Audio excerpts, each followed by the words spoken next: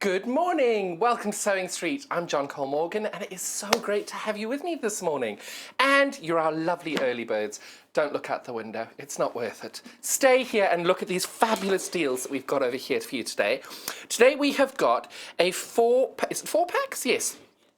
Of these natural, are they Hessian? It's got this beautiful jute on the end. I don't know if I'm supposed to open it, but I'm opening it.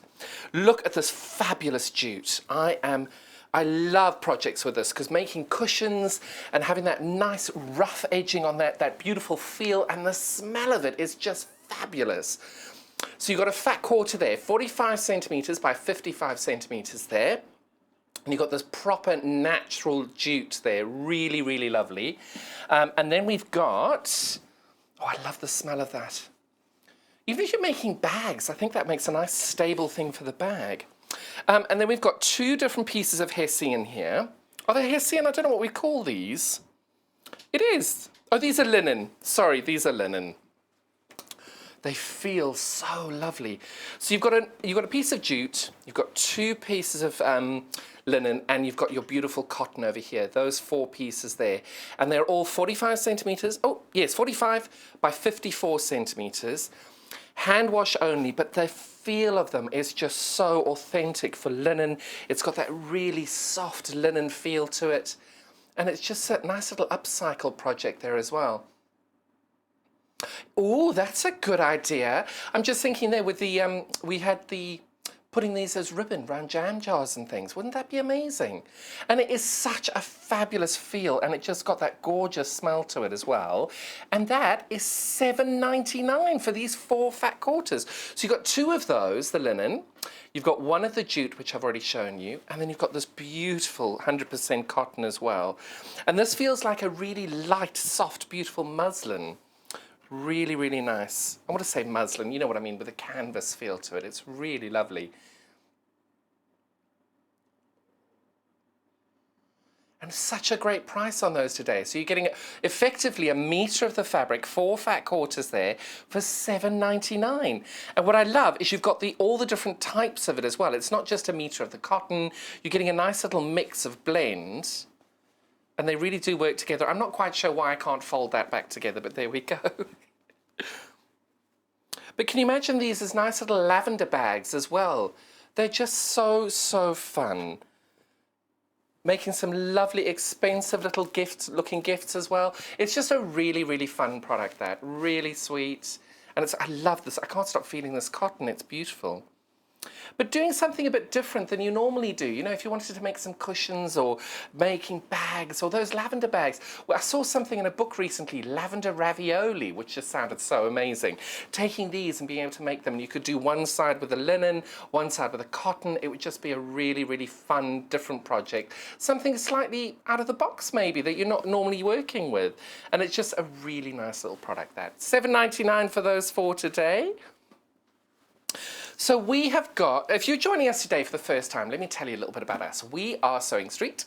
We do everything regarding textiles, sewing, stitching, and we're a new channel, opened on Valentine's Day this year. So we've got lots of new things in the pipeline coming through to you. Anything to do with stitch and sewing and embroidery, dressmaking, things like that, all in the pipeline. As soon as we can get guests coming into the studio again, we've got more of that coming to you. And speaking of that, any of you who follow me on social media know that I absolutely adore long arm quilting, and I have got a Handi Quilter, and the fabulous people from Handi Quilter are with us today for 2 hours. So looking forward to that. That can't be the right slide. Oh, it's 12 o'clock for the repeats. I'm thinking, hang on, we've got a 2-hour special then at 12 o'clock. My apologies. So for the next couple of hours, here's what you've got. You've got 8 o'clock with me now doing Sewing Room's tools. And then the penultimate block of the week at, oh, not block of the month, block of the week at 9 a.m. And then 2 hours with Liz and Pete from Handi Quilter from Pinhole Quilters. And we've then got a repeat of Beautiful Bundles after that. So we've got a fabulous 5 hours ahead of us now. If you haven't shopped with us before, you must do so. Best way of doing it is on www.sewingstreet.com. You'll be able to go on there and you'll see, as you click onto the link, it's the jewellery maker page that it'll send you to. They're our sister channel, and they have very kindly lent us their website while ours is being built. And we've got our, if you want to call the call centre as well, if people prefer not to do the website rather than doing the call centre, we've got a lovely UK-based call centre, really lovely people. 0800 001 4433, give them a call, you can place your order there. Or if you've got any questions or anything about that, by all means you do that. You can message them on there or contact them there. If you want to message us in the studio, please do, we love hearing from you. Best way of doing that is doing that on our email address, which is studio@sewingstreet.com. And if you've got any questions for Liz and Pete from Pinhole Quilters, Pinhole Quilting for the long arm quilting machine, Handi Quilter, please drop us a line. We can't wait to be able to answer your questions. And having the best people in the business here to answer them, best way of doing it. If you want to follow us on social media, we've got our Sewing Street TV page, one run by the channel, which is www.facebook.com/Sewing Street TV. And on there, they've also got a message button, so you can message us there as well. If you're on Instagram, you can get us at Sewing Street, which is on Instagram. And what I think one of the best resources we've got is our YouTube page. So if you go into youtube.com and type in Sewing Street, you'll be able to see every video that we've done, going back to Valentine's Day, to our very first video, and you'll be able to catch up with all of our old blocks of the week, any other tutorial that you've missed that you want to see, all of them are on there. It's a great resource to go through and be able to explore through that. But don't forget to subscribe to the YouTube channel, so every time a new thing comes up on there, you can get that straight to your inbox. Speaking of signing up, don't forget to sign up to our newsletter. If you type into your bar at the top of your search page on your browser, type in www.sewingstreet.com/sign up, you'll be able to sign up to our newsletter, and that will be a really great way to be able to get a little bit of a sneak peek about what's coming up. And it comes out about 3-4 times a week, and you've got some really fabulous profiles of upcoming designers. You can then do your research, whether you've got any questions for them when they're on the show, and you can see what's coming up. And you get a bit of a sneak peek about what's going to come up on the website in the next couple of days. So it's a really nice way of being able to stay in touch with us as well. So now we've got you all connected, let's show you what we've got today. Because we've got Handi Quilter in today, I'm going to start off with our fabulous wadding. We have got so much wadding here today, so I'm going to put these over here. And we've got the wonderful, wonderful, are we doing the crib or the big ones? Perfect. So we've got some really lovely sizes. We're going to start with our So Simple 80/20 queen size wadding. So this is 90 by 108. Do you mind turning that down? Sorry. We've got the aircon on because it was a bit hot in here, and now I feel like I'm in the North Pole. you either freezing cold or boiling hot, that's what it is. So we've got this 80/20 queen size 90 by 108 inch wadding. This is 80% cotton, 20% polyester. I prefer this because it gives you that beautiful drape, really soft feel to your fabric, to your quilt once you've quilted it. It's a really, really fabulous product, and this is available for $44.99. And there's a huge amount of wadding on there. 108 inches by 90. That is a huge amount there. So when you're doing long arm quilting, what you need to do is, if you're wadding and you're backing, if you're putting it on a frame, needs to be about 3-4 inches wider than your top. Because what you do with that is that you get the tension on the back of your quilt. So if you can imagine, I have a piece of fabric here, I'm sure. I'm going to use this. So if you can imagine that this is your top and you put the top on there, if your back was exactly the same size, you can't tension the back. So the back needs to be pulled by the frame and on the sides to be able to get that flat back. But if it's exactly the same size, your machine can't get to the edges of the top of the quilt because it's clamped onto the machine to keep the tension completely right. And if you can't get the tension right, you can leave the clamps off and quilt right to the edge. You run a risk of having a pleat in the back of it. And even if you're doing quilting on your normal domestic machine, having a slightly larger back, it just makes it that little bit easier to pull the, when I do mine, I lay it out on a massive village hall that we lived near. I then go and duct tape the backing to the floor and then put the wadding on and spray the wadding on and then duct tape that to get that nice and flat, and then I put the spray on the top, get that all nice and tight, but I keep the back as tight as possible. In order to do that, I need to have 3-4 inches wider all the way around. Same with my wadding, so that's why I always do that. But this you can use on your domestic machine, you can use this on your long arm. But because we've got Pete and Liz in later today with our long arm quilters of Handi Quilter, we've got the wadding as well. Give you some nice, wonderful tips on that as well. And this is a really, really great product to use on it. But I've also used the 100% polyester, the same size, 90 by 108. This is also really, really lovely. My friend Angie, who's been quilting for 45 years, she only ever uses the polyester wadding because she feels that when you quilt over it, you get that slightly bumped effect when you're doing the polyester, because this is a much softer loft to it. When you quilt over it, it's got more fibres in, so it puffs up that little bit more.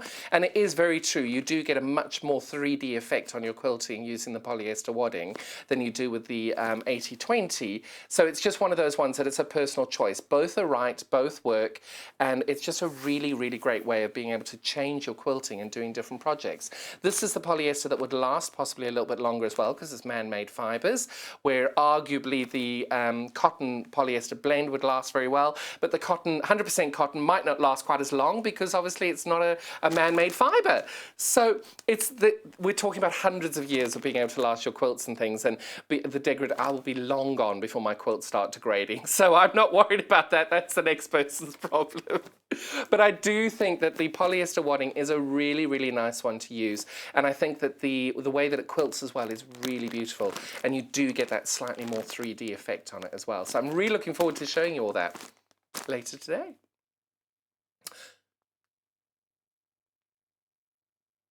Right, sorry, I was just listening there. I'm not very good at this whole talking and listening at the same thing. Sorry, you'll bear with me there.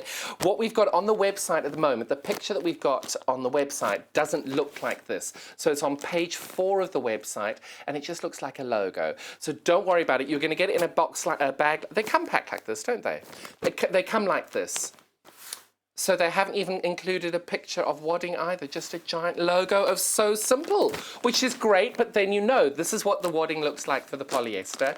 And you're going to see it's packed in so beautifully. Like, I have to say that it's a really nice way of packing your wadding, and wadding is becoming a little bit more difficult to get hold of now, while all our shops and everything are selling out of everything and trying to restock. And you've got all these wonderful projects that you've been working on during lockdown. What a nice way to be able to get your wadding to do it. But it also, what I love about it, and I know most people don't talk about this, it stacks really easily, so you can just get loads of them and put them in a thing. So this is the polyester code that we've got here, but it's all on the website and you'll be able to see. And this is how they would arrive to you when you get them as well. I promise you're not going to just get a giant 90 by 108 inch sticker of So Simple. You will get a lovely bag of wadding like that as well.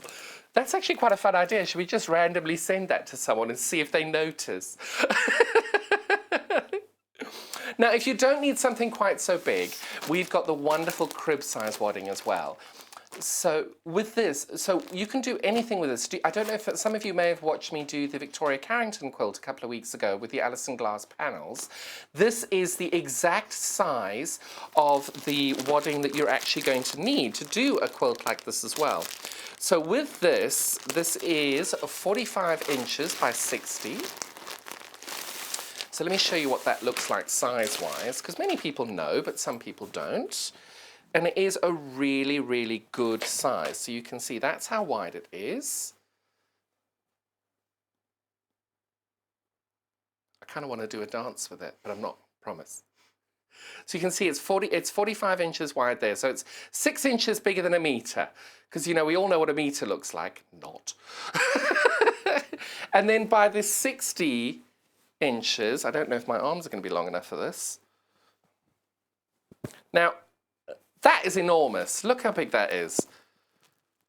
You can't even see me. Should we just leave the wadding, do the rest of the show for today? So in one small packet, it's quite deceiving. So you're getting, it's a really, really big piece of wadding that you're getting there. I'm hoping my shirt is covering my tummy when I reach up as high. But you can see it's a really, really nice, good size. Because you may be thinking, I'm doing a really big project, that wadding will never be enough. That was why I mentioned the Victoria Carrington quilt, because many of you have seen on social media the Victoria Carrington quilt that's out there, and that's a big quilt. That one was 44 by 60, and this piece of wadding would fit that perfectly. So it's a really, really good size, and of course I'm not even going to attempt to fold that back into how it came out the bag. I'm just going to leave that for Joe for after the show. There we go. He's smiling nicely at it. Oh, shall I throw it at you? There we go. I love working here. It's such fun. So we've got that wonderful, and I probably need that later, so apologies. That was the 80/20 wadding that just flew to the camera for you there. But if you prefer to use the polyester, like my dear friend Angie as well. So we've also got the polyester wadding as well. Because I think that it's really, and Angie is quite right. When you quilt with this polyester wadding, I'm going to actually ask Joe to throw that one back at me now. I'm probably going to have to duck because I was never very good at netball. Woohoo! So what you can see here, let me just show you the difference between the two. So what's really interesting is when you look at the polyester, you can see that it's got more of a loft to it. And it's got this wonderful feel of 3D effect. You can see it's got that nice puffiness on it, which is great. But then if you look at that was the polyester, this is the 80/20. You can see that that's just a beautiful thin feel there, and it's just got that really great soft touch to it. But when you look at the polyester next to it, you can see how with the polyester you're going to get a bit more of a 3D effect as you quilt it, whereas with this one, the 80/20, it just kind of blends together. And it's just, there's no difference on it. They're both equally as warm, equally as lovely. It's just a personal choice for you as well. Hello, Susan. Susan just arrived. But now what's great is, if anybody doesn't know, Susan is our lovely little mannequin. We've got some extra wide backing over here. This is Susan. Hello, Susan. So I'm ignoring her for the moment. She's never answers me back, so I'm just, don't know why we let her in here. But you can see again, that is the 45-inch wide. And this is the 60 wide. You can see it's a really big piece of fabric, a big piece of wadding this. Now, when you look at this, the first time I got a piece of wadding, I thought, oh my goodness, it's all wrinkled, it's got all these, my quilt's gonna be ruined, I must iron it. Do not iron the wadding. Ask me how I know. All you're going to do is damage your iron. You can iron it if you do a very, very, very low heat on it. Check what works best with your iron, but you shouldn't need to press your wadding at all. Just leave it out. Leave it if you're worried about too many folds and presses in it, just leave it out overnight and it will soften out. It's not going to be a problem. And there we go. So this is half of the wadding. That's it, it folded exactly in half. So you can see it's a really good size. That is going to be, what is that, 30 by 45. And it's great to be able to have this wadding to do smaller projects, because we do all have these smaller projects that we're doing. And it doesn't need to be a quilt. You might be just wanting to stabilize your bag, or you want to do a beautiful cushion, or just give it a bit of a go. I do think one of the best things I ever did for my quilting journey was I got a piece of wadding roughly about this size, both of these sizes, and I cut them up into squares, and then I got, and just not very big squares, 12-inch squares, and then I got 12-inch pieces of fabric, and I just practiced quilting on them, and just literally put them in my machine, practiced quilting on it, and it was a really, really good thing that I did. I'm still terrible at quilting and free motion quilting on my machine, but I'm a lot better than I was, and doing this is a really nice way of being able to play with all those beautiful free motion embroidery feet, and just give it a go and try it. Because we're talking a lot about quilting today, but if you're taking your next step on the journey, make sure you stay in touch with us for our long arm quilting 2-hour special. But even if you don't know what long arm quilting is, what's really great is you're going to be able to see Liz and Pete's studio, because obviously with the social distancing and things at the moment we can't get there. So they filmed for hours all these wonderful different things that they do in their studio. So even if you've never done long arm quilting before, make sure you tune in at 10 o'clock, because you'll be able to see the fantastic the art of long arm quilting, even if you've never seen it before. So now oh yes, don't forget, if you've got any questions that you want to message in to us, please do so. The best way of doing that now is we've got a wonderful email address in the studio, which is studio@sewingstreet.com. So drop us an email. We'd love to hear from you. And the great thing is that if you've got any questions about the products or anything while we're on air, I can answer your question for you there immediately. If you want to relook at some of the Aurifil from Tula, I know it's back. I'm so excited. That's coming up. Make sure you drop us a line and you can see anything you want. Now, earlier when I was talking about the wadding, I mentioned using basting spray. So this is the June Taylor basting spray. What I do need to advise you to make sure that you're using this either in a very well ventilated room or outdoors, because obviously using any form of chemicals in an enclosed area, not a good idea. So just make sure that you do adhere to all of that. This is a really lovely product to be able to take. It's what do we call it? Is it temporary? It is temporary adhesive. I just wanted to double check because some of them are temporary, some of them are not. And what you do is you put your backing down, put a spray of this on your. I spray my wadding. I spray it on my wadding because I find the wadding absorbs this much better than it does on the fabric. But this is a really, really wonderful product. So you'd put your backing down. I would then spray the back of my wadding with this, and then I would lay my wadding on top of the backing fabric. Make sure I'm getting any pleats and bubbles out, and start at the top and work my way down. Once I've done that, I'd spray the other side of my wadding here, and then I'd put my top on, doing exactly the same thing. Start at the top, and I then just make sure I smooth any bubbles out. It really, really helps your quilting journey because it just makes everything that little bit more stable. Everything's that little bit more secure. And it then well, I definitely would never quilt a quilt without basting it if I was doing it on my domestic machine. If you're a long armer and you use a long arm machine, you don't need the basting spray because you've got a giant frame. I call it a studio frame. That's what I was looking for there. You've got this wonderful frame that you attach everything through to with pins, so you won't need basting if you've got a long arm. But most of us don't have long arm quilting machines, so you're doing it on your domestic machine, you definitely need the basting spray. But you don't need to only use it for quilting. If you're doing bag making as well, this works really, really well, making your interfacing stick to both sides of the fabric. It's a really, really great product, very versatile, and it sounds like a spray can and you're going to be naughty and spray on walls, but you're not. You're going to spray on your fabric. It's a really, really great product. And laundering will remove... Oh, there we go. So if you do launder it as well, it will... Oh, I didn't know that. Sorry, I'm just reading the side of the product here. It says it actually, if let's say, for example, you've sprayed this on and it's gone... You know what it's like when you put some glue on and sometimes it doesn't stick anymore? It says here you just run some steam over with your iron on it and it reactivates the tackiness, which is great. And then if you pop it through your laundering, will remove and diminish the adhesive products, whilst dry cleaning will remove it completely. Never knew that. So there we go, June Taylor Quilting Basting Spray. Definitely my top thing to use when you're doing your long arm thing. So the reason we've got our lovely Susan back today is... Now, any of you who've watched the show, when was that, about 2 weeks ago? Can't remember what it was. We had this extra wide crossing fabric in for the first time, and before I even finished the first hour, was it the cream, the white, and the navy? We sold out of 3 of them whilst we were on air, and the others sold out so well as well. So the next day, the aqua and the red, we had a little bit left of that, but the next day that sold out as well. So the one that we had the last time, which was the most popular, was the cream. So this one, oh, we got the code on already. Perfect. You got the code, Joe? Perfect. Oh, hello, Neil. Neil's walked in with his social distancing stick. We both have one. Hello, Neil.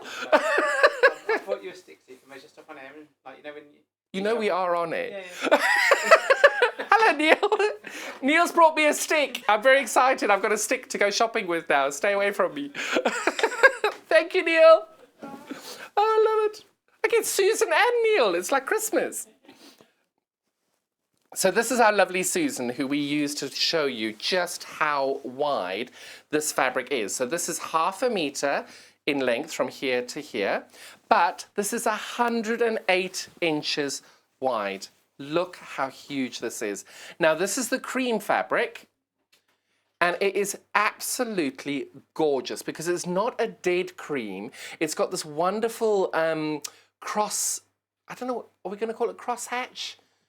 Because it's not exactly uniform. There you go, you can see it perfectly on the screen there. It's got this wonderful design on it. It's just got that lovely organic grid on it. Watch that. It's got that lovely organic grid on it. It's really, really lovely. And it sold out the first time we had it on air, within the hour. Oh, it went on last night, and I hear it's selling really, really well at the minute. Yeah. Wow. Okay, so when we ordered this in, we had over 50 meters. So that's 100 units. Now, it's been online overnight.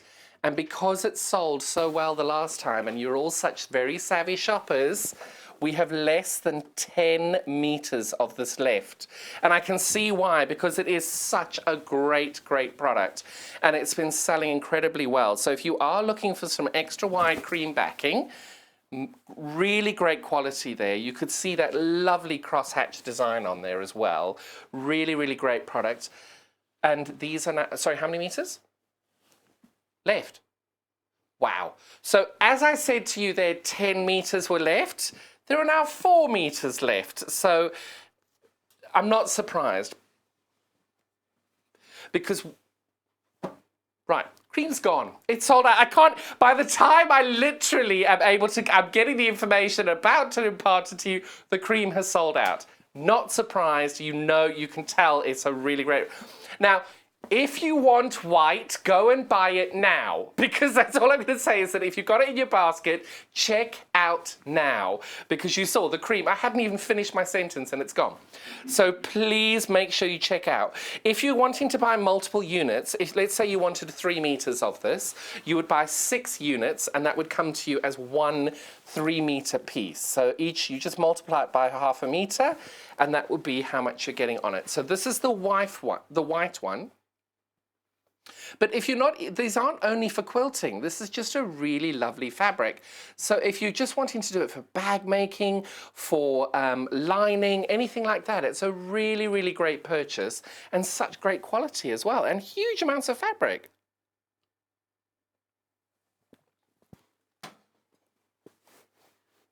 So this one again, how many meters do we buy of this one?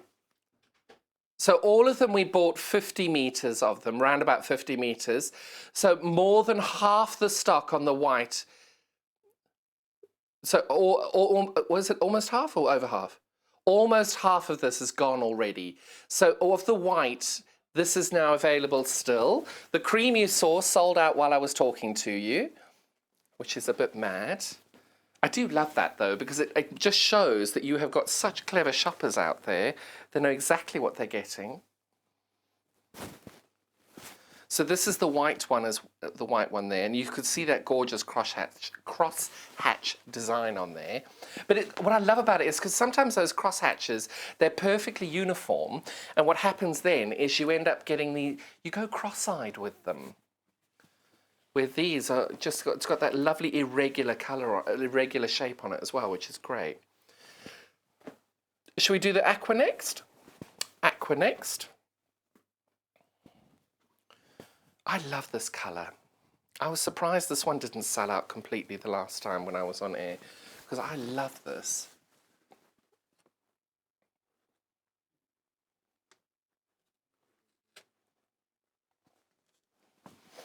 And that is what you're getting there. 108 inches by half a metre. But it makes you think of the ocean, doesn't it? It's such a popular colour. Colour of the year. And it's definitely not the colour of the sky today, but it is the colour of our seas. Probably not today either.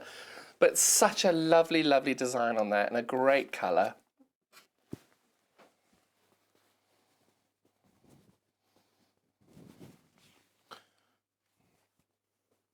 So what I love next is our next colour is the navy.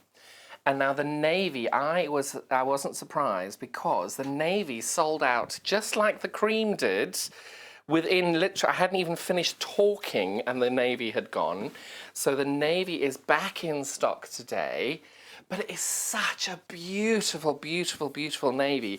And it's got the crosshatch design. It's in a black, It's just gorgeous. Because even if you want good borders, there's absolutely no, because this is really great quality. It's 100% cotton, and it doesn't have to just be put to the back of the quilt, because I know a lot of people put things on the back of the quilt, and the backs sometimes get forgotten. But look at that, 108 inches, and you can see that design is so, so subtle. It is a really lovely, lovely colorway, really subtle design. Really, really special there. And it's, you can imagine putting this as borders or bindings, or it's just a huge, huge array of things you can do with this. How many? Gone or left? So we have 25 meters of this left. Wow, I'm not surprised. But imagine for beanbag covers, it's just you do, because the great thing with these extra wide backings is you can make larger items out of them very, very easily. Maybe even a window seat cushion, that would be lovely. Because the great thing about these the extra wide backings is that when you work out how much fabric you're getting and you work that comparatively to the other prices of the other products that you buy by the meter, this does sometimes work out a lot cheaper. And it's just such a lovely colorway that I absolutely adore that. See, for quilt backs as well, you can piece your quilt backs. I personally prefer doubled. I prefer having double-sided quilts myself, but sometimes that's just more effort than anything. But this is such a great way of being able to back your quilt with something really beautiful. And just look at how gorgeous that design is. It's so simple, but very, very effective as well. Love that.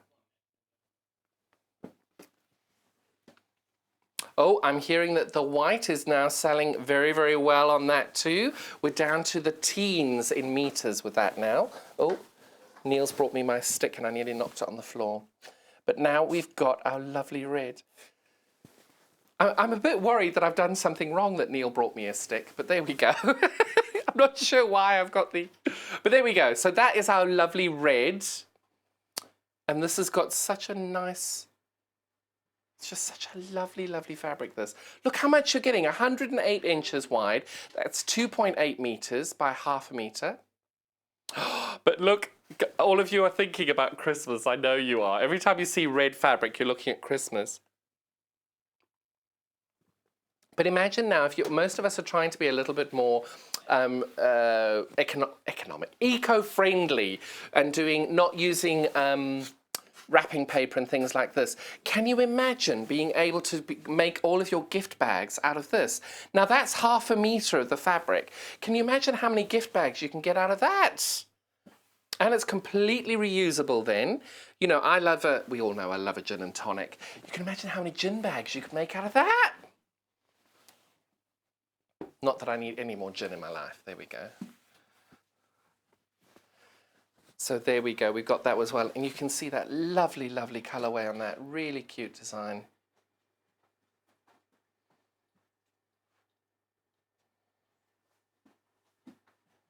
Yeah. Look at that.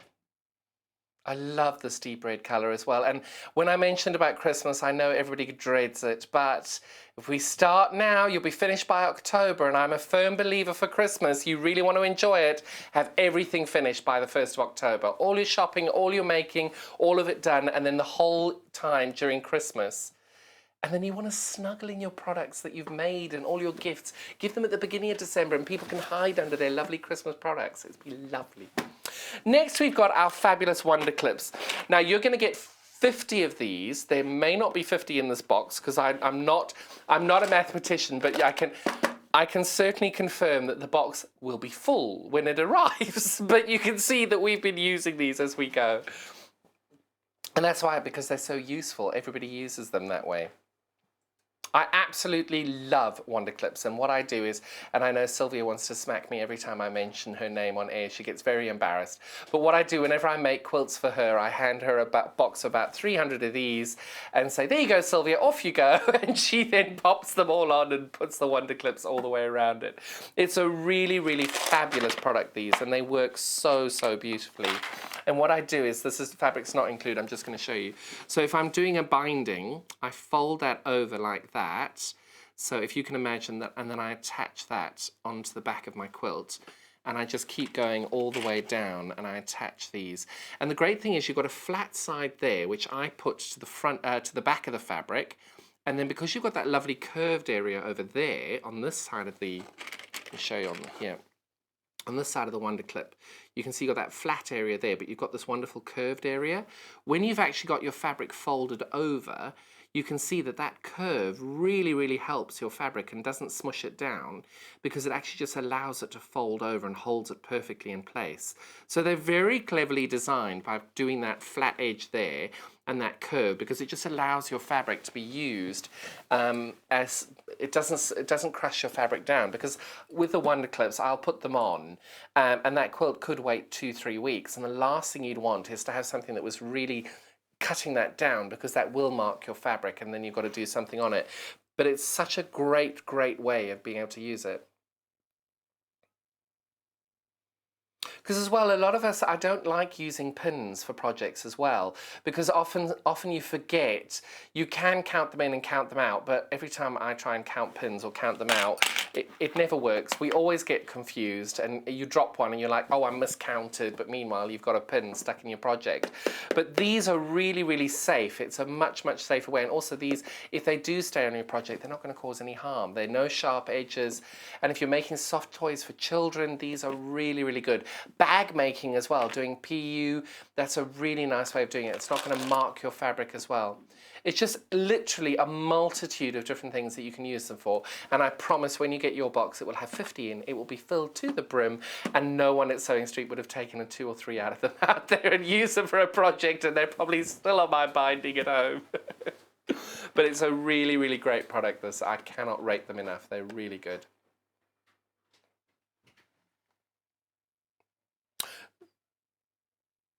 Right, so I'm just going to recap our extra wide backing. Remember I said to you it was selling really well? We're down to single figures in the white. If you are looking for some extra wide backing, this white is 108 inches wide. That's 2.8 meters. 2.8 meters, and look at that lovely design on it. We're down to single figures in this now. If you did want to get 2 meters of it, you'd need to order 4 units, and that would come to you as a 2 meter piece. If it is in your basket at the moment and you are tempted to get it, please don't leave it in there for very long, because what happens is if somebody comes along and actually buys it ahead of you, it will come out of your basket to the first person who pays for it. We've only got our 1-day P&P of $3.95, so if you've already bought our lovely early bird, you've paid the P&P, so you can check out as many times as you like throughout the day. You don't have to worry about paying more postage and packaging. It's just that 1-day postage and packaging throughout the day, no matter how many times you check out. So, oh, remember I said to you about Tula. I'm just going to have to do this because I love Tula and I love this Oracle thread. Oh, and it comes in this gorgeous box. When we had these on my birthday show, we sold out in the first half hour of it. Oh, I adore Tula. It's the colours. Look at that. It's a little owl, okay? You can't even imagine that. It's a little owl, but look how beautifully it's designed. It's just so clever. It looks like it's camouflaged in there. I just adore her designs and her use of colour as well. I've got that the wrong way around. I'll do that. Tula. Pink.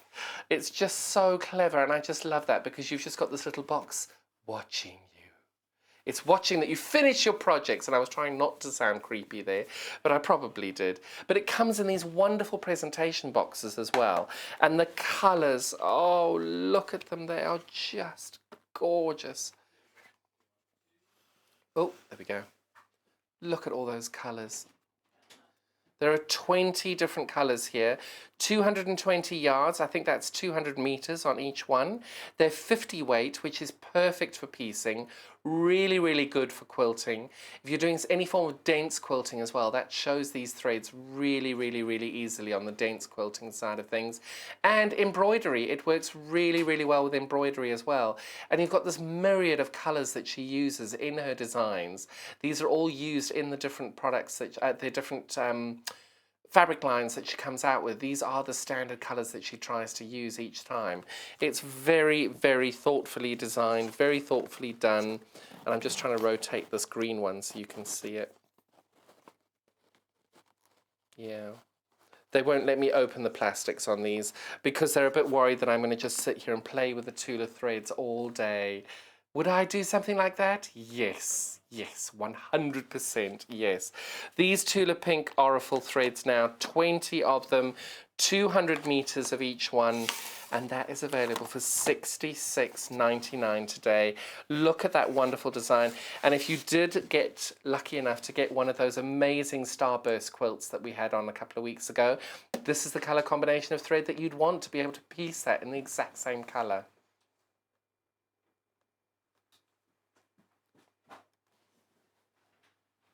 But look at that. Oh.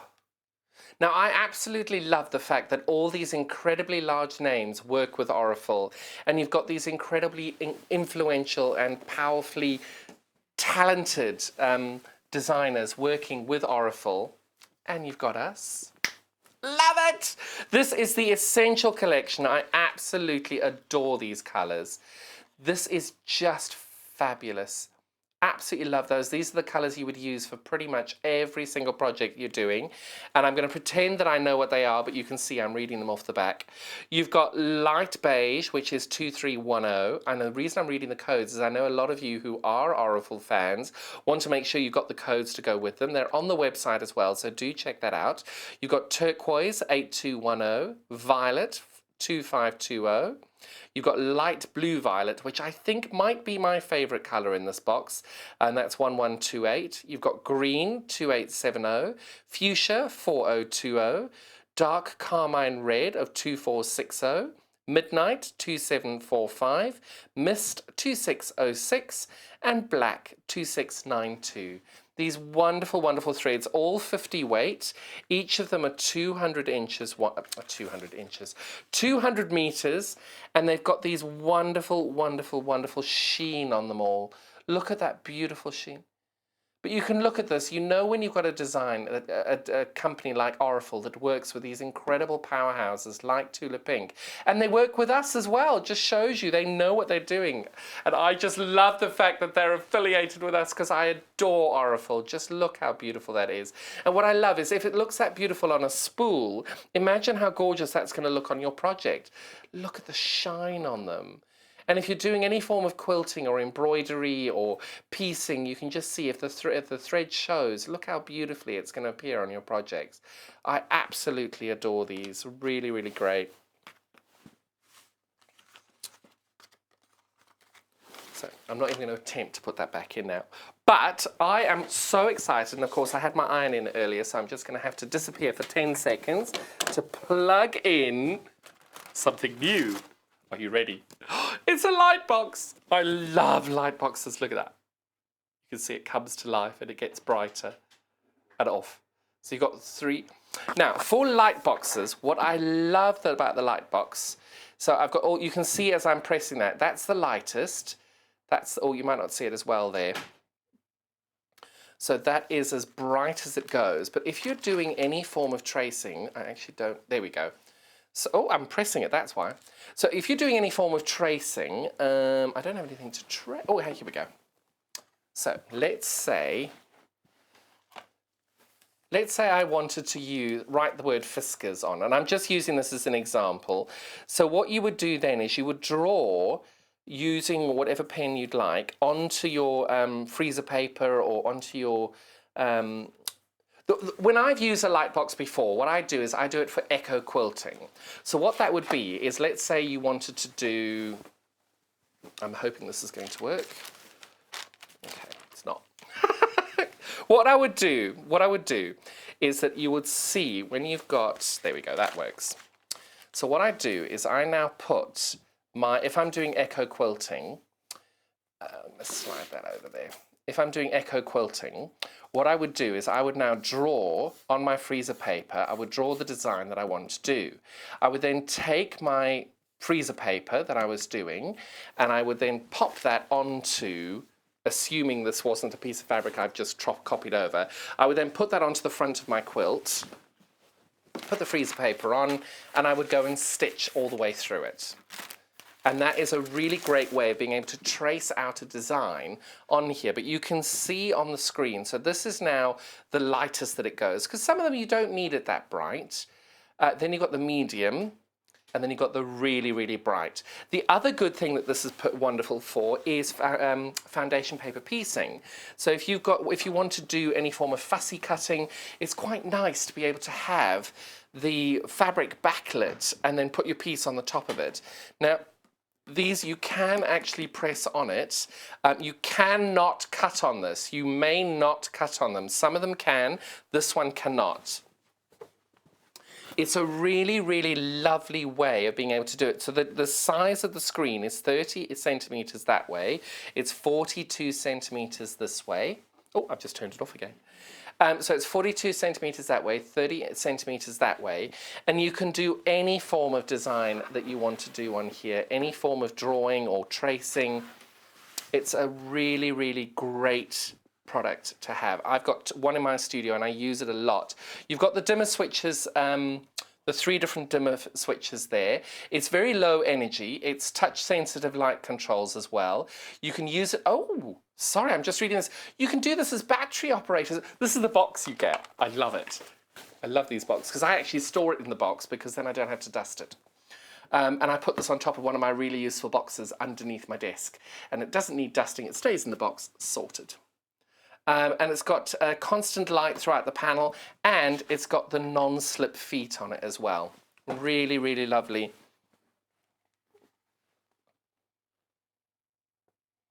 So you can see there, that's the back of it there. This is a really, really strong perspex. It's not glass, so you don't have to worry about that arriving to you in the post in any way. And you can just see it's really easy to do. You can easily use it to draw things on as well. And you've got these 3 different light settings. I don't know if, oh, that does. There we go. So that's the brightest that it is. But obviously we got the studio lights as well, so you may not see the difference on that. Really, really great product. Any form of tracing you want to do, and it doesn't necessarily have to be for quilting as well. Any form of tracing you want to do. If you've got templates that you've got and you wanted to do recut out a template, you can put your your template paper on and then put the template on the top and then trace it out as well. It's a really great way. Don't cut on it because I don't think this perspex is cut-onable, because some of them are, this one's not. Those ones are really expensive.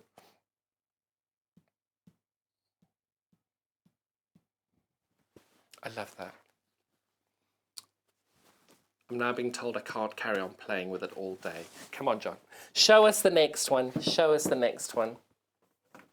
So, last time we were on the very big one. Perfect.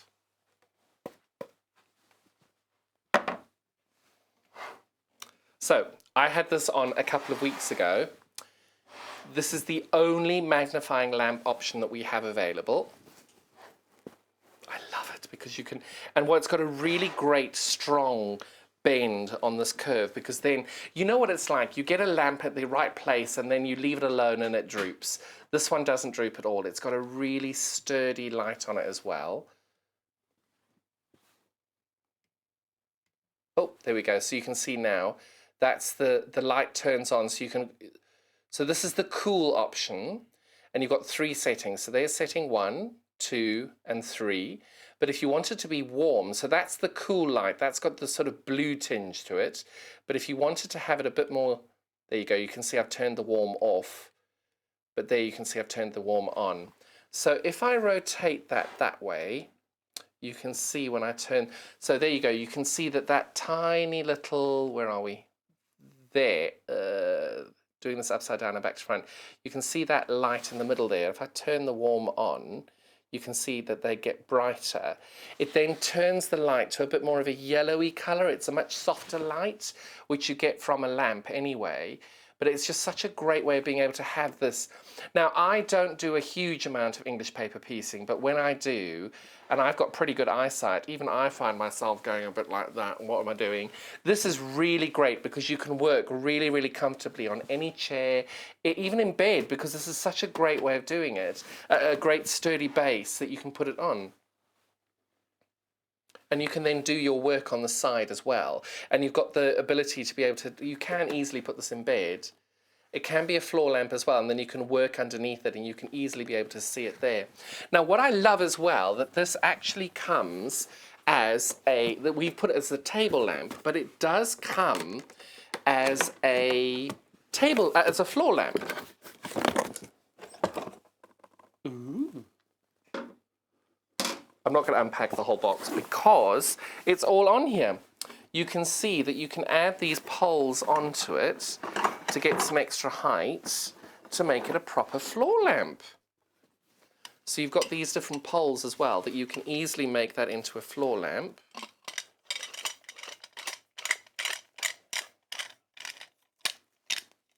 I feel terribly handy. And then you can pop that in there and you can get that extra height on it. And look how big that is. That is really good. So having it as a floor lamp is an option as well. But if you also wanted to have it as a table lamp as well, just attaching it to the side of your table, you've got this really strong grip which will go to the side of a table as well.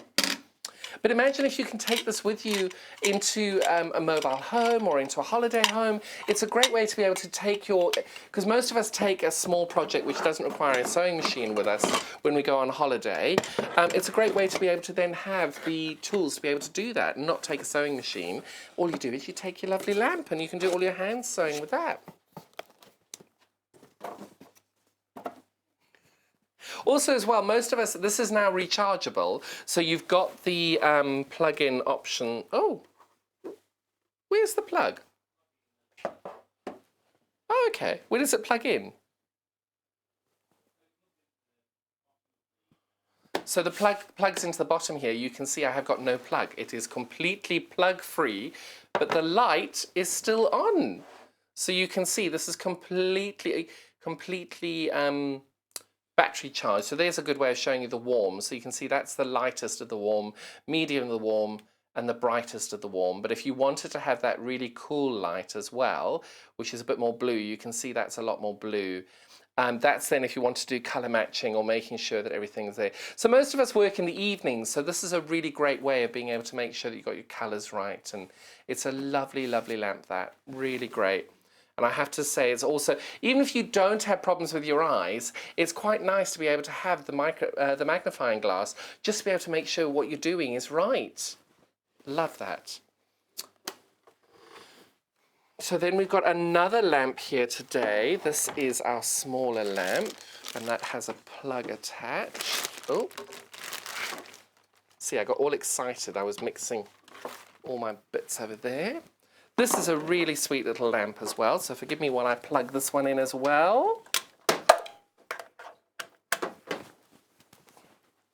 So on this one, this is an on and off button there, but it's got that really great cool light on there as well. This is, now I'm reading this off the box because I can't believe this, 25,000 hours. That is brilliant. 6,000 Kelvin, whatever that means, and 210 lumen. I don't know what that is. I'm assuming it's a little man with a candle. 210 little men with candles. I think that's what it means. Probably doesn't. And if it does, woo! If it doesn't, I'm sorry. It's a 3-watt light, energy saving. It doesn't get hot. You can see I'm holding it there. It's not warm at all. And I think that's really important as well, because the number of us who do leave things on and forget, it's nice to know that it's not going to get hot. It's not going to cost you a fortune leaving it on. It's got a flexible neck for precise and easy positioning. Mains operated. And it's got a lovely little storage organizer there. Love that. And it's got little pointy bits up there as well if you need to store anything standing upright. Is that for a pen? That must be for a pen. Really great there, and $16.99 today, but we've also got a price comparison.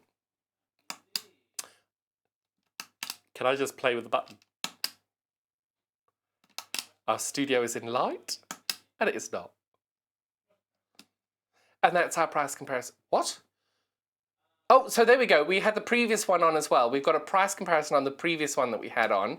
Previously, how much were we charging on ours? $73.99, so you can see there's the price comparison on the previous lamp. £82.96 with this company, which means you're getting a great product at a much cheaper price with that one. This one we don't have price comparison on, but if we look on that same website, I'm sure we're paying less here. So there we go. Don't forget our one day. I can't stop pressing this little button. It's really fun.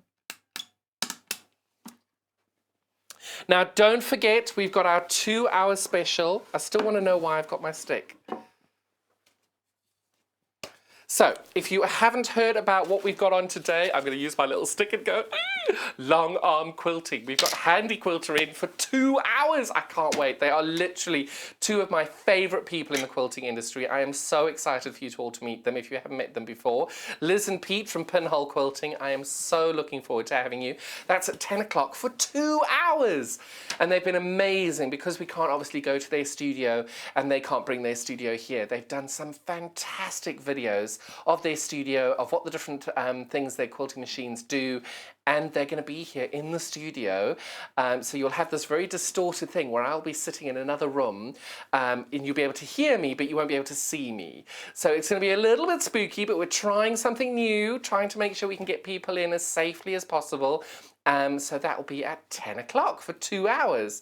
But block of the week. I'm very excited, so I will see you in a few minutes. We're just going to redo the set, so stay tuned. Shopping with us couldn't be easier. If you want to shop online, then you can head to our website, www.sewingstreet.com. It will redirect you to our sister channel Jewellery Makers landing page. Don't worry, you haven't gone to the wrong place. We're simply using their website temporarily while we're building our own web shop. Scroll down past the Watch Live part and you'll see all of the products that you will have seen on air on today's live show.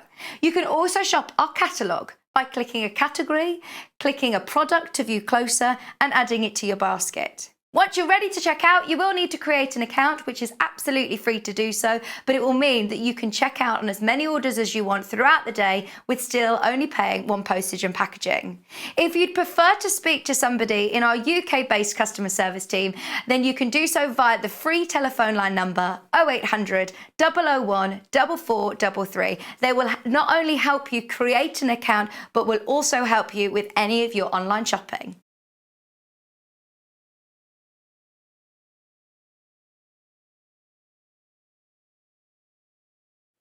Hello there, I'm Debbie Shaw and I would love you to join me on the first Monday of every single month for Sewing Street Surgery. Now this is a dedicated hour where I answer your questions, and that could be questions about techniques, it could be questions about tools, it could be questions about new products, or maybe something that you've seen that you just don't understand. There's a lot of questions about tensions on sewing machines, and there's a lot of questions about working with different weights of fabrics. So if you have a question that you'd like to ask me, the easiest way to bring a question over to us is to go to our Facebook page and post your question on there. I will collate all of those questions throughout the week. If we need any new products for you, or if we need any new demonstrations, those will all be worked on leading up to that first Monday of the month. So do join me, Debbie Shaw, on Sewing Street Surgery on the first Monday.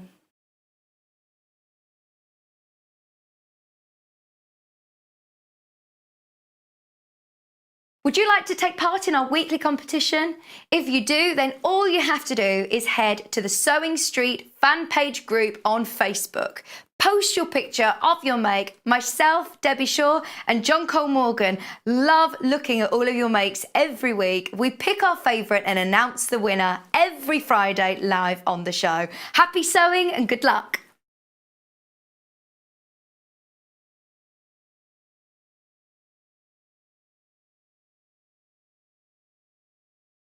Hello and welcome. We love hearing from you, and we really hope that you can follow us on our social media platforms. We've got Instagram, which is @Sewing Street.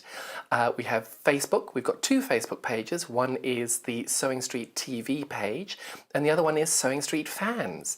All 3 of these are monitored all the time by our wonderful team, and if you want to message us on air, drop us a line on either of those 3 and we'll definitely be able to answer your questions that you may have.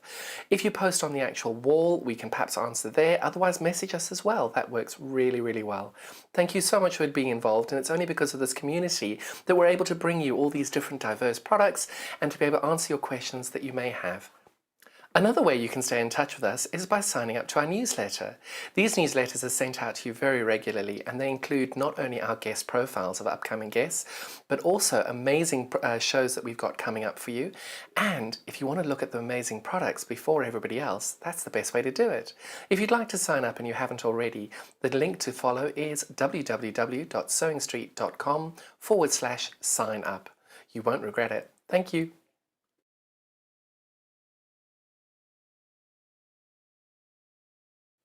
Hello there, I'm Debbie Shaw, and I would love you to join me on the first Monday of every single month for Sewing Street Surgery. Now, this is a dedicated hour where I answer your questions, and that could be questions about techniques, it could be questions about tools, it could be questions about new products, or maybe something that you've seen that you just don't understand. There's a lot of questions about tensions on sewing machines, and there's a lot of questions about working with different weights of fabrics. So if you have a question that you'd like to ask me, the easiest way to bring a question over to us is to go to our Facebook page and post your question on there. I will collate all of those questions throughout the week. If we need any new products for you, or if we need any new demonstrations, those will all be worked on leading up to that first Monday of the month. So do join me, Debbie Shaw, on Sewing Street Surgery on the first Monday.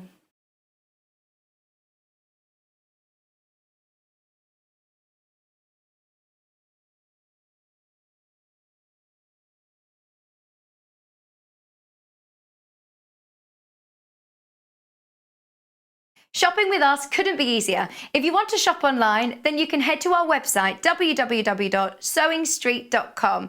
It will redirect you to our sister channel Jewellery Makers landing page. Don't worry, you haven't gone to the wrong place. We're simply using their website temporarily while we're building our own web shop.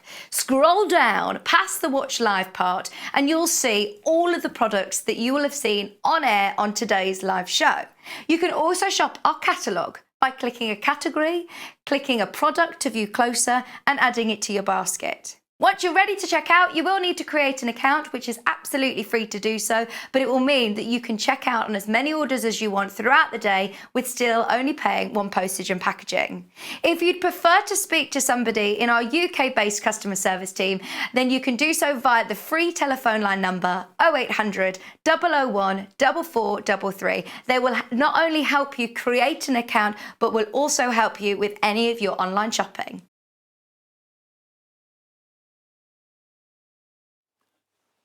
Good morning and welcome back to Sewing Street. I'm John Cole Morgan and I am so excited. It's Block of the Week and Block 11 of our Block of the Week. So if any of you haven't done our Block of the Week before or seen our Block of the Week, we are making this fabulous 66-inch by 82.5-inch quilt.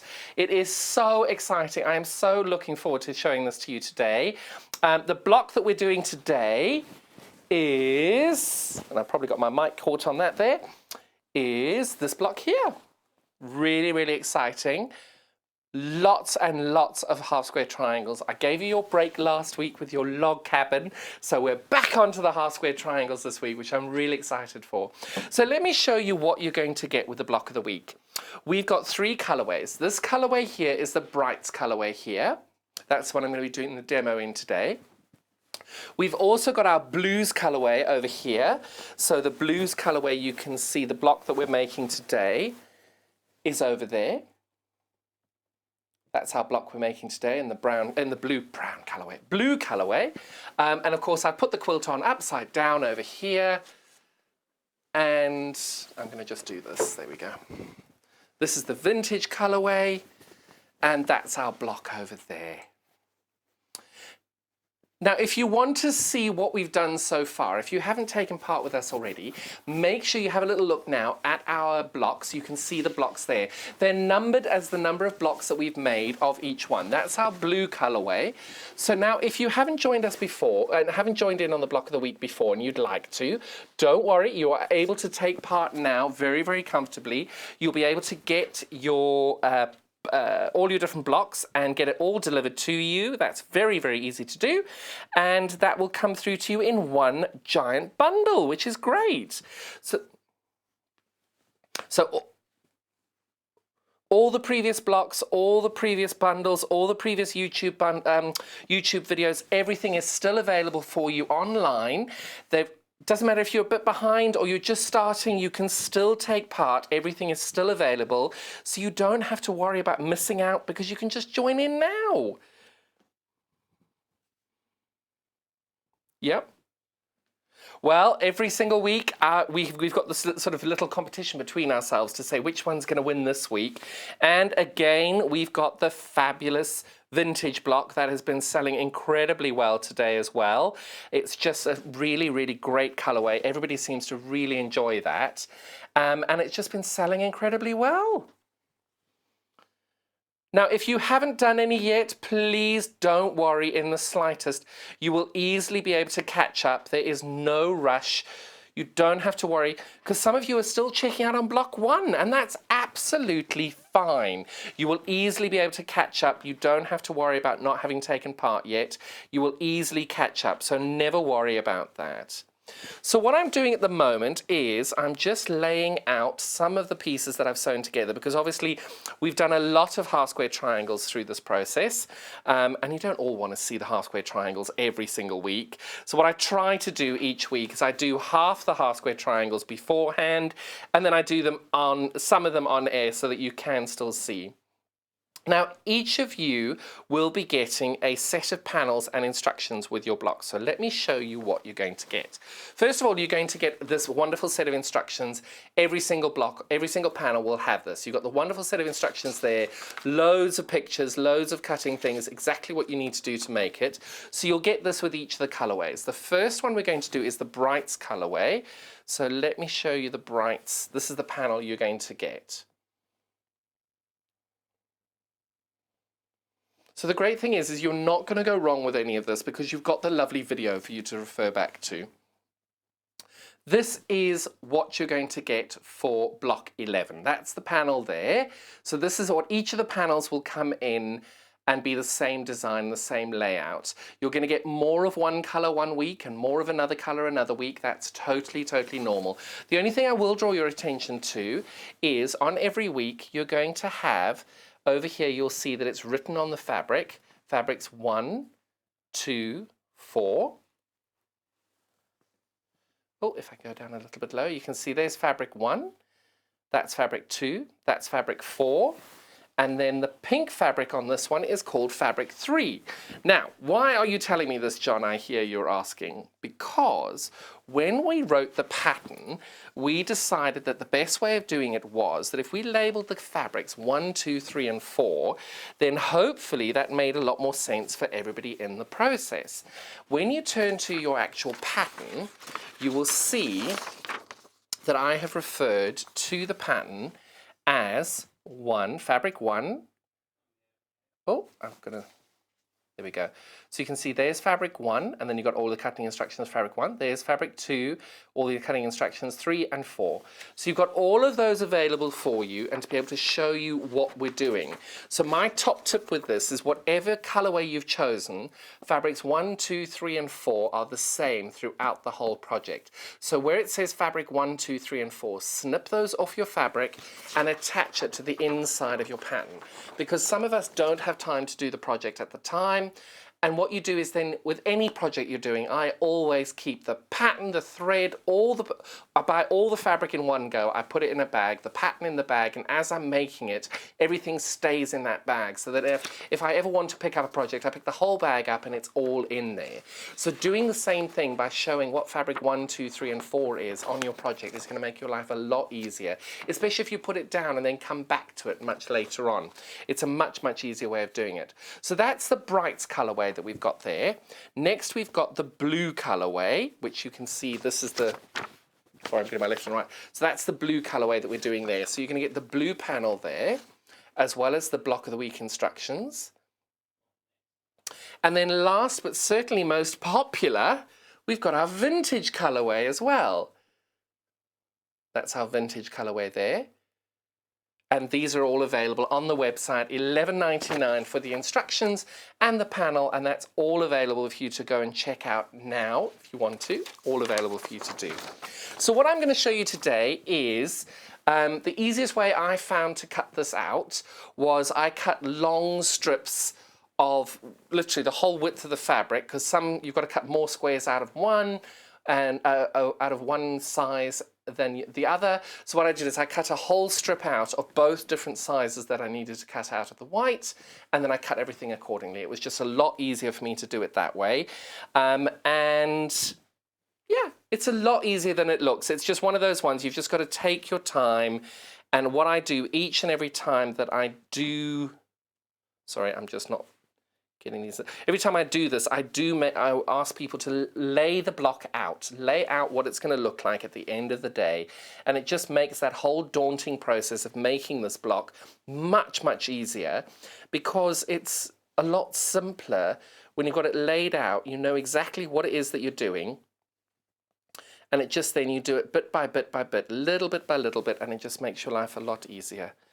And I was going to say, hopefully you haven't lost a triangle like I had there. Nothing worse than that. Right, so you'll see that some of these half square triangles are sewn together. I haven't trimmed them because I'm going to have faith in my quarter inch, my scant quarter inch. So I've spoken about a scant quarter inch before, so let me recap that for somebody who hasn't done that before. So I'm going to take this one because it's sewn to be a little bit better than the other one. So this is exactly 1/4 inch. So as you can see, I'm putting my ruler on there, and what you can see is seam allowance for 1/4 inch. Quilters use 1/4 inch as a seam allowance. So what that means, this stitch line here, you will see that when I put that stitch line against the edge of my ruler, you can see that is exactly 1/4 inch. So I know that triangle is going to be too small. Doesn't matter. Doesn't matter. I will show you how to fix it, I promise you. But what you do as well, so you'll see on this one, when I put that ruler up, right up against the line there, because of course you won't be having to do this to camera, you'll be able to see that when I put that straight on, that my thread, I'm 1 or 2 threads on this side of the 1/4 inch line. So I'm going to just hold that there while... Now, I know a lot of you think, oh my goodness, what's the point of that? And I'll tell you why. Is that when you... So what that means is, so this is 1/4 inch. When I press that open, so you can see there, when I fold that over, when you fold it, you've got 2 or 3 threads in the actual folding over process. So what happens is when I press that open, where I've got the exact 1/4 inch on this one, when I fold that open, the 2 threads there on both sides of that will mean that this is probably 1/16 too small for what you need. Now, that doesn't sound like a huge amount, but if you think about it, that you've got 1/16 and you've got 6 things across, that's going to be 1/4 inch. So your block will add up, and every time you have got that where you're not doing a scant 1/4 inch, it means that 1/16 will add up along the block. So if you've got 6 across the way, that'll be 6/16, which would be just over 1/4 inch. It'll be 3/8 inch. So we don't want you to be ending up with the blocks being too small or too big. And if they are, do not worry. That's the next week. The fun comes in week 10, where I can show you, week 12, where I can show you how we fix that. So we've got a double whammy next week. Block 12 and borders and sashings, really excited for that. But the good thing is once you press this, you'll see that this will be slightly too small, but I'll show you how you fix that later. Whereas this one, when I press this open, it is the exact size you want it to be, because you've used that scant 1/4 inch.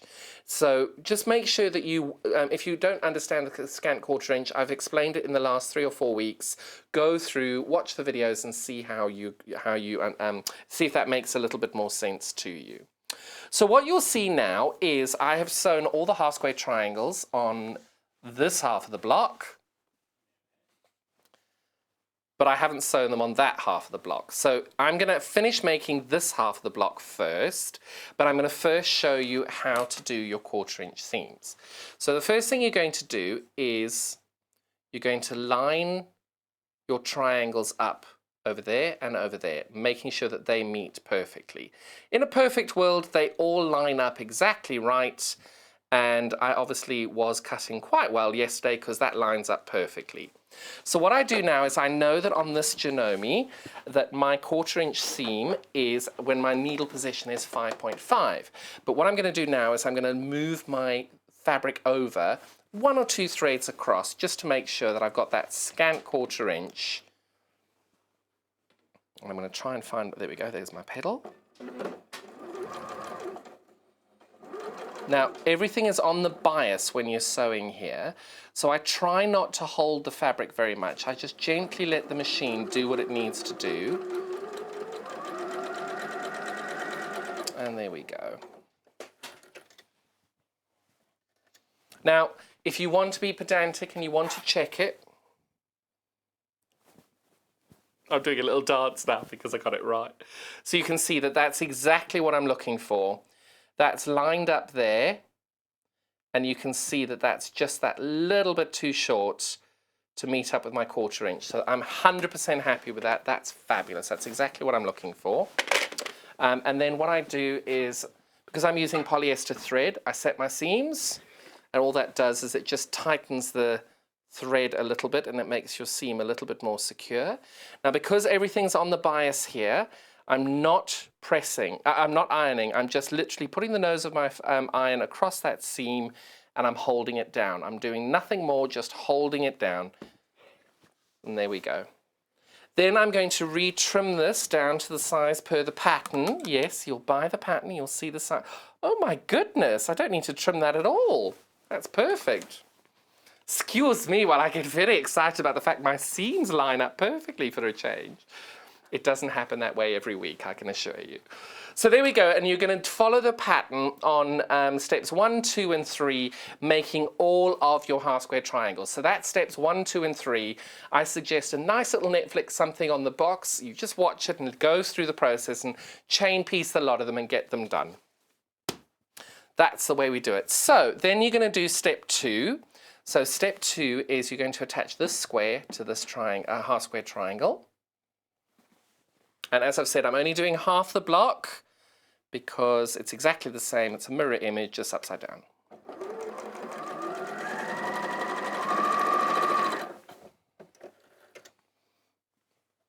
And this week I've been clever. I've decided I was going to do contrasting thread so you can actually see what it is that I'm doing. Now I press my seams open each time I go. And there we go. So then I put it back into the block where I'm going to be positioning it. Next bit is the step 5. I'm sewing those 2 triangles together there. Half square triangle, should I say?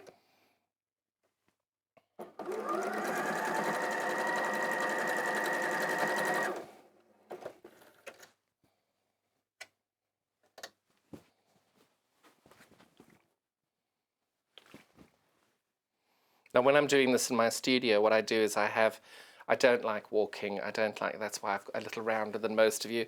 I then just sit in my little chair. I cut on this side, sew, press. And I swivel. I don't walk, I swivel. We all do it. We've got our little cocoon that we work in. It works brilliantly. Right, so I've sewn those 2 together. Oh, I've got threads. So I've sewn those 2 together. Now I'm going to put this bit onto here. So many of you asked me how it is I get my points to line up. And what am I looking for to get my points to line up? So this is actually a really, really good example of what it is I need to do to get my points to line up. So what I'm looking to do is to have that beautiful little point there meet that little point there. And I want them to just gently touch each other. So what I do is I put these together. Now I press my seams open. Now, I don't pin, as many of you know. If you are going to pin, what you're going to do is you're going to push a pin through this side over here. Boom, boom, boom. Oh, crying out loud. Live telly, what could possibly go wrong? There we go. And then this one over here. Now, what I've done is I've put a pin through where I want my needle to hit on this side and where I want my needle to hit on that side. So what I've done is I've lined that up perfectly, got that nice, and this pin is now vertical with the table, horizontal with the table. And once I've got that all lined up, I'm then going to check that these seams over here line up. And the reason is that you don't want to have your points lining up, but your seams going a bit squiggly. You want that to be perfectly straight. I know it feels like you've got to grow 3 different hands doing this process. This is why I don't like pinning. So I do that, and because when I move my pin, the fabric will move. What I do is I hold this nice and firmly with my finger, and then I move the pin, and then I put it through the fabric. And you can see I'm a little bit off center there, but as long as I'm a little bit off center on that side as well, it should line up. Now, every time I have pinned this through this whole block of the month process, I have not hit my point. So I'm hoping today, on that very seam, I'm going to change that.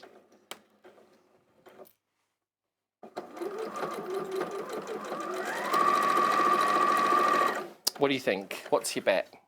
I can see people at home going, nope, he's missed it.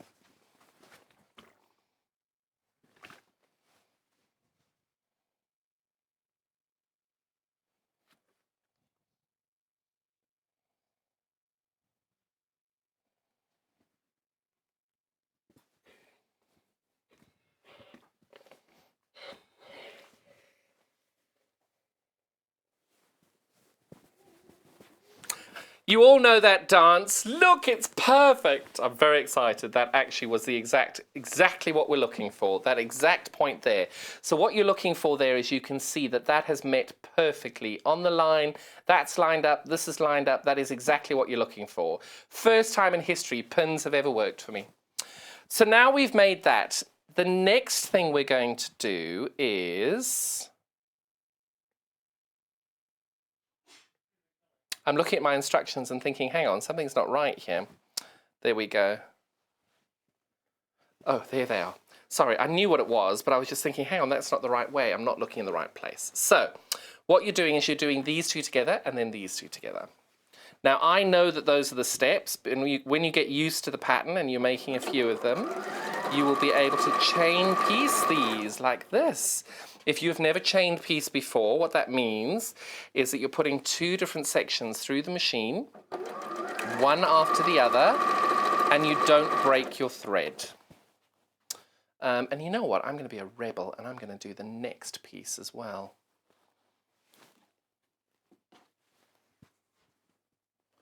Because I know this bit goes together, so I'm doing that at the same time.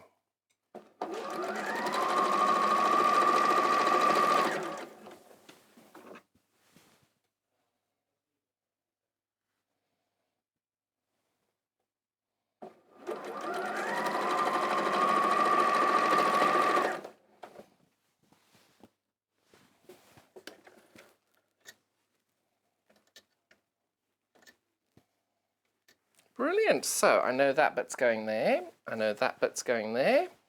And now I'm going to set my seams. Now with this, you'll notice I'm pressing everything open. What I would advise you is, because if you don't normally press your seams open, try it. Try it for this project and see what you think. Might not work for you, might work for you. You'll be able to see the benefit. If you don't press your seams to the right, to the dark side, give that a go. Try it this time. Press it to the dark side. See what you think.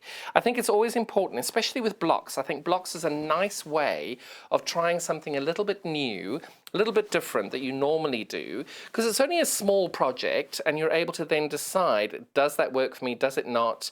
And then draw your own conclusion as to what works best.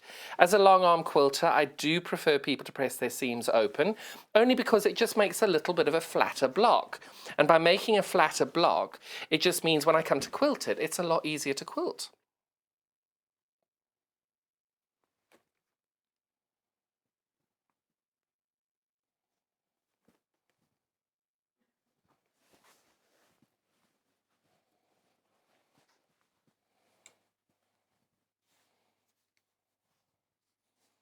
So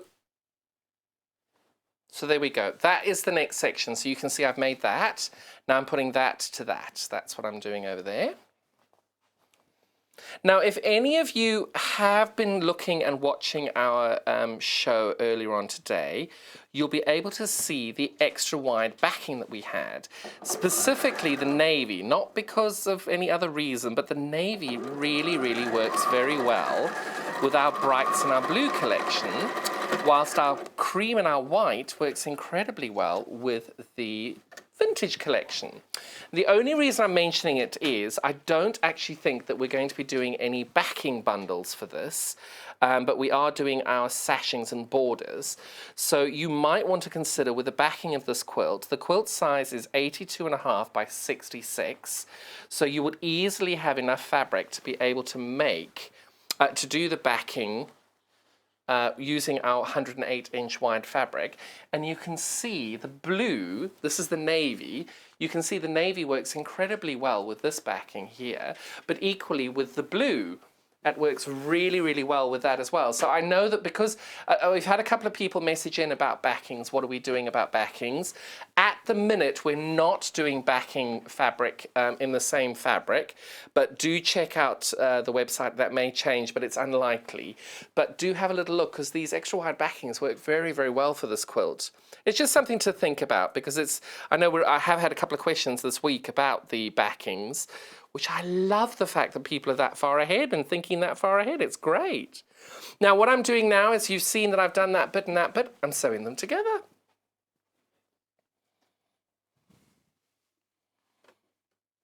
Now, I'm using the bright bundle here today.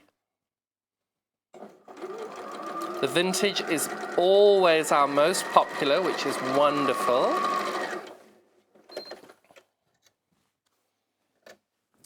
And now I'm making progress along the way here.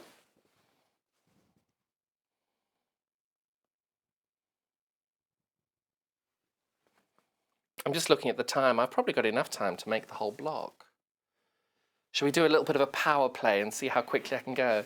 I kind of feel like we need that music. You know when they do the Lone Ranger with a little, maybe in Africa we didn't have much television when I was growing up. We had the Lone Ranger who used to do that song, and I'm not going to sing it for fear of copyright or, oh, and I've just snapped my thread, of course I have. Jenny Raymond, please don't be watching when I'm bringing this through the wrong side, sorry. Every time I pull my thread out through a machine like that, I hear Jenny's voice going, "You can't do that, you damage the machine." And I always feel terribly guilty.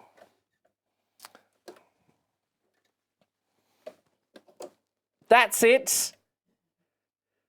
Now, in my ear, because we've got something called TalkBack, which not many of you know what that is, so in my ear, I have a little speakerphone with people talking to me all the time, which is not distracting in the slightest. But now I've got the music of the Lone Ranger in my ear, so it's going to make me go even faster. Ba-dum, ba-dum, ba-dum, ba-dum, ba-dum, ba-dum. And the good thing is I sang that so badly we won't have to pay any royalties to anybody because no one has a clue what that is.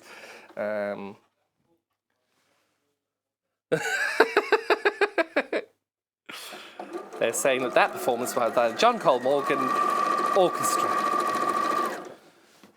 No one would want that. I feel like I've just set a timer for myself now. Well, I'm going to trust my 1/4-inch seam and I'm going to accept that that's going to work.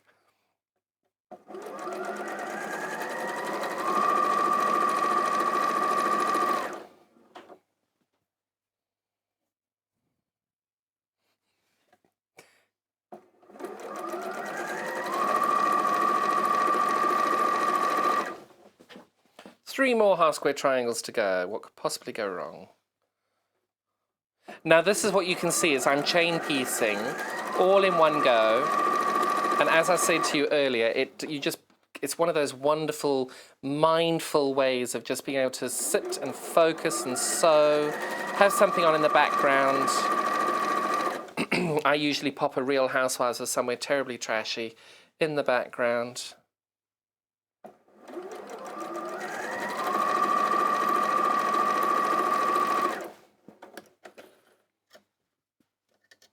Sorry, Joe. Almost finished. He's very upset now because the music's been playing and he's like, oh. I love the fact that Joe was able to find that so quickly as well. It's my childhood in one noise clip right there. So it's not the actual sewing, it's the pressing of these open.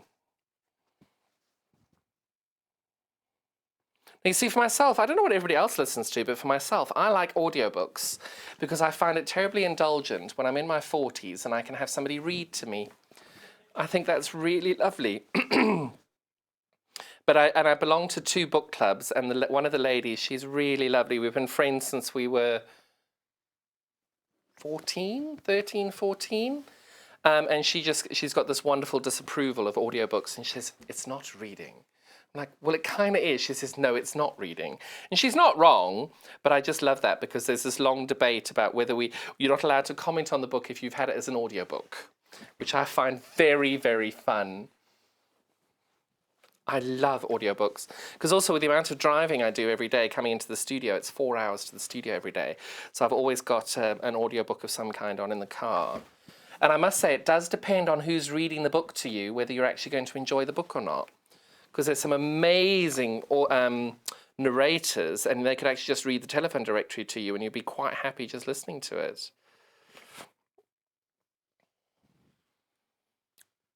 What does everybody else listen to when they do their sewing? Come on, message in. Tell us what you're listening to at the minute, what you do. I love it. My friend Angie, that I was saying that she's been quilting for 45 years, she's a massive Alice Cooper fan. Not what you would expect at all. So it's whenever I sew with her at her house, I love going there. And I'm like, darling, do you mind if we listen to some music that's not quite so angry? And she just looks at me and says, grow up, get in with it. I'm like, okay, no. It is. It's like a little mosh pit. Love it. But she is very good, though, because whenever you go and whenever you go and sew at her house, you get an exceptionally strong gin and tonic as you walk in the door. So you have to make sure that you're there for many, many hours for the alcohol to have worn off before you drive home.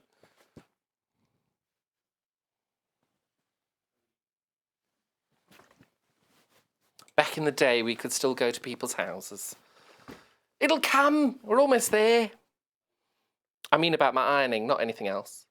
We're almost there. Oh, pressing.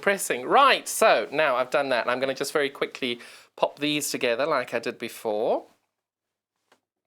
I was looking at it and thinking, oh, I don't want to make half a block. And looking at the clock, I think I can make it. Oh, is that right?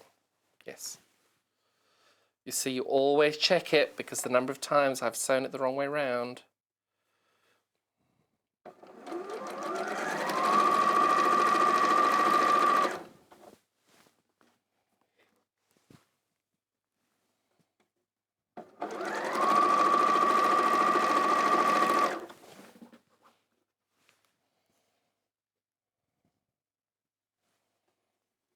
Now, I know we're going to get a question from people.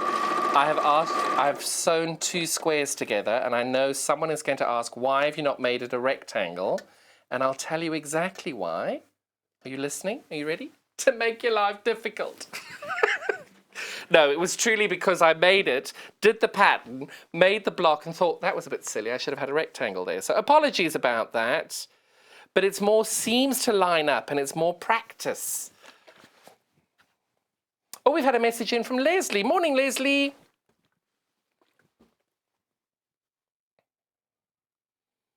Oh, Leslie grew up in Africa as well. Oh, thinking of Bonanza. What a good one. Oh, I like that. Hang on, I've done this the wrong way around. No, I haven't.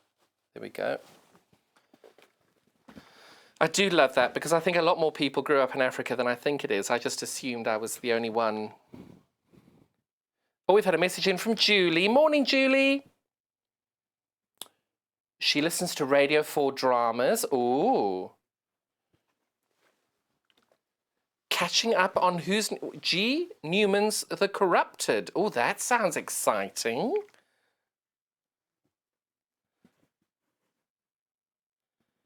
Oh, we've had another message in, and that one's saying from Sharon. Oh, Harry Potter audiobooks. That's a good one.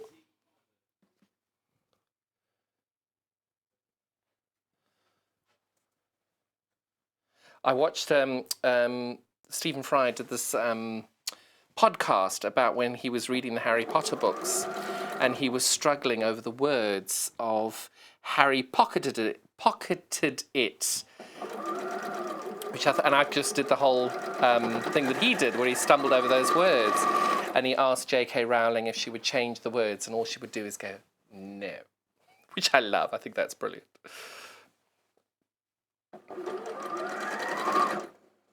But she was really crafty after that, because she knew Stephen Fry was going to do her narration of all the books. She put Harry pocketed it in all of the books subsequently, which I thought was very clever. Right, so we're almost there. That didn't take that long. See, took me 7 minutes to do all of that. You should be way on your way. Oh, I've suddenly got some steam. I don't know where that came from. I didn't turn that on.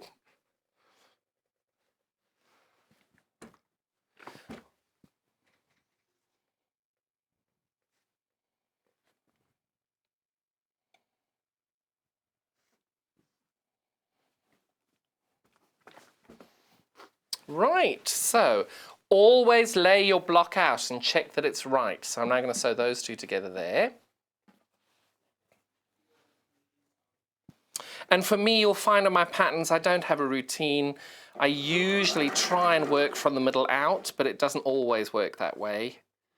What I try and do is break it down into really, really easy, bite-sized chunks that doesn't make you scared. Oh, and of course I did. Of course it did. Of course it did. Oh, I'm going to do a purple bobbin now. Only because it's all I have. Now, if you haven't joined the Block of the Week yet, don't worry, you can start any time you like. We've got a bundle available to you which has got all 11 weeks of the quilt. So you'll be able to go and join in with us at any time you like. And if anybody is on our social media pages, you'll be able to see all the wonderful blocks that have been made by people so far. And it's a really great way of being able to engage with your fellow sewers. And all of the individual blocks are also available on the website. So if you didn't want to make a whole quilt, then you can go through and you can actually maybe just use 6 blocks and make a quilt from that. You can do it how you like. It's what best works for you, because it's your quilt. Now, I'm going to ask you very kindly not to look very closely at this seam, because this is really not my best seam at all. Oh, we've had a message in from Sue. Morning, Sue.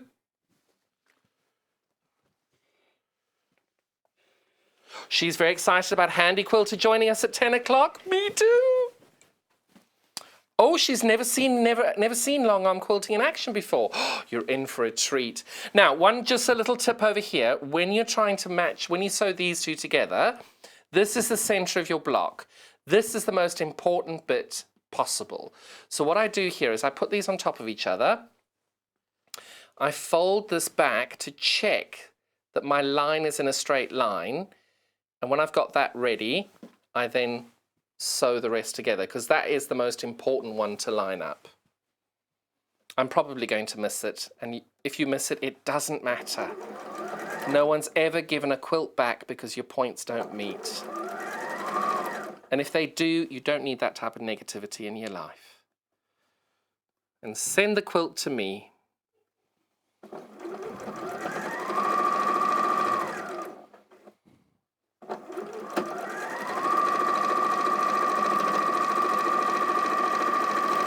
But I have to say, we've had some wonderful pictures and images of people's different takes on the quilts and the blocks going together. It's been really, really nice to watch and to see. It's been great. Oh, we've had a few messages in about what people are listening to when they're quilting. Caroline's messaged in. Morning, Caroline. She listens to her sister in Derby. Oh, she's saying her sister's laugh makes her laugh while she's sewing. What a lovely thing. That's wonderful. Her laugh is as good as any audiobook. I love that. That is really good. And of course, I don't know, the gods are with me today. Voila, it worked. I'm not going to look at that. Boink, boink, boink. So we've had a question in about Block of the Week, yes? In from Susan. So many people ask this question, which I love getting asked this question: what foot am I using when I'm piecing all my work? Now, you can use a 1/4 inch foot. I personally don't use a 1/4 inch foot because I find people rely on the 1/4 inch foot quite heavily, which there's nothing wrong with that. I just think that if you're using the 1/4 inch foot, sometimes you actually press against that little drop down edge bit. I don't know what it's called. The guard, that's it, the 1/4 inch foot guard. A lot of people do press against that, and that does distort over time. So for me, I just use my normal A foot. Oh, and now I've just dropped it on the floor. I just use a normal A foot. Do you want to do that over there? So I just use a normal A foot, and then when I'm doing my piecing, I line my foot, I line my foot up with the edge of the fabric up to the edge of the foot, and then I move my needle across. So I use an A foot, and I always have. It doesn't mean that you using a 1/4 inch foot is right or wrong. It's just what works for me. In my head, I like to be able to visually see what it is that I'm doing on my sewing. I don't rely on the foot, because often the foot, if your needle's in the wrong position, the foot, it's going to be wrong. I just think that for myself, it works better using an A foot. But a 1/4 inch foot is very good. My only advice for the 1/4 inch foot is don't press against the guard, because you will then just push the guard out of place over time. And sometimes you don't get a scant 1/4 inch using the guard as well, the 1/4 inch foot either. I don't know how the steam has just come to life on this, but there we go. Oh, there we go. I can turn the steam off there. I actually bought one of these yesterday. I was so excited. I went out shopping for the first time in months. It was wonderful. I bought things I bought 2 irons yesterday. I don't need 2 irons, but I bought 2 irons. 2 presses, that's quite right, Joe. Quite right. You see, I get it wrong every time, and I know Andrew's probably listening to this and going, see, I told you bought an iron. Now what you're going to do is you're going to sew these 2 triangles onto the side of each of those flying geese that you've just done. So again, I'm going to chain piece these.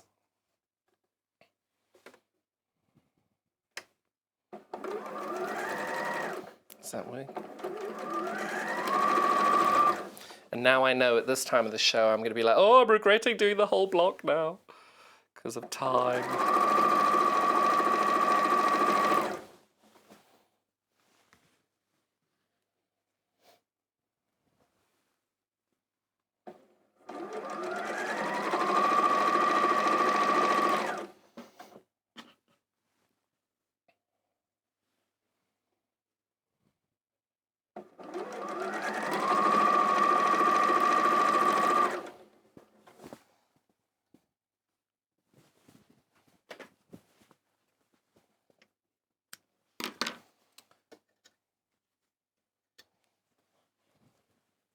So all I'm doing now is I'm going in the order of the pattern, and I'm sorry, I was just concentrating on what I was doing then. I just forgot that I was actually on television trying to do this for you. So apologies for the silence that you had then. All I'm trying to do now is to make sure that I get these on the correct way. Normally because I sew them on the wrong way quite a lot and then think to myself, oh, you should have paid more attention. But do make sure that when you're putting things on, you put them back in the order that they're meant to go, just to make sure you get the direction of your triangles correct, because there's nothing that can fix that other than unpicking.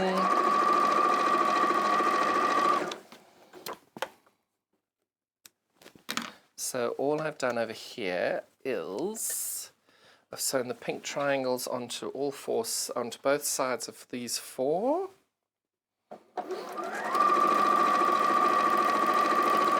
Right, and now I am going on a few steps.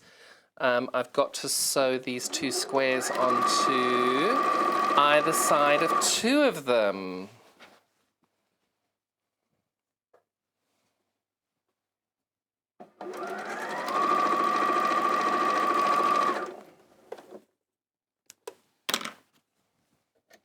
So that's proper chain piecing, when you're getting giant chunks like that ready to go.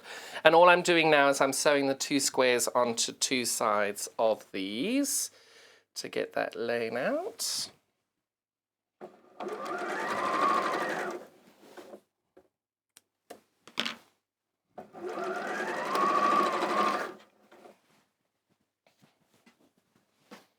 Now, at this point, when you've sewn everything together, if there are still bits on there, you've done something wrong. So go back and check which is wrong, because I've done it before and I've got 1/2 triangle left over. And I think to myself, how on earth did I do that? And what I'd done is I'd sewn 2 of the coloured bits. I'd picked up 2 of the coloured bits and the coloured bits were sewn together. So I had 3 pieces of fabric sewn together in error. It happens to everybody. We've all done it. Oh, Susan says, thank you very much for explaining about the feet. That's lovely to hear back from you, Susan. Thank you. Another Sue's message then. Oh, she puts a bit of opera on. Oh, I like that. Otherwise, a bit of classical works. Oh, I like that idea. I love the opera idea. I love that.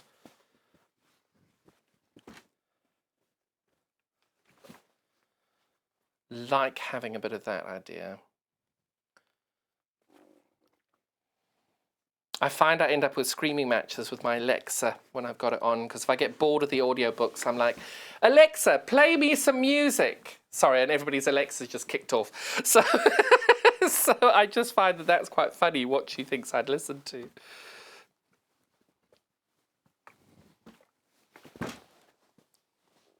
Now, as you can see, even though I'm in a rush, I'm pressing my seams open. It just makes that flatter block and it just works that little bit easier on your blocks. Just taking that time to press it. It works very, very well. Oh, I love the fact Joe's actually been able to find me on the overhead over here. I thought I could hide on the side of the table, but no. There are cameras everywhere. That sounds... So in my talk pack, Joe went, everywhere, which is not creepy at all.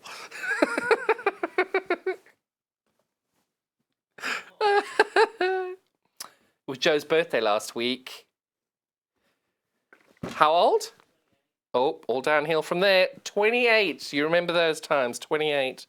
Scary thing is I do remember 28. I still think 26 was the best. 26, you're not too old, you're not too young, you don't have to be responsible, you can still do naughty things and silly things and get away with it. I am not repeating what Joe just said. On legal reasons, I am not allowed to say that. I have no doubt a lawsuit would ensue. It's that cackle that you can hear now. It's wonderful. So there we go. You've now just got 4 pieces left to sew together. Now, come on, that wasn't hard, was it? So this now, it's not difficult. It just takes that little bit of concentration. So the points you're looking to match are that one, and that one. So all you're going to do, and you've got 2 over here as well. So all you're going to do is you're going to pop those over, and exactly like where we lined these up, you're going to do exactly the same thing. Just take it nice and slow. I don't pin. If you want to pin, you saw me pin earlier. Make sure you hold the fabric with your forefinger and your thumb. Hold it, get it nice and ready where you want it to be. I have no doubt that my good luck is ended and I'm not going to hit any points here, but hey, it doesn't matter. Oh, that one's requiring some severe tugging. There we go.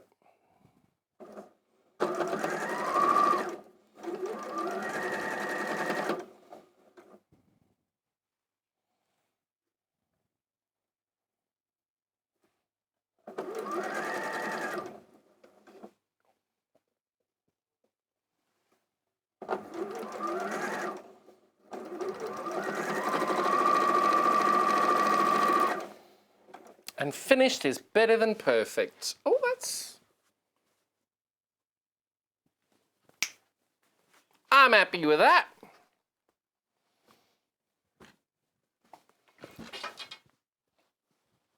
Neil's stick just fell on the floor. Still not quite sure why I got a stick from Neil, but there we go. Thank you for my stick. Oh, that's a good one. Neil was giving me a bit of stick. There we go. So you can see that that actually didn't press out. That didn't work badly at all. My pressing is not working very well, and I hadn't pressed my seams open. And I know we all do it because we all look at it and go, nope, that's not right. So if you do end up with that, just go back, press your seams open or press your seams a bit harder. Maybe turn that steam on and give it a bit of a blast.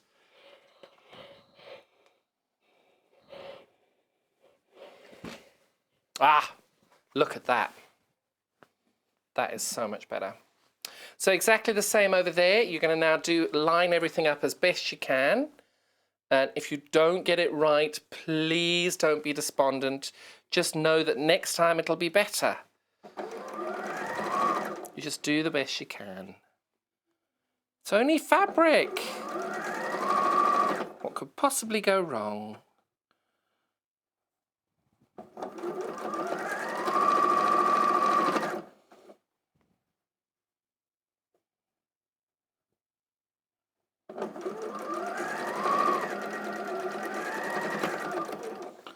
And I definitely missed that point. Oh well.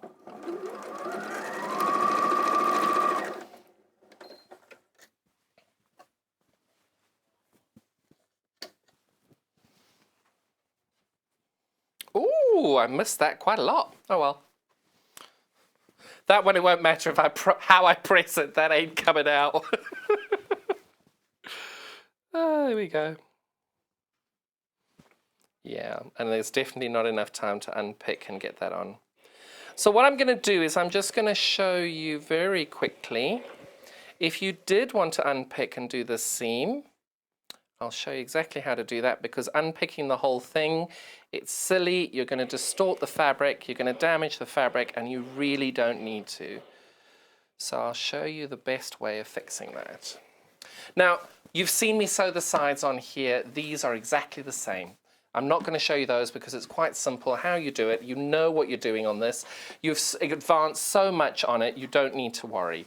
So let's say you can see over here. Now I know you're all going to be going, gosh, my seam is not out at all, but I'll show you here. You can see that my line here isn't lined up perfectly with the line here. Now that is the level of, if you want to fix it, what my suggestion would be is do not unpick the whole line, because that bit there lines up relatively okay. That bit is perfect.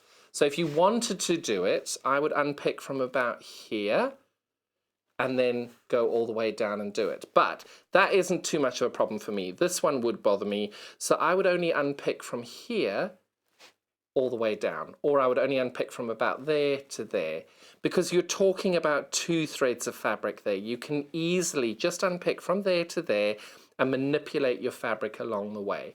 So I wouldn't advise you to unpick the whole seam. I know a lot of people do, but once you've done it, your fabric will, because this is on the bias, you're gonna distort your fabric. And it's actually, if you are gonna unpick and redo it, cut it again and do it again.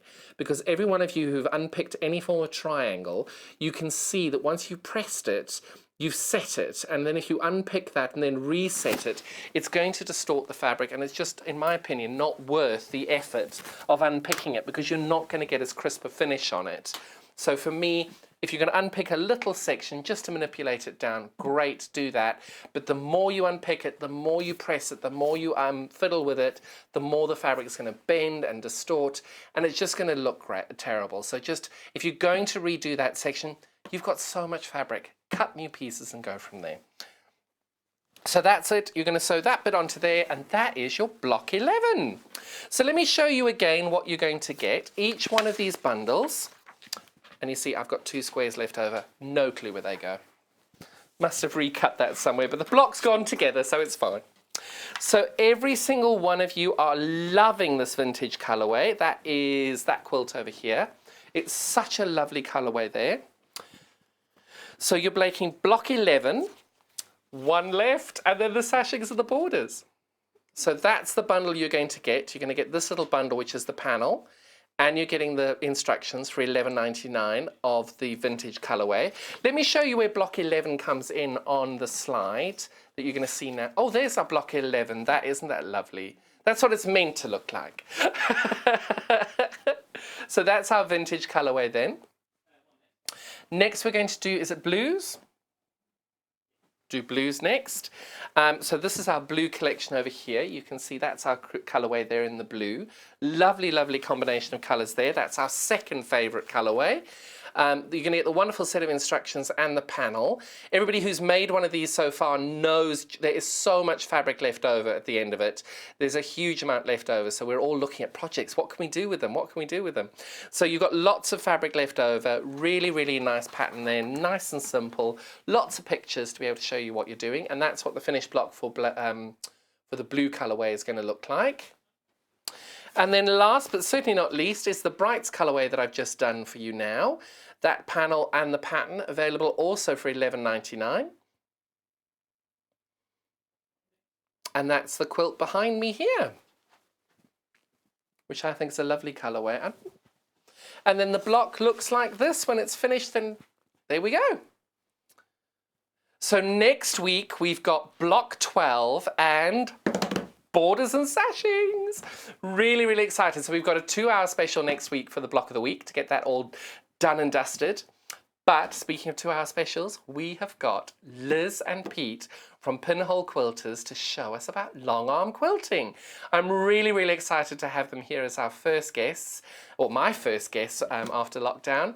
So it's going to be a bit weird because you're going to be able to hear me, but you're not going to be able to see me, and you'll be able to see Liz and Pete. They've done some videos as well. And you'll see another confusing bit is I'll be standing here asking them questions, and that will be in with their videos as well that they filmed in. So we've done this over a few days to get it right for you, to make sure that social distancing and everything's all adhered. So we're going to have a break now. We've got to antibacterialize the whole set and get everything nice and safe for Liz and Pete when they come in. So we'll be back with you in a few minutes.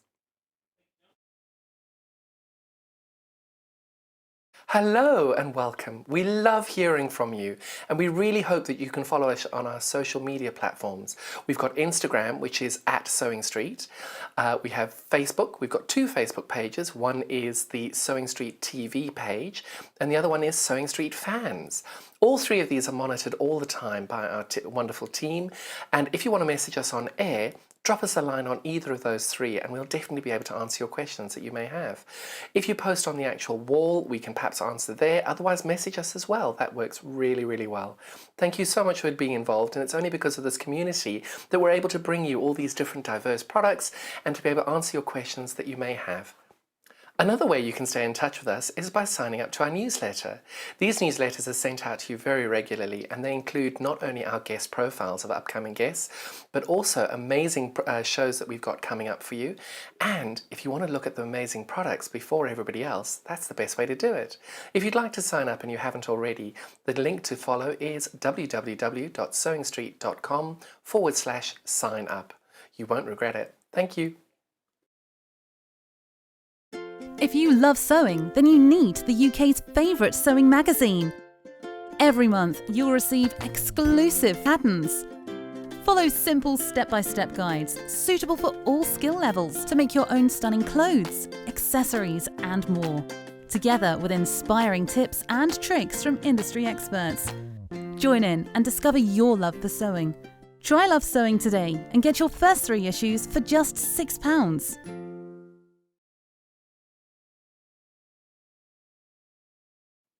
Hi, I'm Debbie Shaw from Sewing Street, and these are my 5 top tips for successful sewing. So, number 1, always use a good quality thread. A good quality thread will keep your seams stronger and also help to prevent lint building up inside your sewing machine.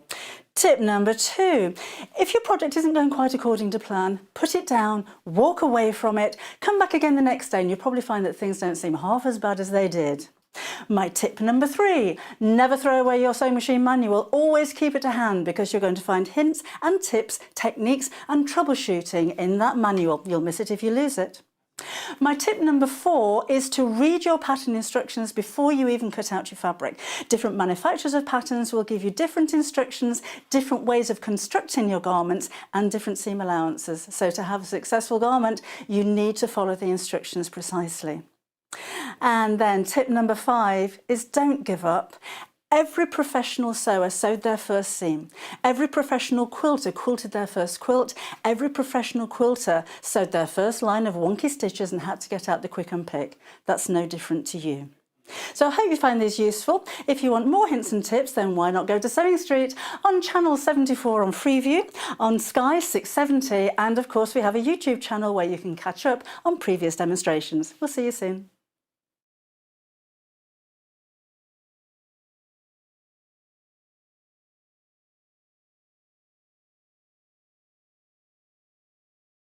Shopping with us couldn't be easier. If you want to shop online, then you can head to our website, www.sewingstreet.com. It will redirect you to our sister channel Jewellery Makers landing page. Don't worry, you haven't gone to the wrong place. We're simply using their website temporarily while we're building our own web shop.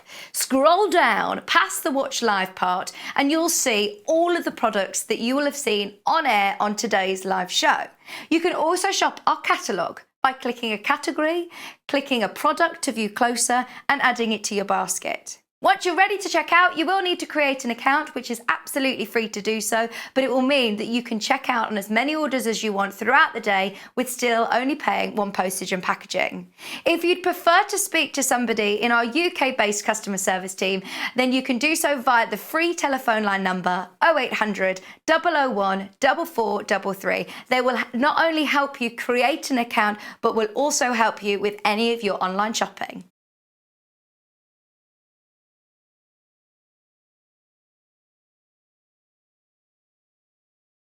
Hi, I'm John Cole Morgan and I'm here to give you my top tips on how I go about enjoying my sewing experience.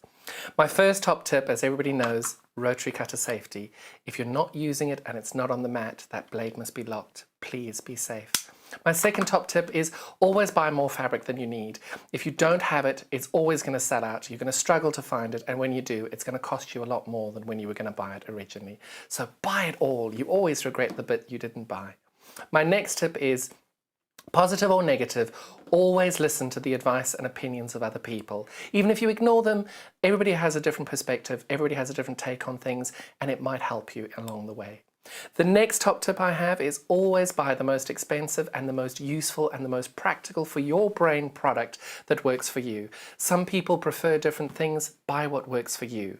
And my last tip is, this is fun, this is enjoyable, and make sure you are enjoying it. Because there's nothing worse than carrying on with something and hating it and not enjoying it. You need to make sure that you're having fun. Those are my top tips and how it is that I enjoy my sewing experience. I hope they help you, because they have helped me. For more handy tips and demonstrations, make sure you watch us on our Freeview channel 74, Sky channel of 670, otherwise follow us on YouTube on Sewing Street, where you can catch up on past demonstrations and shows. Thank you so much. Bye-bye.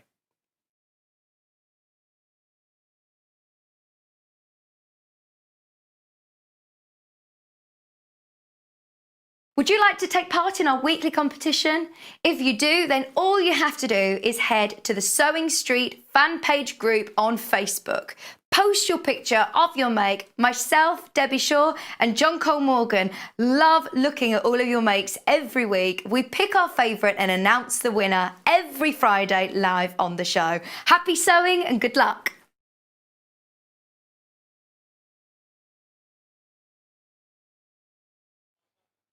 Welcome back! Our first 2-hour special with Handi Quilter. I am so excited.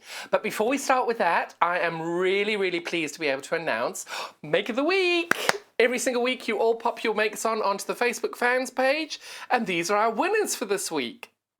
Mary Bryan, Wendy Millerin, Mary Bryan, is it Brian?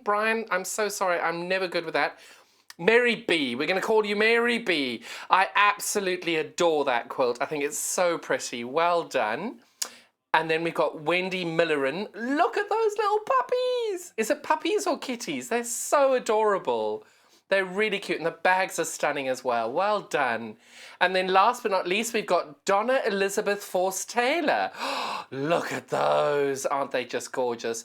Congratulations to the three of you. You've all won postage and packaging free on your next order. So on our Sewing Street TV page, drop us a message and we'll get your codes to you as well to be able to get that done. Congratulations. So we're going to have a little recap now. If you haven't bought with us before, you can do so on www.sewingstreet.com and you'll be onto this web page. If you go a little bit below the YouTube video there, which will be me if you're watching live going, hello, make sure you sign up for our newsletter there, which is a really great thing to be able to get top tips on that as well. So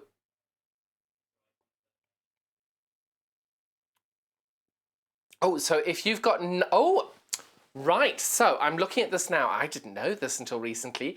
Where the arrow is going around that little circle there where it says 96, not all of our browsers are set to 96. You may have 12, 24 or 48. So if you pop that onto 96, you'll be able to then go down and see the 96 top products that we've got available. You'll see those are all the products that we have had or should have had on the show this morning. And then the block of the week with all of my wonderful blocks of the week. Oh my God, I love looking at them like that. It's amazing. And then you can see you'll come down to our 2-hour special today, the Handi Quilter Simply 16 long arm quilting exclusive bundle there, saving £400. But remember, you're only paying the 1-day postage and packaging, standard delivery of $3.95. So it doesn't matter if you're ordering one of these giant, beautiful, beautiful machines, or whether you're buying a rotary cutter, you pay $3.95 throughout the day. Now, obviously we haven't got the stand with us today. We've got the wonderful machine as it is. We just don't have the stand that it goes on. We've got a lot of different videos cutting in and out. You're going to have me in the background, just my voice, but not me, because we've got all of our social distancing in place. And obviously I've now touched this, so that'll be all antibacterialized, enabled to get when Pete and Liz come in through. But what we're wanting to do is each time we show you a video, we're going to be monitoring our social media to check if you've got any questions. And remember, we've got our studio email address, which is studio@sewingstreet.com, as well as our Facebook page, our Sewing Street TV page. Drop us a question down there. If you've got a long arm quilting machine, or you don't, or you've just got a question, it's really, really a fantastic opportunity to ask Liz and Pete anything you could possibly want to know, and if you've got anything you want to know, ask them now. They're here and do it.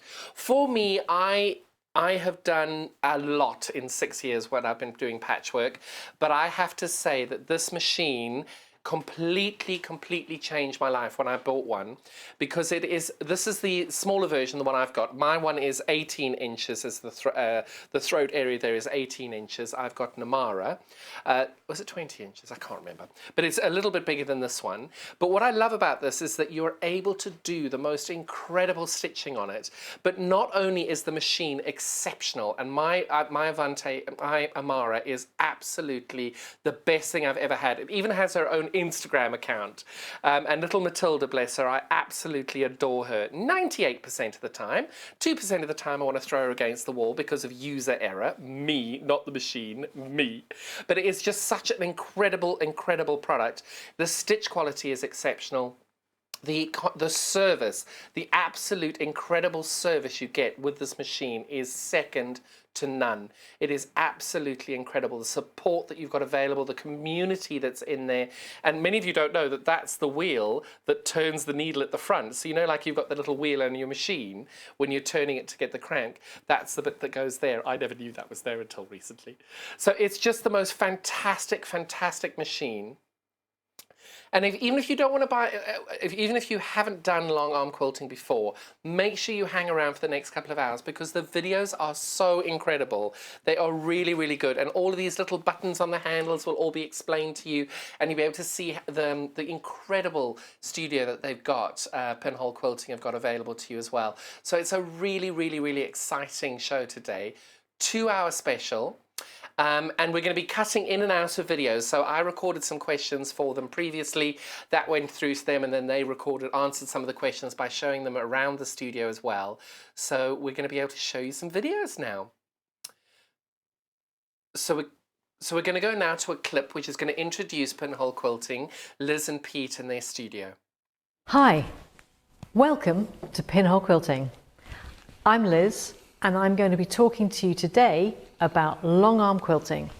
We've got a fabulous offer with Sewing Street, and we're going to do some demonstrations, and we're going to show you some of the amazing things you'll be able to do on a long arm quilter. It's not just me. I'm Liz, I'm from Pinhole Quilting, but I'm here also with my husband Pete, and he's behind the camera.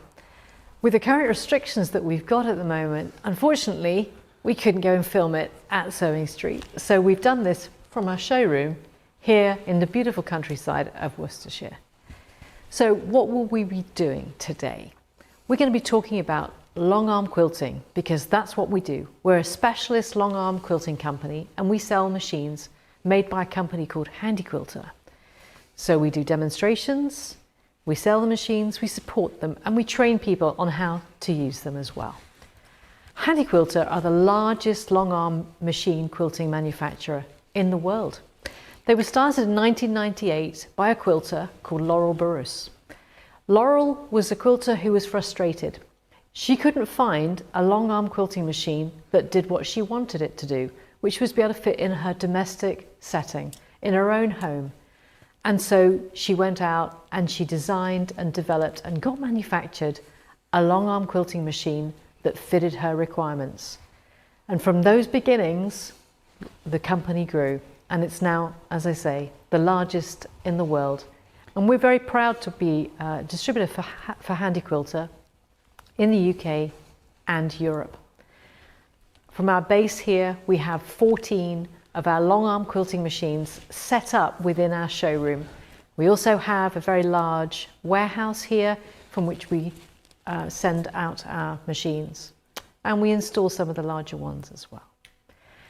So in this program, we're going to tell you more about long arm quilting. We hope you get as excited as we are about our machines, and we look forward to going through some of the things that you're going to be able to do as quilters with a long arm. So let me tell you my story. I'll tell you why and how I got into long arm quilting. I was a quilter, I was working at a quilt shop, and I spent about a year making a barn raising log cabin, this quilt. After the year of making it, and I was pretty happy with it, I have to say, I wanted to quilt it, obviously. So I had a domestic sewing machine, and I'd been on a quilting course with a very good machine quilter called Harriet Hargrave. I knew what design I wanted to do. In the center of the log cabin, I wanted to do a feathered wreath. And then I wanted to do stippling in the light sections, and I wanted to do feathers up the darker part of the barn raising. So I took it to my domestic machine. I laid over the top of the wreath some grease-proof paper. I didn't have any other way of marking this dark section at the time. I took it to my domestic machine and I started to quilt. Well, how hard was that? This quilt machine here, this domestic machine, is a lot bigger than the one I tried it on. The one I tried it on had less than 7 inches of throat space. So this is not untypical amongst the many quilters that we talk to. You'd be quilting along, you do a little bit. Once you'd got it underneath the center, I found how hard it was to move it. The weight of the quilt, it would pull on the needle. I'd get short stitches, I'd get long stitches. And just at the moment that I thought I was actually getting the hang of it was when it really went wrong. And so it was very frustrating. I also ended up with really bad shoulder ache, and I thought, this isn't working for me. I put it away. I put it away for years because I had spent so much time. I wanted to finish my own quilt, but I didn't want it to look a mess. So, how similar is that to many of our customers' stories? It's incredibly similar. But those customers who've invested in a long arm can now finish king-size quilts, and that's what you could do too. With just 7 foot by 7 foot of space in a bedroom or a conservatory, or maybe even if you've got a she shed, with a little bit of moving things around, you could fit in a long arm quilting machine and be able to finish your own quilts. Use your own creativity, learn how to use different threads, and really enjoy the quilting experience. In that way, like me, you'd be able to finish your own quilt. We have this on our bed in the winter, and I absolutely adore it, and I'm so happy that I finished my own quilt. So, we're a quilter. Well, actually, we're more of a piecer at the moment. We've ended up with a lot of UFOs. Like me, you'd finished your quilt, you wanted to get it quilted. Maybe you've got a stack of UFOs, unfinished objects, in a cupboard, just wanting to be quilted. But you feel reluctant to give it to somebody else because actually, then they won't be your quilts. And that's how I felt. I really wanted to finish my own quilt. I was frustrated by having long and short stitches, by having aching shoulders, by not being able to see enough of the quilt at any one time, and by continually having to move it around to readjust it. I couldn't really use rulers that successfully. So I was frustrated by doing big quilts. Small projects, fine. Big quilts, not so much. So let's talk about a long arm. What does a long arm give you that you don't have currently with your domestic sewing machine? So what does a long arm mean? Long arm is defined by the number of inches space between this point, this is our needle and our foot assembly, and the upright of the arm of the machine. This free arm space, sometimes referred to as the harp, defines how long. 16 inches, that's what we've got on the Simply 16. The Handi Quilter machines go all the way up to 26 inches, which is it's a big beast. But this is really good. It's particularly good when you're starting long arm quilting because it gives us enough space not to have many of those downsides of a domestic machine or a mid arm. This is a long arm. This is good to do the job. So with this, we can quilt up to king size quilts. As the Sewing Street offer, we have teamed up the Simply 16 with what we call the little foot frame. The little foot frame, we put our quilt on this frame in sections and we work a section at a time. And we're going to show you how we do that in just a moment. It's a 2-rail system. And you might be interested to know that actually the first long arms were made in 1871. 1871, and it was a similar system to this with a 2-rail frame. So it's nothing new, but we think that this is a really good option as a modern quilting long arm machine. So it's not an industrial looking machine. It's going to look good in a domestic setting, whether it's in a bedroom, spare room, in your conservatory, or in your she shed. And it gives us great visibility. Really good visibility. We can adjust the height of the frame. So I'm shorter than the average person and I can see it really well. But if you're taller, not a problem. We can elevate the frame.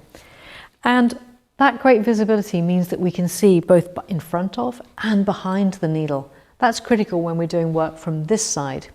So from here, we would do free motion quilting work. We can also quilt from the back and we're going to cover that in just a moment. The nice thing about a long arm machine is it's designed to do the job. It doesn't have feed dogs. So this stitch plate is completely smooth. It just has a little hole for the needle to go through. And we can change the feet. There's different feet in the range. This is the standard foot that comes with the machine. So it gives us complete freedom of movement with control at our fingertips, both on the handlebars and on the touch LCD screen. On the handlebars, we can start and stop the machine. So from this one, we can press start and nothing happens until I move the machine. And when I press stop, the machine stops. That's precision. It's stitch regulated. So completely different from your domestic machine. This basically means that as I'm moving it, the machine knows how fast it's being moved and I set how many stitches per inch that I want on my screen. And as a result, the machine will keep the stitches even and regular throughout my quilts. So that whole annoying thing about having short and then long stitches, that's gone. Also, we're moving the machine and not the quilt, so we don't get the aching shoulders.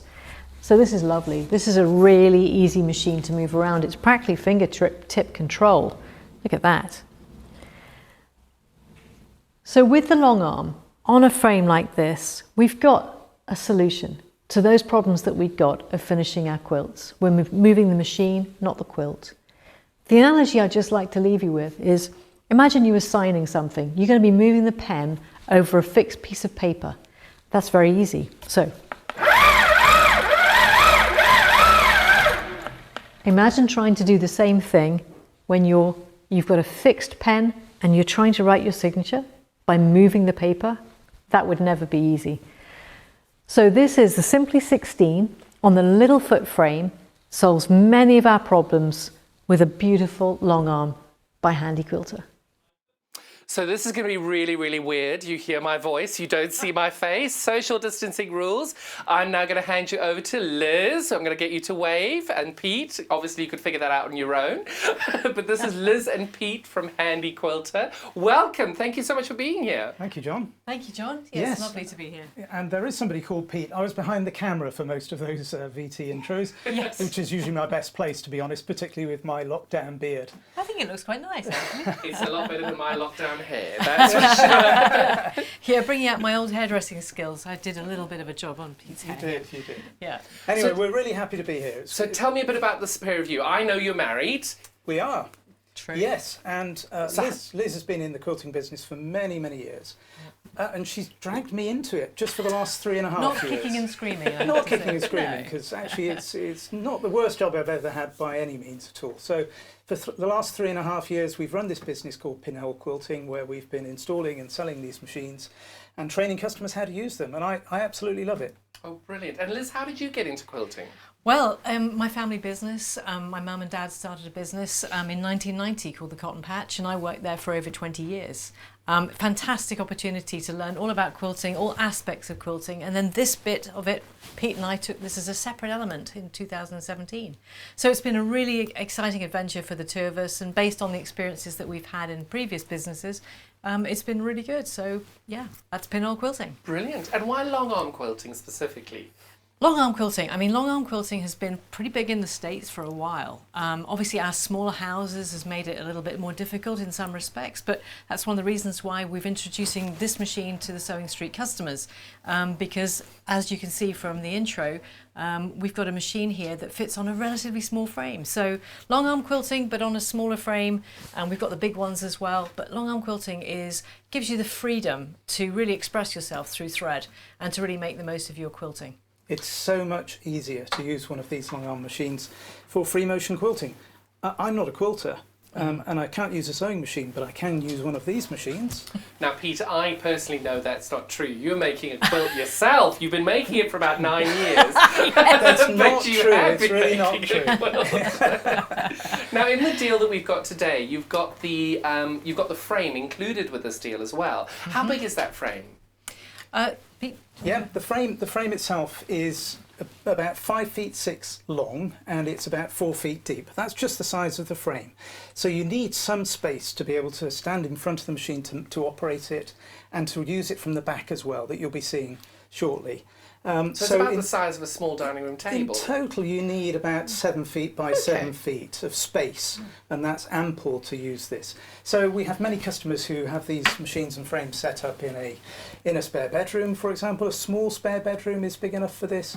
Maybe if the kids have left home, you've got that box room that you're not using, or you'd just like to take over another sewing room in your house, But yeah, that's the sort of space it needs. Oh, brilliant. Now, obviously, Pete and Liz are with us all day today for the next 2 hours. If you have any questions, please make sure you drop us a message. If it's a practicality issue, maybe you've got a picture of what your space is and you want to see if it'll work, send that into our studio@sewingstreet.com. We can't do the show without them here, but we're wanting to do the social distancing, so I'm going to just say, I'm over here. But we're trying to cover as much as we can in the videos, but obviously there will still be questions that you need to ask or want to ask. So they're here, they're right ready to ask. So tell me a bit more about free motion quilting. Okay, well, free motion quilting, with this machine, we've got 2 sets of handlebars. And 2 sets of handlebars means that at the front here, when we're standing from this side, we can actually move the machine and literally do free motion quilting. So that means drawing. It's almost like, I suppose the best analogy is a pen. It's like, if you were writing, you're actually moving the pen over a fixed paper, and that's what free motion quilting is. We're moving the machine and the quilt is fixed. So it's kind of the opposite to what you'd have with your domestic machine, where you're having to move the quilt around. Now, free motion quilting gives us the opportunity to do some lovely work, and we've got some examples here that we can show you.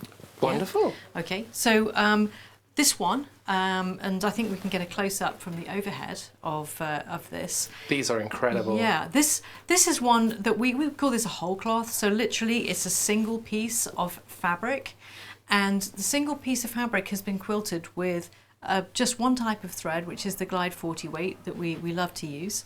And With this particular one, the free motion quilting is basically in these areas where you can see feathers. Texture is created by having a density of quilting wadding that enables the areas in relief, the bits that we haven't quilted, to really show forward. And that gives us this lovely texture. One of the things that we can do with free motion quilting is tiny, tiny bits of stippling. So this section here, where we've done lots and lots of thread work, what we call that knocking back. It literally means knocking back the wadding so it's flatter, and then that means that the feathers really stand out. So this is all done by practice, by doing repetitive movements, so that even if you're not a quilt artist, by repeating feather designs, circles, curves, etc., we can become quite proficient in free motion quilting. And that's what this Simply 16 gives you opportunity to do. And that was done on one of these Simple 16s? Yes, this was done That on is Simply incredible. 16 with the ruler work as well. That's something that perhaps is something that people will move on to, and it might be something that they move onto after they've done sort of free motion quilting and some of the pantographs where we're quilting from the back of the machine. Now the next one I'll show you is, I'll show you this one first. These are incredible. So one of the nice things, I mean, obviously in the current situation, we're a little bit more limited with what we can do with training. However, this is a great example. Yeah, this is a Slide great the quilt example. over a little bit. Yeah, There you this is go. a great example of a quilt that we did at a workshop with one of the Handi Quilter educators. And I mean, we have access to some fantastic worldwide quality standard, quality teachers. And this person here, Handi Quilter educator and ambassador, Laurie Tigner, she came over, she taught us how to do this. It's a single piece of fabric again. It's using Inktense pencils. So all of this is actually done using watercolor pencils and then quilted with 2 layers of fabric. And we're absolutely delighted to have Laurie over because she is an award-winning quilter. And the feathers that she's got here are absolutely exquisite. But what you'll see also, the quality of the quilting is also determined by the placing of these feathers. We have someone who's extremely good at making sure everything fits beautifully and those feathers interlock precisely. So Now, free motion quilting, but I have to just put a disclaimer in. I've had my long arm quilting machine for 2 years almost. I've never done this, and this is an aspirational thing, so you don't have to get to this level of detail. Don't be overwhelmed by it, because this is what you can do with the machine. It just takes practice, and it just takes that little bit I think you recommended, was it 20 minutes a day? But if you do it over 30 days, you'll see such a difference. It's like everything, John. It just takes practice to get good at it.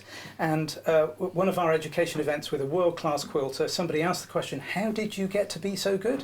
And the answer was, I love free motion quilting. I do it every day. I've done it every day for 5 years.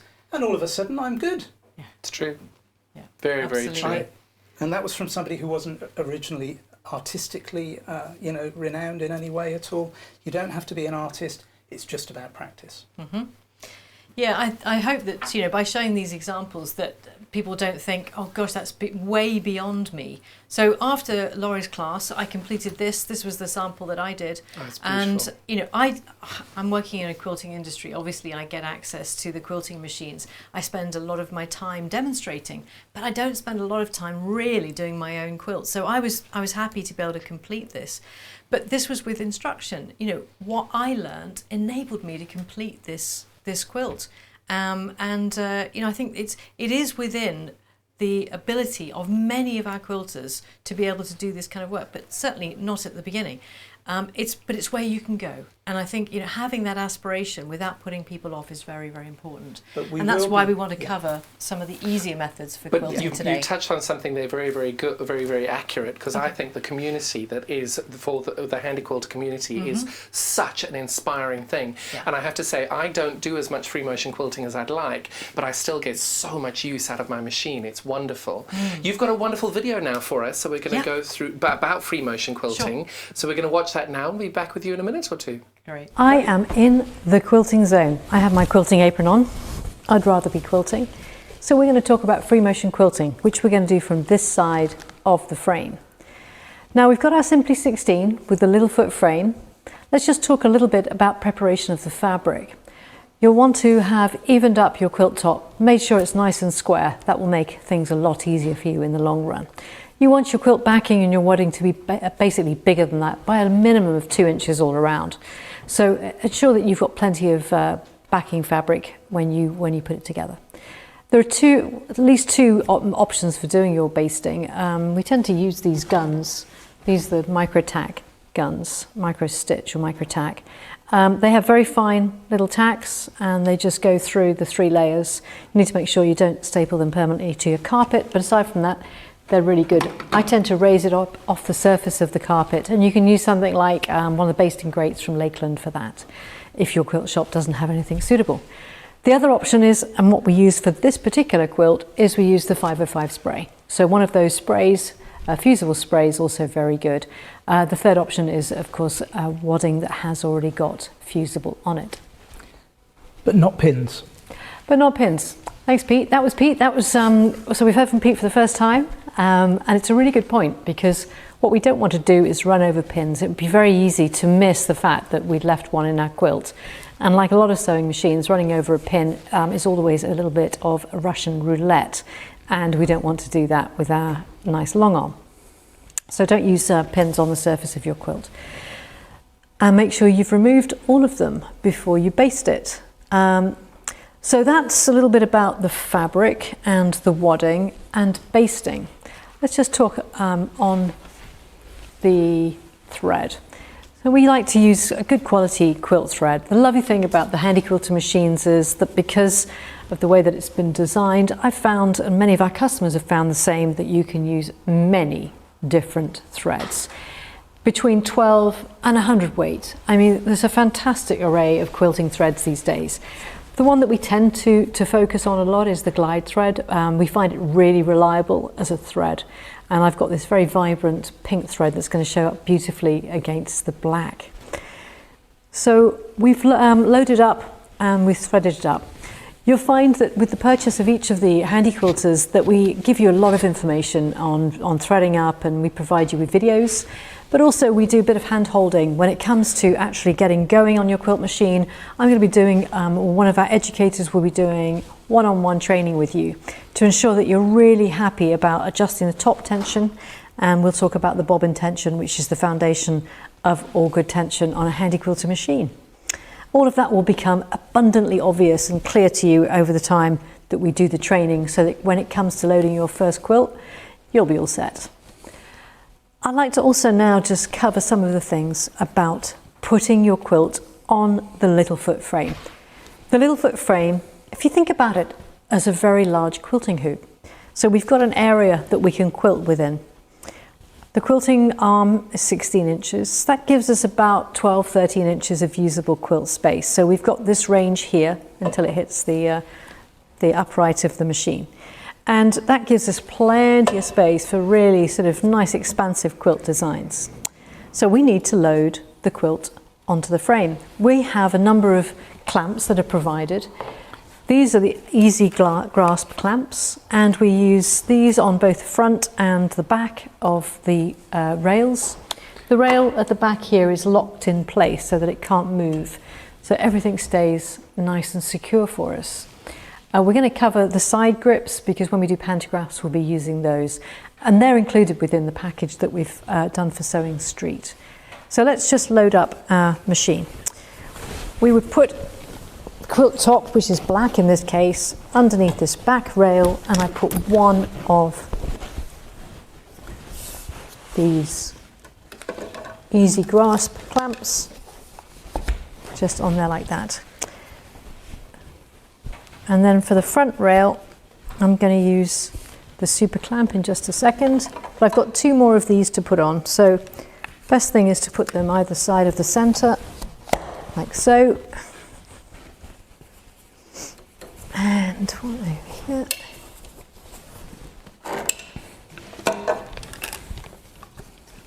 If you've got a quilt top that has alignment, for example, it's got quilt blocks, it's going to be quite useful for you to use those as an alignment, a visual guide when you're loading this. But we can make adjustments by twisting these around once it's in place. And we can use these big channel locks just to hold the excess fabric. What we tend to do and what we supply you with when you get one of our machines is a cloth leader as well. So the cloth leader will attach to the top of the quilt, and that enables us to attach it to the quilt backing so that we've got a little bit of extra. It enables us to start the quilt on and start quilting within the throat space of the machine. Let's put this one on. And the last one's just here. And there we go. So you've talked about the quilting depth being 12 or 13 inches in this direction. Yeah. How wide can the quilt be in this direction? How much quilting can you do in one go? Yeah. Well, this is fabric straight off the roll. So this is 42, 44 inches. And as you can see, I can do at least that. So I believe it's about 46 inches. Is that correct? Pete? It is about fabric width. So 44 inches is about the most you can do in one go. So if your quilt is wider than that? Yeah, if the quilt's wider than that, and when we talk about pantographs, I'm going to show an example of a quilt that we did on a Handi Quilter machine. And if it's wider than that, it actually goes underneath where the rail is here, and it goes over the sides, and we have extra clamp that we can use to clamp that in place. That's a really good question, Pete, and I'll be covering that when we do the pantographs. Okay. But there's no restriction to the width of the quilt that you can do on this frame, even though the frame itself is only 5 feet 6 long. Yeah, it's one of the big benefits, and one of the reasons that when we first got this quilt frame into the UK, I was absolutely delighted. Typically, we have houses which are a lot smaller than in the US. You know, people quite often have basements. I've seen the most amazing quilters' basements in the States, and they might have a 12 or 14-foot quilt frame set up. Now, we don't tend to have basements that big in the UK, so fitting this into a smaller family home with our smaller rooms, it's doable, whereas a 12 or 14-foot tends to either be in a garage, very large room if you're lucky enough to have one of those, or a she shed that you might have specially built. So being able to put this in and being able to quilt up to a king size is a real bonus, and that's why we absolutely love the little foot frame. It's so versatile, and I've got some videos that are on our YouTube channel which also show that you can dismantle it fairly easily as well. Again, that's something about the flexibility of having a little foot frame that might appeal to more people. Let's just talk a little bit about starting and stopping and some free motion quilting designs. Free motion quilting designs, it's great fun, and if you are or have any kind of artistic bent, then obviously you're just going to absolutely love this. You know, thread becomes your palette. I absolutely love thread, and in fact many of my quilting friends who've known me for some time know that I can wax lyrical about quilting thread until you're probably bored to death of it, to be honest. But I absolutely love quilting thread, and you know, the possibilities of what we can do depending on the type of thread, the thickness of it, and the versatility of it are absolutely marvellous. And it sort of opens your eyes up to these possibilities when you get a long arm. Things where you feel you might have been thwarted in the past because you've got a domestic, you don't have that restriction when you get a long arm. So quilting thread, and one of the things also is practice, really. Free motion quilting designs, the more you practice, you'll know from doodling at school, you know, the more that you practiced your doodles, the better you got. And in fact, I'm not too much of a competitive person, as people will know me, but will attest. But actually, Pete's ribbon candy is better than mine. And I put that down to the fact that he says that when he was at school, he used to do a lot of ribbon candy as his doodle, and I didn't. So I'm still got a lot of years of catching up to do on ribbon candy. He definitely out ribbon candies me every time. But I'd like to think that some of my quilting designs are fairly okay. But I'm not at all artistic when it comes to drawing or painting. I do indeed put it down to all of those physics lessons that I should have been paying more attention to at school. Oh yes, I gave up physics as soon as I could, and kept on with the arts. So practicing, I mean, one of the things that I always say to people who come on our foundation courses is, you know, practicing 10 to 15 minutes every day. That will put you in good stead for your quilting. And some of the times when I feel like I've kind of gone on a bit of a leap in terms of my free motion quilting is when I've been at quilt shows and I've just literally been just sitting at breakfast doodling, and then I spend the whole of the rest of the day doing that quilt design out on fabric. One of the pencils that we tend to use is this chalk pencil. It's very fine, and it's really free flowing so that we can put it onto our quilt top. And I'm just going to do some doodles here just to sort of get the scale for what I want to do when I actually sew. So I'm just going to do this, and you make that look very easy, Liz, but that's because you've done that particular design so many times. It is, and it is all about practice. I mean, whenever I've done classes with some of the really good quilting teachers that I've been lucky enough to do classes with, we do not sit down or stand up at a machine. We sit at a desk and we practice. And that is the case whoever you go and see, pretty much. And the reason being is it creates muscle memory for us. It means that as we are sewing, it ties into that muscle memory, and it means that it's a lot easier for us. So now I've done a few of those, I'm just going to stitch a few of those out. I'm going to use my handlebars. So I've got needle up, needle down on the left-hand side, and I've got start, stop on the right, and I've got it in stitch regulation. And stitch regulation means that I've got it set to how many stitches per inch. No matter what I do with the machine, whether I move fast or slow, it's going to keep the same number of stitches per inch. So let's just start here. I'm going to pull the bobbin thread up. So I just do needle down and needle up, and then secure the stitches just by doing needle down, needle up several times. And now I'm ready to go. So I'm not going to talk over my stitching. I'm just going to do a little bit of this, and hopefully we'll cover this and you'll be able to see as I'm doing it.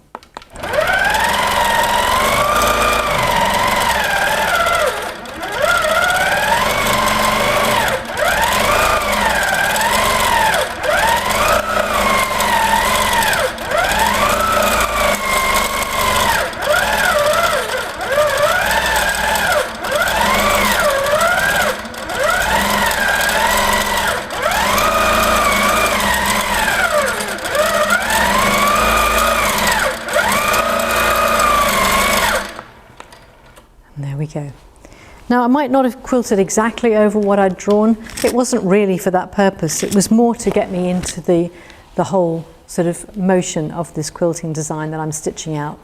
So you can see how easy it is. The machine moves very, very freely.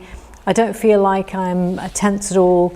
And I can go as fast or as slowly as I want. I can do much, much slower than that as well.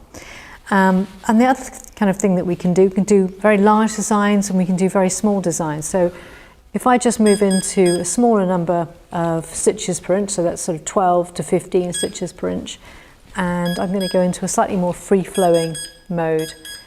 These are all things that we teach when we do the one-on-one training, and we also go into more depth on quilting designs and how to quilt with the long arms. We cover in the further education that we offer here at our showroom in Worcestershire. So I'm just going to do a few little pebbly things.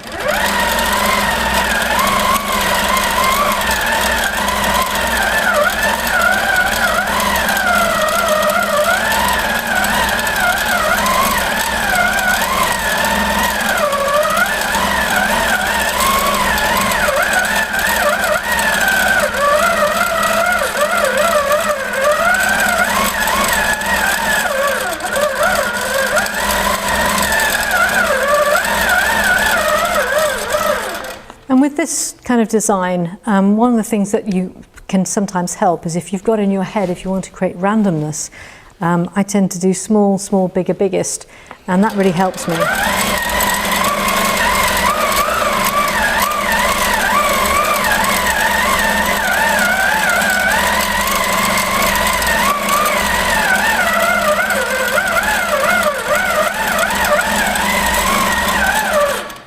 And there we go. And when I'm ready to finish, I can just do some tie-off stitches. I pull some excess thread and I bring up my bobbin thread and I can just cut that off. So there's a bit of free motion quilting for you.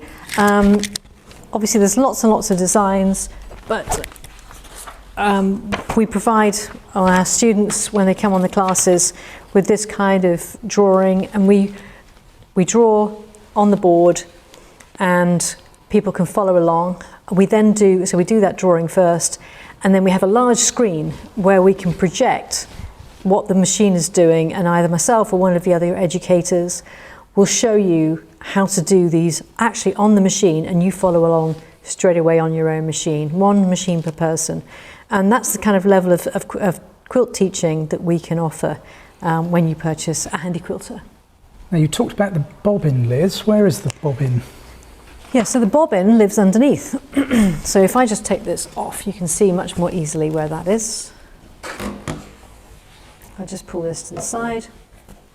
So this is our free arm, and the bobbin is under here. This is a very large bobbin. It's called an M-sized bobbin, and it's got a traditional, very traditional bobbin case. It's a rotary hook bobbin.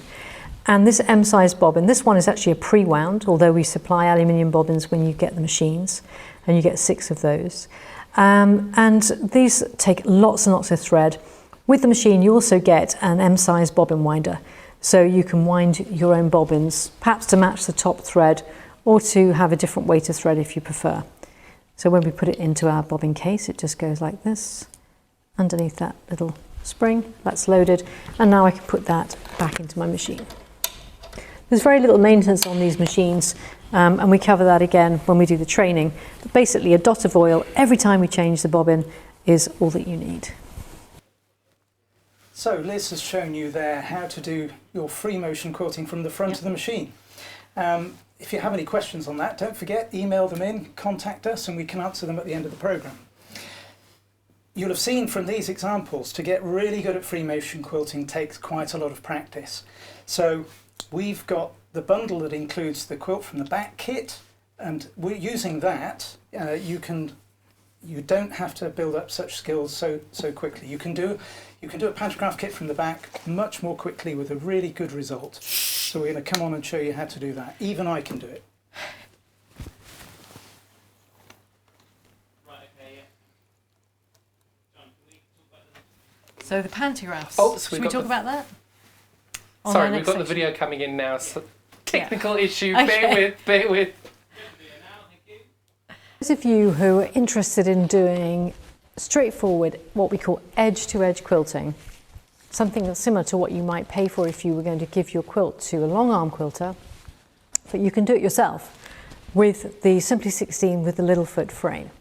And the package that we've put together for Sewing Street includes these rear handlebars. It includes the laser light that we've got on a post at the back here, and it also includes the sample.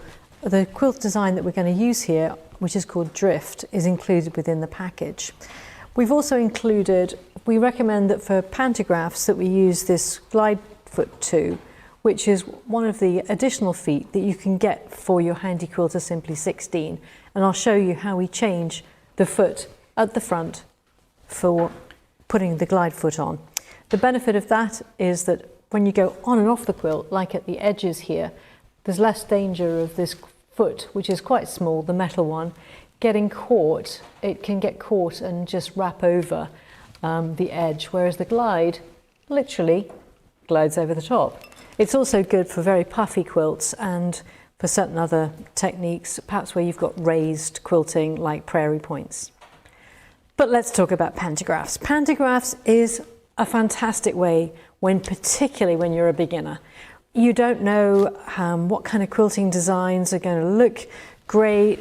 Based on your experience, you might find that they're not, from the front, your free motion quilting designs are not quite as consistent as you would like. Pantographs are the way to go. So pantographs, they normally come on a roll like this, usually printed out. We've got a book. When people come to the showroom, they can see what the design looks like full scale. So you can choose from one of these designs. The way that pantographs are printed is on a long roll so that we can put it along the bed, this table, at the back of the machine. And they vary from the one that we've got that you get with the machine is called Drift, as I say, and that's a nice simple design. It's a really good one to begin with and it fills beautifully. Where you've got these sort of circular sections, the wadding fills into those areas really nicely. This is a really straightforward design, but it's an example of the kind of design that you can get, that you can replicate very easily on your quilt top. And typically for something like that design, you're more interested in the piecing than you are in the quilting. The quilting is going to finish that quilt off nicely, and you're going to be able to do it quite quickly and with a professional result, which is lovely. You can get much more complex pantographs, ones like this, which actually would look amazing on a wide border. So not only edge to edge, but large borders. This is really complex, but it's very straightforward to do once you get into the groove of it. And it's a repetitive design that's offset. So we've got like this sort of wild rose type design here, which is repeated over here. So it's sort of offset every other row. Really beds in nicely, makes it look like an overall design, which is lovely. You'll notice that underneath the design that's on the pantograph, you've got a dashed line.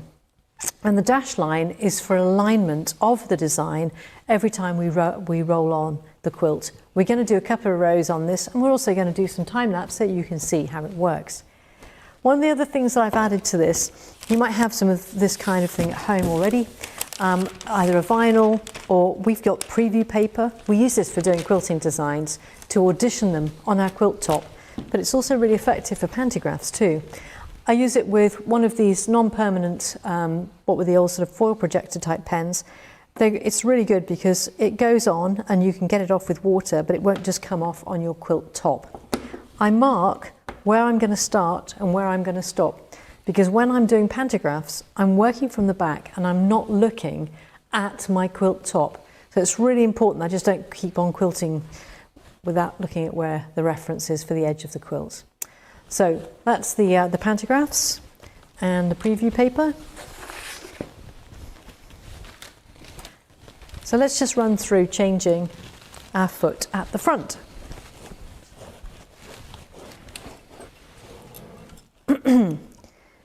So the glide foot, we need to take the existing foot off, both the needle and the foot. We have an Allen key that holds the foot in place, and the foot is actually, it's on a spring, it goes up and down, so we can remove it pretty easily. So you lift that up, put the new foot on, just lift up the bar that the foot goes onto. Let's loosen that off a bit more, and just tighten it up. Nice and secure.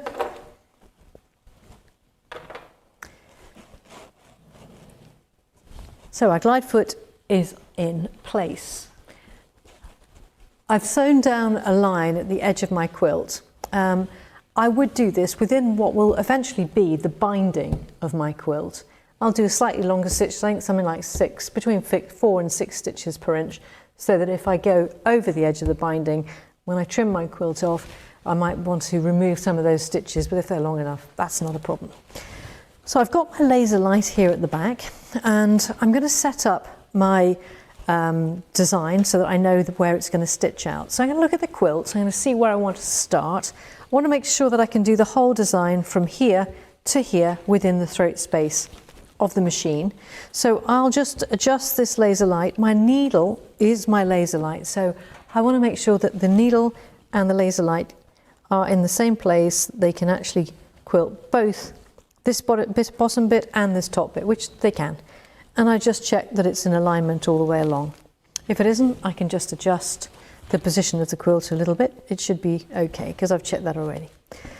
Now the settings on this one, when we're doing pantographs, it's really nice to get sharp points. So there are actually 2 stitch regulated settings. I'm going to have it in what's called cruise, and I'm going to do it so that when I pause slightly, it's going to put in some extra stitches. This is one of the things that we explain when you do your training, the difference between when you do use the different stitch regulated and manual mode, which is also an option.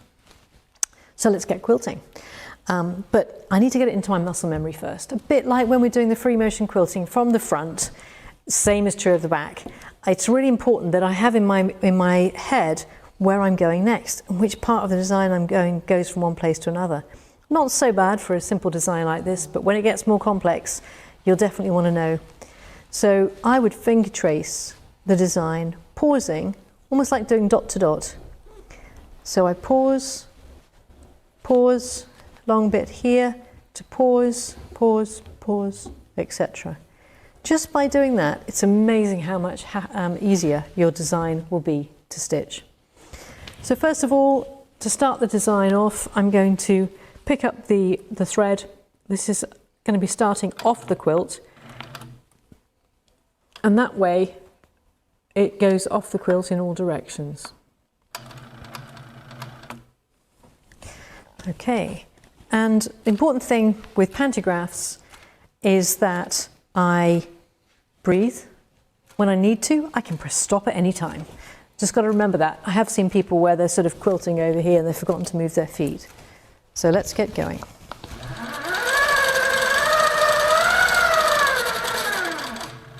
The most important thing at this point is just to check that your stitches are good. I do like to come round, particularly this is the start of my quilt, I do like to come round to the front of the quilt and just make sure.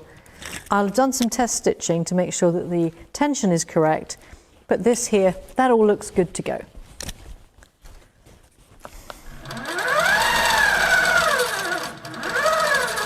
And pause, pause. You'll see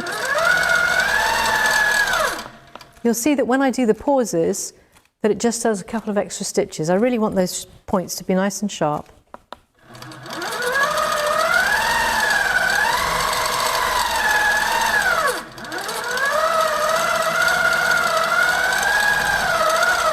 Pause, pause, pause.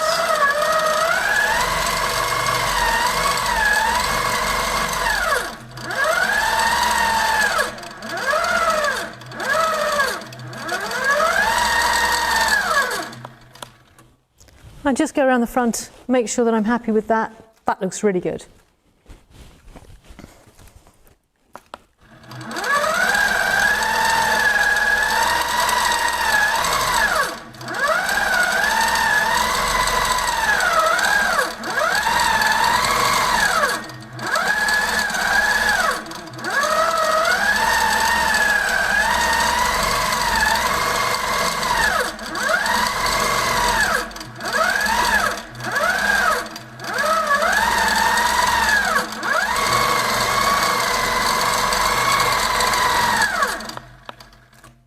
Just going to stop because if I'm not careful, my feet won't be in alignment with where I'm quilting.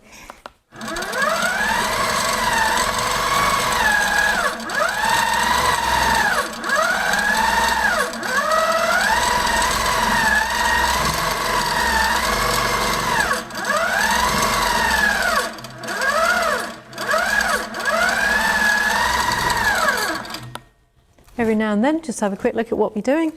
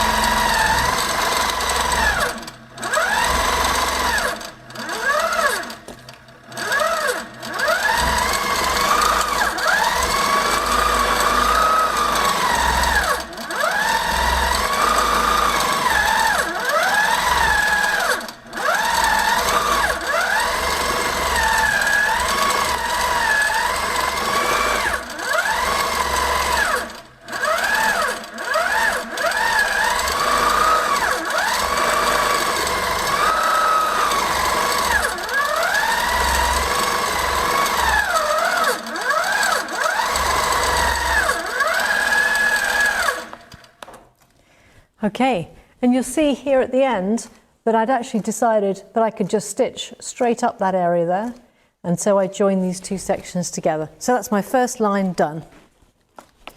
Bring up the needle.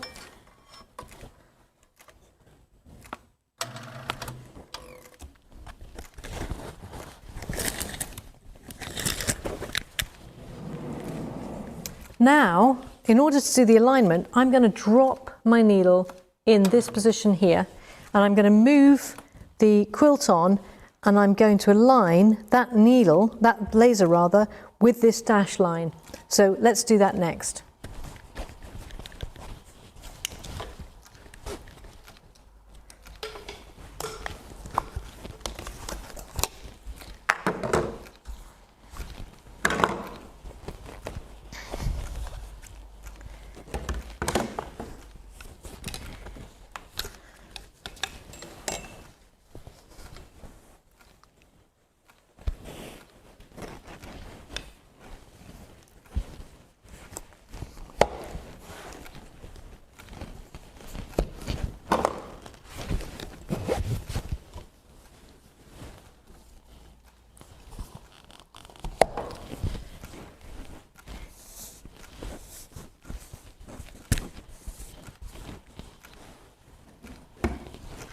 Put the super leader on at the front, twist that in place.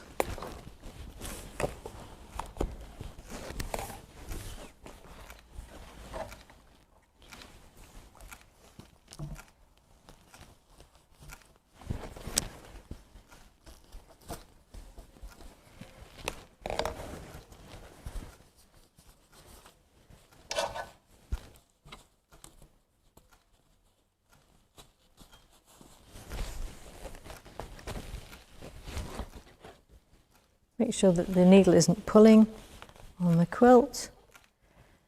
Okay. So that represents that part of my design. So let's put that there and then take the needle up. Now, the main thing I need to make sure is that actually it is all right all the way along. It might be right at this point, but it might have twisted out of skew. So, because I've completely realigned it. So I'm going to go along this edge here and just see how far out or whether I need to make any kind of corrections. So I can see that this bit here, I just need to make this a little bit closer to me. That's not too far out. And the same probably with this one. See how far, that's pretty good. That's not too far out, just a little bit. So just twist this slightly. Twist that one slightly. So this is the quilt that you've seen Liz working on now. The video you've seen so far just shows you the first row that she's done, and the next section of video will show you how to do the next rows on here. And as you can see, this makes the whole thing look so effective when you embed one of the rows into the next one, and it's really important to get these lined up correctly so that they nestle nicely into one another. You can see how effective that is. Now this has got a very stark pink thread on a black surface, but you can see the overall effect here, which is great. Well, welcome back to all of you. It's so good to have you. We've got our first 2-hour special with Liz and Pete from Pinhole Quilting. Obviously, with the new social distancing rules, you can hear my voice, and I'm going to just show you my little fingers are over here showing I'm in the room. I am here. Just obviously, we're trying to make sure that everybody is nice and safe and everybody is doing exactly what's required. So we've got the fabulous Liz and Pete from Pinhole Quilters. They are here today for a 2-hour special. Really, really excited. You're joining us now just over halfway through on all of this. So what I'm loving about this show is that Liz and Pete are now here to be able to answer your questions that you may have about long arm quilting. Any questions that you've had, we've had a few in already, really clever questions, really good ones.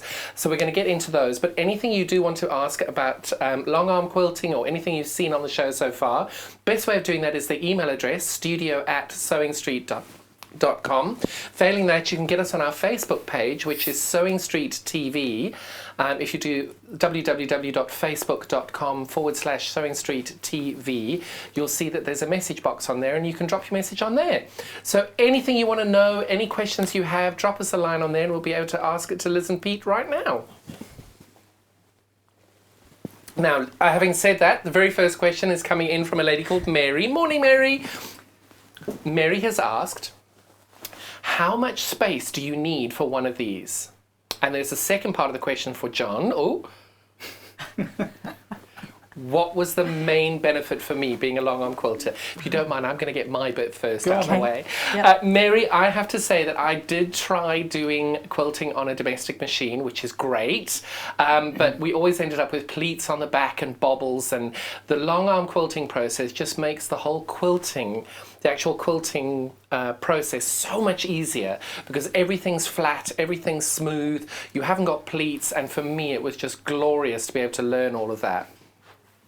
And now I'll fire that over to Liz and Pete. How much space do you need for one of these? The absolute minimum space you need for one of the frames is 7 feet by 7 feet. Now, ideally, you need a little bit more than that because with this bundle that we've got for you, you can use the machine from the back as well as at the front.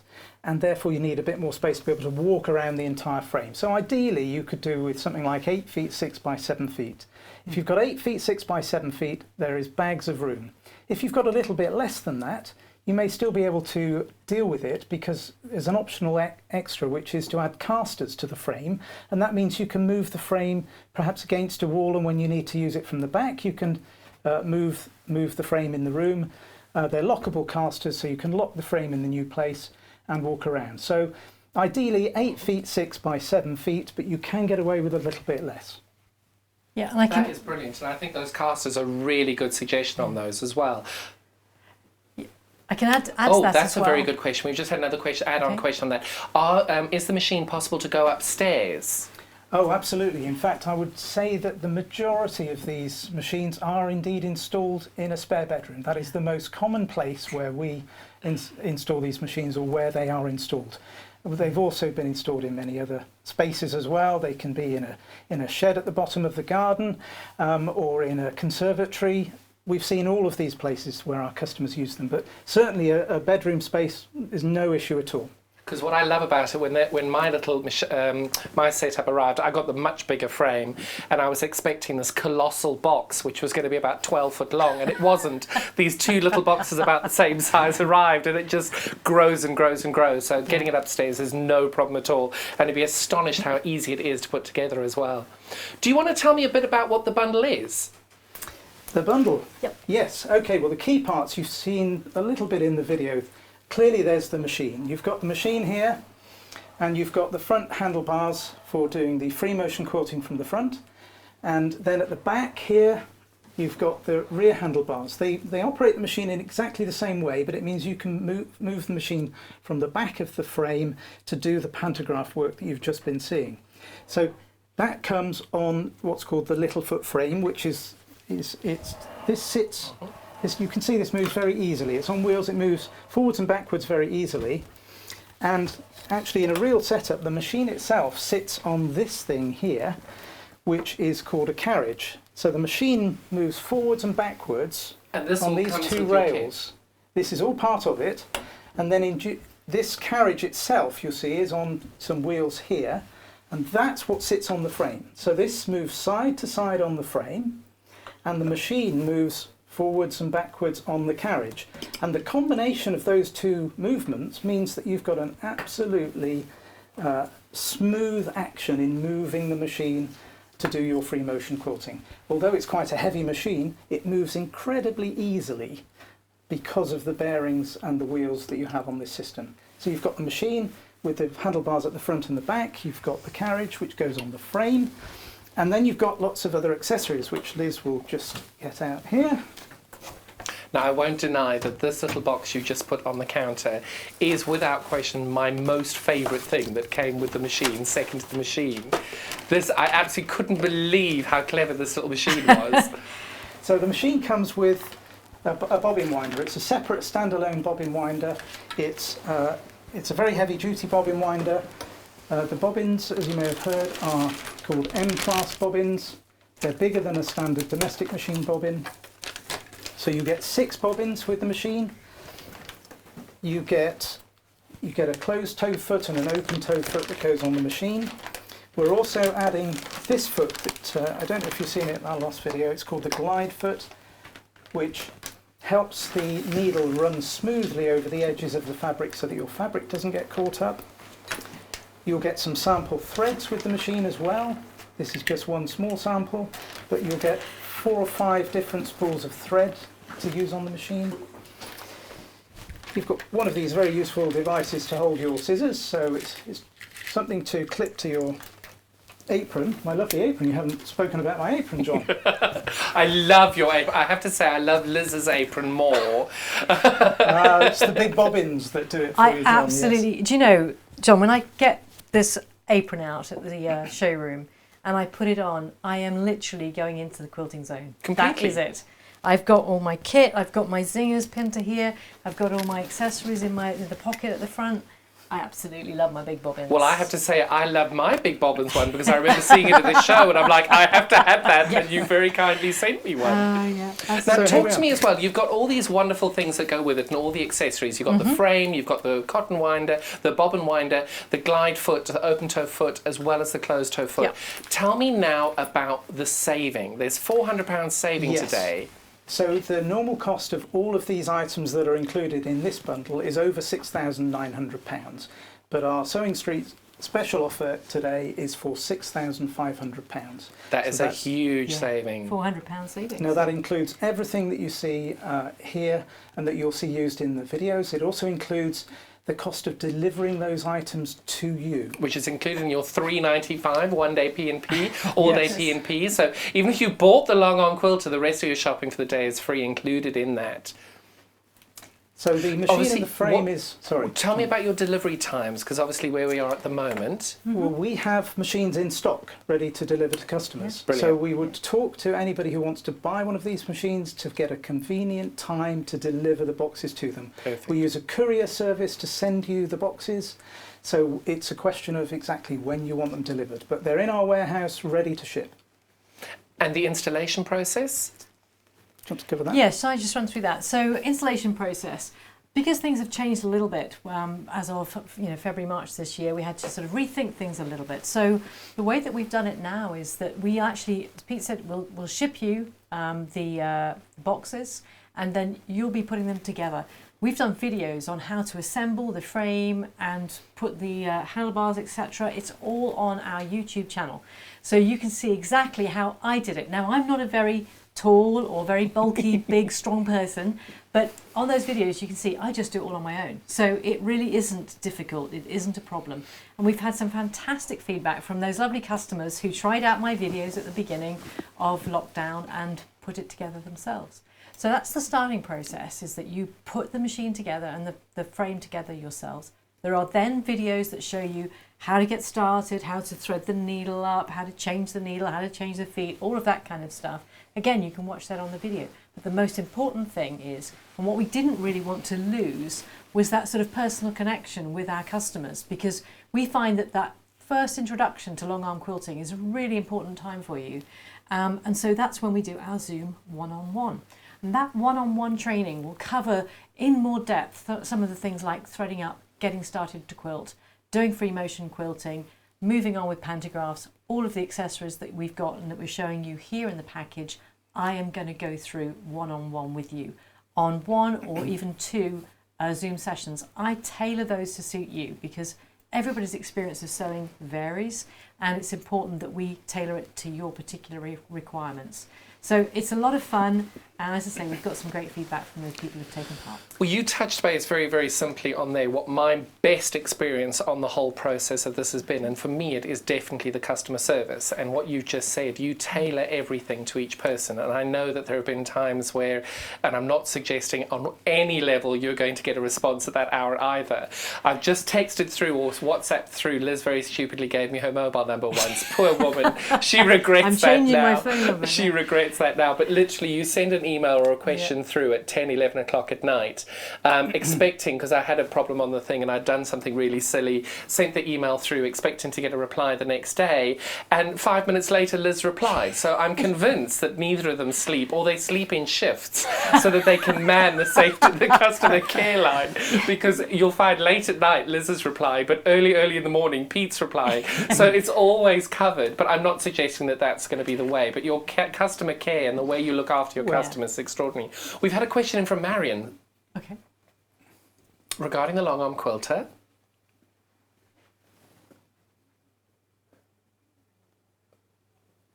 If Marion doesn't have a permanent space, so she wanted to know, is there a way of putting the machine up and taking it down, putting it up, taking it down? The frame isn't designed to be regularly taken up and put down again. So Marion, if it's something that's you need to do regularly now, that's not straightforward. If, for example, you want to put it in a temporary space now and then take it apart and put in a separate permanent space later, that's not a problem. As Liz has explained, it's not that difficult to put the frame and the machine together and indeed to take it apart again. But it's not designed to be flexible in that way. It's a very solid frame and a very solid machine. You don't actually want to be moving it around if you can help it. So usually it needs to go where it's going to be staying most of the time. I'd just add to that, though, that on our YouTube channel, there is actually, I did a little video of how you can take it apart, because I appreciate, there are situations when that can happen. You might be wanting to move house and therefore you need to break it down. So if that is something that's really important to you, take a look at that video. As Pete said, it's not designed to do that. They're not sort of quick release clamps or anything where it's designed to be taken in and out many, many times. So we wouldn't recommend it. However, it is possible, and the video that you can watch on our YouTube channel shows you how to do that. The other thing, sorry, if I can just add one thing to that, also, the frame itself, it's actually got a lot of space underneath it. Almost all of our customers have to reorganise their sewing room to be able to fit one of these in. But actually, the space under that table section is empty. It's incredible. Yeah. So you can put units under there to store your fabric and your accessories in there, so that actually you can free up space elsewhere in your sewing room just by putting the things under the frame. And trust me, you get a lot under that frame, believe you me. We've had another question in. This is in from Mary.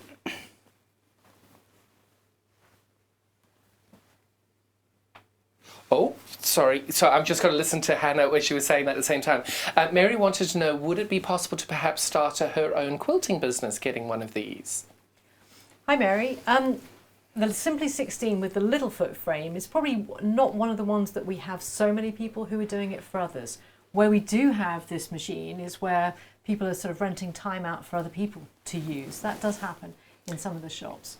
Most of the people who are doing it for others usually get a frame. John has one, which is actually where you baste onto the frame. With this one, it's very much like your domestic sewing machine. You're going to be basting using your favourite basting method, as we would have mentioned in some of the earlier videos. So it is possible to do, but most of the time, if someone's got a Simply 16 with little foot frame, they're usually quilting it for themselves, or they're renting it out to other people to use for quilting. You can put this machine, Mary, on one of the bigger frames. Now that's not included in the bundle, but if that's something you want to talk to us about, then there is an upgrade option. So yes, you can certainly use this machine in that way, but there are very few professional quilters who are using the small frame. Like John, most of them have a much bigger frame. But you touched on something really, really good there, because, well, important in my opinion, because I do think that there are people, I know in my little circle, people, they live quite close together. And we were talking, well, they were talking about getting three of them clubbing together and buying the machine together and using it as a collaborative thing and sharing the hours and doing different quilts on them as well as a quilt group, which I think is a really clever idea. It's because sometimes one person's got no children and got 3 bedrooms in their house, they can easily allocate it. Other people don't have the space, but they can potentially afford to do a third of split with that as well. Yes, we do have a number of customers who've done exactly that, where they share the machine between them. And the great thing about the little foot frame is because the quilt is pre-basted, one of those owners can be doing a quilt one day and they just take it off using these simple clips and take it away, and the other person can come and put their quilt on and spend some time. So it's very easy to switch from one quilt to another and from one user to another. That's a real benefit of this frame. Which is a slight disadvantage compared to the frame I have. Yes. Yes. The difference, and just to clarify that difference, is that the one where you're basting it onto the frame, you're effectively committed until you've either basted the rest of it, or there are methods for removing it using zips. But with this, it has that great flexibility to do small projects, large projects, take that one off, put another one on. And that makes it ideal for sharing. And as Pete said, I mean, we've got quilt groups. There was one we installed not that long ago up towards the borders of Scotland, where it was actually in a village hall. So the local quilt group had actually got some funding for it, and they bought it as a group. So I lovely. love that. Yeah, it's really nice. Because it is such a community-based hobby, really. It's Yeah, brilliant. exactly. I'm so excited. We've got another video to come in from you now. Yes. What's this video about? Okay, so this video, as Pete explained with on the overhead, the distance between the lines on a pantograph, it's really important that we can keep that consistent. So now we're going to show you how we get that consistency. So enjoy the next video. Wonderful. Now, while we go watching the next video, please do drop in your questions if you have anything. The easiest way of doing that is you've got to do one of two ways. You can do it on our email address, which is studio@sewingstreet.com. Failing that, if you do want to send us a message on our Facebook page, that is www.facebook.com/sewingstreettv, and on there you'll see there's a little message icon, and drop us a message on there. Well, but if you excuse me, well, I got tongue twisted there. Apologies. So now we're going to go and watch the next video about how you do the pantographs and follow on. So once I've put the quilt further onto the take-up here, I want to check that my alignment is correct. You get two of these channel locks which we can put on the wheels of the carriage, and the wheels of the carriage, what I want to do is just lock them so that it doesn't move in this direction, it only moves in this direction. And what I'm doing is I'm just making sure that that point of the design is in alignment all the way along, which it is. So that means that my quilt is square on to the quilt frame. That's the point of the channel locks. It also enables us to do straight line should we wish to do straight line quilting, vertically and horizontally. So I've got my alignment. As I said before, my needle is my laser. So I'm going to line up my needle again with the laser light here. Just double check it's absolutely spot on. And now my next line is ready to go. So I'm going to start in the same sort of position as I did before. I need to put the side clamps on just to hold the sideways tension. So let's put those on. Pete's going to do the other end for me. Okay. Let's just pop that up there. That's good. Right, so needle down, needle up, pull up the bobbin thread, a few stitches in place. That's it, and away we go.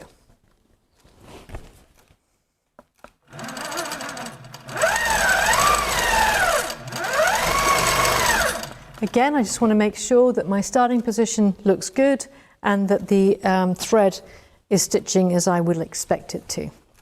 It all looks fine.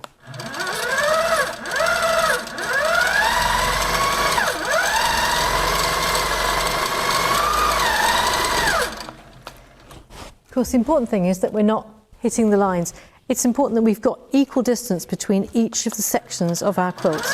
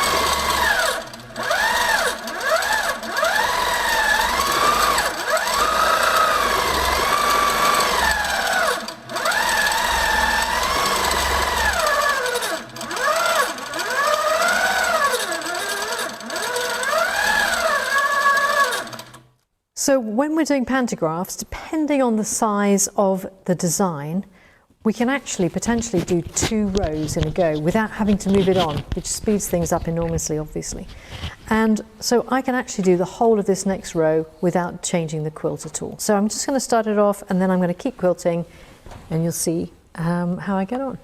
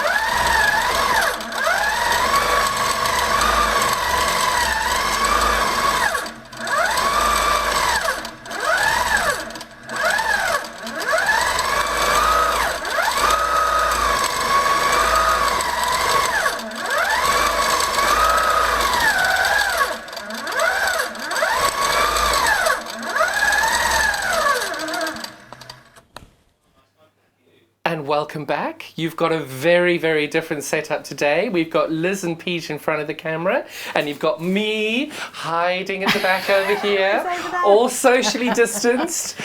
So that was brilliant, and I love that sound, that noise of that. Yes, so the pantograph that I was doing, we've got that out on the desk here, and as I was showing you on that video, the important thing is that we're doing this distance equally all the way down our quilt, and using that technique with the laser and using the needle as our laser light, we can get that alignment. And listen, I might not be absolutely perfect 100% of the time. I have a few bits like this one here, Pete's just pointed out to me, but I didn't get absolutely perfect. She's not perfect. I've never claimed to be perfect. Pete, but, you are on the sofa tonight. Close but not perfect. Almost perfect. Yeah, almost perfect. There we go. And so the important thing is, if you make a mistake, is that you do it again. And then it's a design choice. Okay. So now, not often that you'll be quilting a black fabric with pink thread. We've only done that really to show you the importance of alignment and for the purposes of teaching. But actually, most of you will be doing lovely pieced quilts where it's more about the fabrics, it's more about the piecing, and we just want that lovely overall feeling of an edge-to-edge design, like that pink thread is on there. Here, I use a very pale purple, and it just blends the whole thing together. And this is using the same pantograph design, exactly Yep, the same exactly the same. as this one, which you might be able to see on this side of the quilt. Yeah, so you can see this creates texture. This is done, the wadding in here is actually, it's a dream cotton, it's 100% cotton, whereas the one that I did on the sample was an 80-20. Basting wise, on this one that we've got here, that was spray basted, whereas and the one here was spray basted, but the one that Pete's just got here. Look at that back. Sorry. Yes. You like the back as well? Yeah, That the is back is amazing. beautiful. That's the back, That's gorgeous. which is great. Yeah, K facet fabric. So Here's the front. yes. Don't diss Cafe. Yeah, this is lovely. Absolutely gorgeous quilt. And the important thing again about this was it's, you know, we really want to showcase those fabrics and the beautiful piecing that this was actually done by my brother. And he's done a lovely job on the piecing. I wanted just to create an overall design, and that drift pattern that we used on the sample is exactly the same on here. So it just shows you that, you know, with the quilting that you do with a pantograph and edge to edge, it's a way of achieving a lovely finished look on your quilts. And Pete asked me how long it took to do those. I did a time lapse as well of it that you can see on our YouTube channel. And both of these took around 2.5 hours in total, which included cutting the fabric, basting it, putting it on the frame and taking it off the frame at the end. So I think most of you will agree that's actually pretty quick. And people ask me why I love a long arm. Yeah. It's really, really great. Absolutely. So now we've got another video that's going to now sum all of that up for you. And if you've got any questions, please make sure you do drop us a line on our email address. It's studio@sewingstreet.com. Failing which, our Facebook page, Sewing Street TV, and there's a message option on there. Enjoy the video and we'll see you in a few minutes. So what if you have a much bigger quilt? I said at the beginning that, you know, we can quilt up to a king size quilt on this frame, even though it's only a really small footprint. That's one of the big benefits about having the little foot frame. And I just wanted to show you, this is a quilt that was pantographed and it's ready for binding now. But let me just show you how a bigger quilt, because it's wider than we can do in a single section, unlike the sample that we did. So what we do is we pull this onto the quilt frame, and I would have had a cloth leader on this initially. And let's put this easy grasp on this section.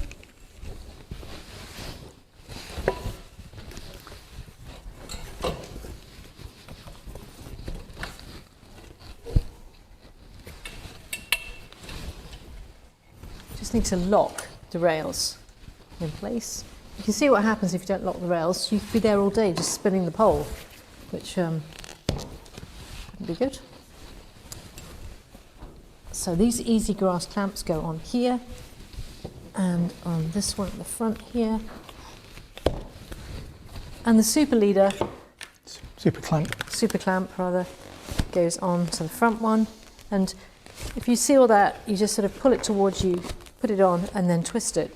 And so you can get the right amount of tightness. Now the whole thing about the tightness of a quilt, if you think about your domestic quilt, you don't have it drum tight. And it's the same with this. We don't need it drum tight, in fact. It's not the most critical thing. And in fact, if you have a quilt set up too tightly on your quilt frame, sometimes you can get skip stitches because it's too tight to help the stitch formation. Now we've got extra, so we can quilt up to here, but we've got extra. It just falls over the side of the quilt frame like so, and then we can put the extra clamp in place like that. Now we can do our pantograph side to side in this section. And that's it. And when we want to move it on, we just do the same thing again. Some people find that doing a pantograph from the top to the bottom in a single line of bedded in designs works best for them. Other people find that if they move this along, this can scoot along like so, they can actually then reveal more of their quilt. For example, if you're doing a king size, you'll probably have to do 3 passes or 3 separate sections of the quilt in order to do a 120-inch wide quilt. So that's a bit more about doing loading the quilt onto the little foot frame. And you know, when we do the Q&A, you'll have the opportunity to ask questions about anything else that you might not be sure about. Okay, so pantographs. I've done 3 rows of my pantograph. And Pete, how long did it take me? It took about 4 minutes to do each of those rows. So that's on a quilt that's 44 inches wide. Yeah. It's taken 12 minutes to do that much. Okay. So you can see that gives us really quick, very consistent results. And we reckon, you know, from teaching quite a lot of people over the years, that with the sort of practice that we've gone through with you on the show, that within a couple of hours somebody would be happy with the standard of quilting to be able to start their first quilt. And we think that that's a great way to get going, particularly if you feel that you don't have that artistic ability. This is going to give you that confidence and the muscle memory to be able to quilt your quilts. So that's the front, and here is the back. Now, of course, we've got a very stark situation here where we've got a bright thread on a black background so that it's nice and easy to see in the filming. But, of course, generally you would have a patterned quilt top, Yep. something like this, where the quilting wouldn't show up as much in any case. Yeah. This one's ready to go. Yeah, so this is the next quilt that's going to go onto this quilt frame. I've put an old piece of fabric sandwich that's from a previous practice piece. I've just cut 8 or 9 inches of this cloth leader. This is what I pin to the quilt sandwich. So I've got extra wadding, extra backing fabric, and I pin it to that so that I can actually start my quilt top, which I couldn't do on the sample piece, as some of you will have noticed. Okay, so the purpose of that leader is that's the bit that goes around the bar so that you don't waste any of your real fabric. Exactly that. And as we get to the end, on this occasion, I have got enough backing and wadding to do the end. But actually, I'll probably put the cloth leader down there at the bottom as well. That way I can quilt all the way to the bottom of the quilt, even though my quilt is fully extended. Now, the point that Pete was making was, you know, that on that black fabric, we picked a very strongly contrasting one of our brightest pinks in the glide. But with this one, I'll be using this lovely thread here, which is called Split Pea, which is going to work beautifully and just tie all of that quilting together. I'm still going to use the drift pattern because it's a really good overall design that just will go nicely over this very straightforward quilt. This is one of the K Facet quilts. And I think that's it. Let's do a quick close-up of this, shall we? Yeah. Let's just to see the stitching on that. Let's just show you that. So there we go. That's our pantograph. Fabulous. Yeah. And fun to do because it's pretty stress-free. You know where you're going, it's stitch regulated, and you can finish your quilts yourself. And welcome back. You're not seeing me on screen, but I'm just here, social distancing and making sure everybody's safe and doing everything correctly. I am so privileged to be able to welcome Liz and Pete from Pinhole Quilters, otherwise known as Handi Quilter. They are in the studio today. It's such a privilege to be able to have them today. 2-hour special showing them these amazing Simply 16 machine. Thank you so much for everybody sending in your questions and wanting to know more information about it. We're going to get to that in a few minutes. We're going to hand over now to Liz and Pete, and then we're going to be able to see a little video of exactly what it is you're getting in this fabulous deal. So you've done a special deal. Tell me a bit more about that. Yes, so the special deal that we've put together for Sewing Street is really because we know that when people are starting out on their long arm learning curve, as we call it, that they need the kind of package that we've put together here. So that includes the little foot frame, the glide foot, so that we can do quilting from the back. You get some lovely samples of thread. We're going to cover that more in detail in the next video that we've got. Well, should we go to that right now then? That makes more sense. Yeah, fantastic. Enjoy the video. Okay, Liz, so that all sounds fantastic, but we've been talking about the package that we're offering to Sewing Street. What exactly is it that is included in the package that we've put together? The package, well, it's a fantastic package. Sewing Street, we're really happy to be working with Sewing Street, and we really think that we've got a lovely package to offer to Sewing Street customers. So in our package, we have got the 16-inch Handi Quilter Simply 16 long arm quilting machine. We have got the Handi Quilter little foot frame that enables you to quilt up to king size quilts really easily. We've got all the clamps and the accessories that you need to attach the quilt to the machine. We've got particularly for those non-artistic types who are really worried about the fact that they've never done long arm quilting before. We've demonstrated how easy it is to use the pantographs and how you can quilt from the back of the machine. So our package includes the quilt from the back kit, so you get another set of handlebars and a screen to control the machine. You get the laser light and you get the post and you get the sample of the drift pantograph. Okay, so that's pretty much the machine and the frame. Okay, so if Yeah. I'm interested in one of these machines and frames, Yeah. together with all the accessories that we'll talk about in a moment, Sure. how does that actually get delivered to me? Good question. So we've got a YouTube channel which shows you how you can set this up yourself. This frame can be set up very, very easily, and we recommend that you go and view some of those videos if you're not sure. So what we do is we send by courier to a UK, EU or EEA address all of the boxes that are required. So that's the machine box and the frame boxes, so that you can set it up yourself. What we will then do is, once you've got it set up and you've watched all the videos on how to get going, we then arrange a one-on-one training session with myself or one of our educators on Zoom, and we show you how to get started and how to get quilting on your new Simply 16. So to see how easy it is to set up this frame and machine, all of that information is on the Pinhole Quilting YouTube channel. Is that correct? That's absolutely correct. And we recommend that you have a look at those videos. There's a series, there's a playlist, and we'll have some links on our main website to that, and also from the Sewing Street website. So should we run through, Pete, should we run through some of the accessories that they also get? Because this is a fantastic package and it represents a considerable saving. So if we were to add together the machine, the sewing from the back kit for the pantographs, and all of these accessories, it would come to over £6,900. But it represents a huge saving, £400 off for Sewing Street customers. You're going to pay only £6,500.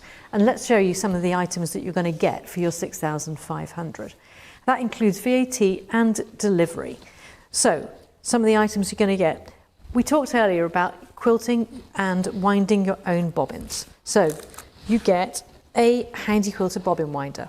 This enables you to wind the big M-size bobbins. It's a really nice little neat unit, and there's a separate video on how to set that up. So you can see it's got its own little dial here, and it has an auto cut-off as well. If you watch the video, you'll see exactly how to set this all up and how to set it so that it shuts off automatically when your bobbin is full. You will get all of the tools that you need, including some additional tools, which are things like this for putting on the thread mast and for adjusting the foot if required, and some Allen keys as well. One of these, this one, is the one that we will have used for taking the foot on and putting a new foot on for you. There's a little light so that you can look in the bobbin case area and you can clean it out with the brush that's supplied. Every bobbin change we recommend you put some oil, so there's a nice long oil dispenser and enough oil to last you many, many years. I still have mine and it's over 7 years old. I've been using these scissors. These are really handy curved scissors, and it's on what's called a zinger. Okay, I recommend you don't let go. But this attaches to your apron or to your clothing, so that you've always got your scissors close by, because you're going to be doing lots of quilting on your new long arm. We've also got not only the closed toe foot, but we've got an open toe foot. So if you're into machine embroidery or machine quilting or micro quilting and you want to do lots of intense work, you can see the needle more easily with the open toe foot. This is a really strong, robust machine. It comes with industrial needles, and you get 20 needles, size 16 and size 18 with the kit. You also get 6 of the long arm bobbins. There's a bobbin case that you get with it, and you also get some samples of threads. So the threads, beautiful, variegated. You've got some trilobal polyesters, and we'll talk about those when we do the training, and we'll get you to change the threads, because these machines love thread almost as much as you do. King Tut, lovely. Glide, beautiful. There's a DVD that you can watch. Screwdriver, some spares. We also supply a surge protector to protect your lovely machine, and you get the side clamps. And because you're going to be doing lots of pantographs, we're supplying the glide foot. So the glide foot here is a really useful accessory, and we've thrown that in as well. Plus a beautiful, much sought after Handi Quilter bag. We don't know when we're going to be doing the next shows, and sometimes we give these out. You're going to get one with your Handi Quilter machine. Almost good enough reason to buy a Handi Quilter. And you'll be able to put your finished quilts in there and take them to class when your classes restart. Now, the other thing that's important to note, you get 4 of these feet. These are adjustable feet, so even if you've got a slightly uneven floor, you're going to be able to get it nice and flat so your machine doesn't take off on its own. So those are the feet that go on the bottom of the frame? Yeah, these are the feet that go on the bottom of the frame. We tend to put wheels on because we're taking the machine to shows, but you will get these solid feet. If you need to get sets of caster wheels, you can upgrade that option of having casters, which are lockable, really robust, and designed to work with the Handi Quilter. Otherwise, you can stick with the little feet. So even if you've got slightly less than 7 feet by 7 feet than you need for this setup, you might be able to get away with slightly smaller space if you put casters on the frame, and then you can move it in and out of the space as required. Absolutely. I think it gives us a really flexible option. You know, a lot of our quilting rooms are multi-purpose spaces, so it's really important that when we're not quilting, that we can push it out the way if we wanted to. So that upgrade option, talk to us and we can add that to your order. Okay, any so other questions, Pete? Yeah, well, why should I buy a machine, a long arm quilting machine from Pinhole Quilting? Yeah, good question. Well, apart from the fact that we've been selling the Handi Quilter machines for over 10 years, so we have a huge amount of experience on long arm quilting, we have this beautiful purpose-built showroom that we are aiming to open as soon as government restrictions allow. Plus, we've got our Zoom training, we've got one-on-one training, and if you look at some of the quilters who are using the Handi Quilter system out there, including Sewing Street's John Cole Morgan, who's got one of our Handi Quilter machines, Stuart Hillard, who's got one of the Handi Quilter machines. We've got some fantastic quilters out there, including Linda Jackson, who's a Handi Quilter ambassador, who won Best in World at the World Quilt Show a couple of years ago.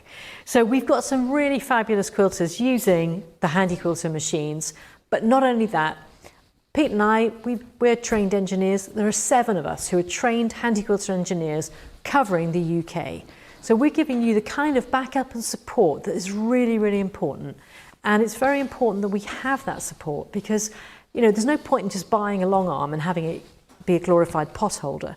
It's really important that you use that machine.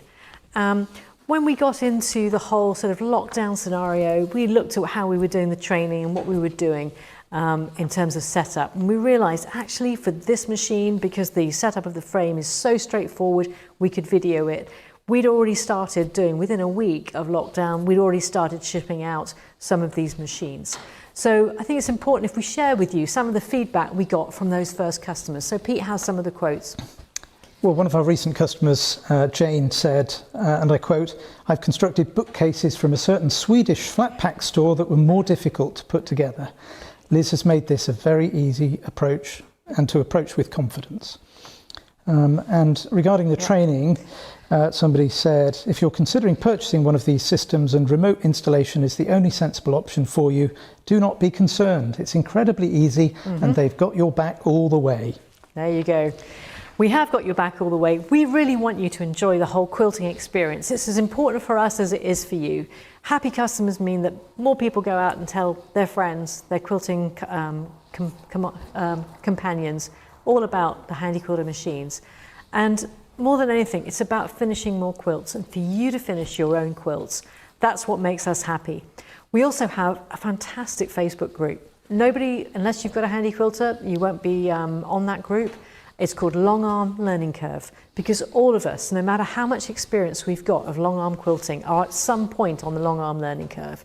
Long Arm Learning Curve has got over 800 members worldwide, and on that group, once you've become a Handi Quilter owner, you will see the wealth of experience and the kind of questions that people ask, what kind of threads they're going to use for certain projects, if they're using batiks, what needles should they use.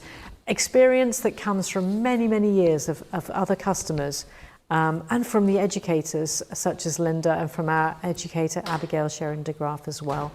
We've got some fantastic experience in that group and you get the benefit of that when you purchase a Handi Quilter. So you talked about servicing. If I can bring it back to some practical questions again, Liz, how often do the machines need servicing? Yeah, so servicing, I mean the maintenance and servicing on these machines, maintenance just on a basis of using the machine, you're literally putting a dot of oil every bobbin change. That's it. We just need you to keep these tracks a little bit clean of dust. Bit of wadding, just water, and that's enough to keep the tracks clear. But every 2 years we recommend that you get your machine serviced with a certified Handi Quilter engineer. We can put you in touch with that person, and you can either have them come to you, or you can drop your machine off. We have people who just call us in advance, and they perhaps drop their machine off 1 week, pick it up the following week, or by arrangement in advance. We can also do same day turnaround. We're in the middle of the country, we're not far off the M5, we're really easy to find, and we've got a big unit here. You can sit in here, have a coffee while you wait, and we can repair and or service your machine. And what about warranty on these machines?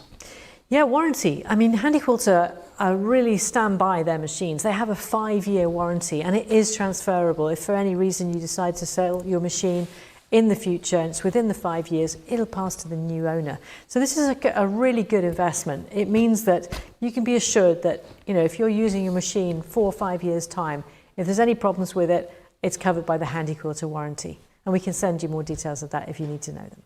Okay, so let's just do a final recap then of what you get and what the price is. And we hope that you become one of our many hundreds of customers. We do. You can see on our website as well that many customers around the UK, we have a map there that shows Handi Quilter customers throughout the UK and Europe. And we have some great support in Ireland. In Northern Ireland, we've got our engineer Derek, and he covers the whole of Ireland. So we really have got some great coverage. But let's just cover the offer then. So you get a Simply 16 long arm quilting machine with the little foot for self-assembly at home with Zoom training. And you get the accessories that are included with the frame, which are the clamps, and you get the feet. You get Handi Quilter bag, you get a glide foot, you get Velcro side clamps, and you get a surge protector. We throw in some sample threads so you can try out your quilting with different threads and understand how to use your machine to best effect with different types of thread. You get oil and a brush for maintenance. You get 20 industrial type of needles, 1 needle per project, so that's lots of projects that you can use those on. You get your aluminium bobbins and an open toe foot. You get your zinger and your scissors, you get your light, and you get a Handi Quilter bobbin winder. So all of this, all together, is £6,500 and saving you £400 off what would be the normal retail price. It's a fabulous deal. We really hope that you can join us in becoming a Handi Quilter owner. But even if you don't, have a look at our videos, see what we do in terms of do long arm quilting, and we hope that one day you too can join us on your long arm learning curve. Great. Time for a G&T, I think. Absolutely. Now, I don't know about you, but that is an enormously good deal. Look how much you're getting, and such a great price. Saving £400 today with Sewing Street. What a fantastic deal. Liz, Pete, thank you so much for that. One thing that you haven't mentioned that I know that I did with you is the training. Obviously, COVID-19 has changed everything. Oh, just to let you know, you're not hearing anything weird. I am here. It's just that with social distancing, we've got to make sure that we're keeping as far apart as possible. Liz and Pete are married, so they're on their own little bubble, so don't worry, they're allowed. They are allowed, but it's just to make sure that everybody's safe and adhering to guidelines, etc. I am in the room, just on the other side of it. So when I bought my long arm quilter from you, you did training. So how is that working now? Yeah, good question, John. I mean, Sorry, is that included in the price? I'm just assuming it is. Yes, it is. It is included. One of the reasons it's included, I think it's really important to kind of really emphasise this, is that education is at the heart of everything that Handi Quilter do. We know from our vast experience of selling these machines that without the education and training, it's just going to be a glorified potholder potentially. You know, really important that you make the most of this investment. So education and training is included. So not only do you get the videos that we've done for you online and the Zoom one-on-one, but afterwards you'll get the foundation workshop. Our showroom is 1,500 square feet. We can socially distance.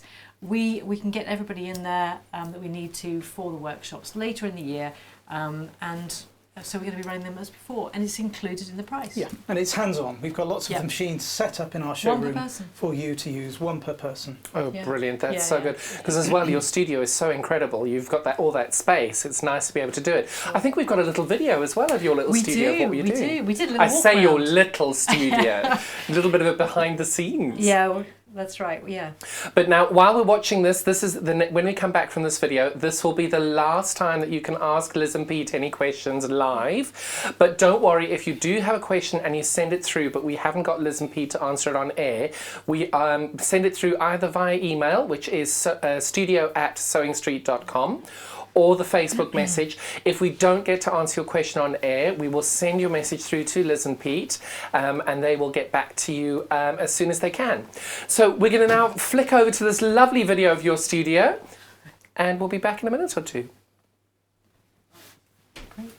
Hi, I'm Pete from Pinhole Quilting, and I'd like to introduce you to our showroom here in Worcestershire. The first thing that you see when you come through the door is this great array of colourful glide threads, which is always available. But I'd like to introduce you to Liz, who's going to give you a brief look around at the showroom and training centre. Hi, welcome to the Pinhole Quilting Showroom, just an hour south of Birmingham and 10 minutes off the M5. This is our wonderful facility where we show people the fabulous range of Handi Quilter machines. We teach people how to use them, and we give you access to all these amazing accessories and threads that are going to make the most of your long arm experience. So when you come to the showroom, you see not only those lovely threads, but also we've got some fantastic accessories.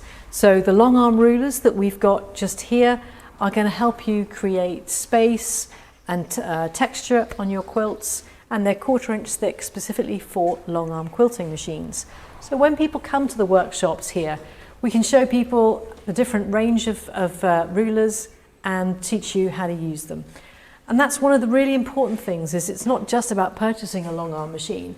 When you buy one of these machines, you get a foundation workshop. Subject to us being open later in the year, we'll be able to do your hands-on training here. One machine per person.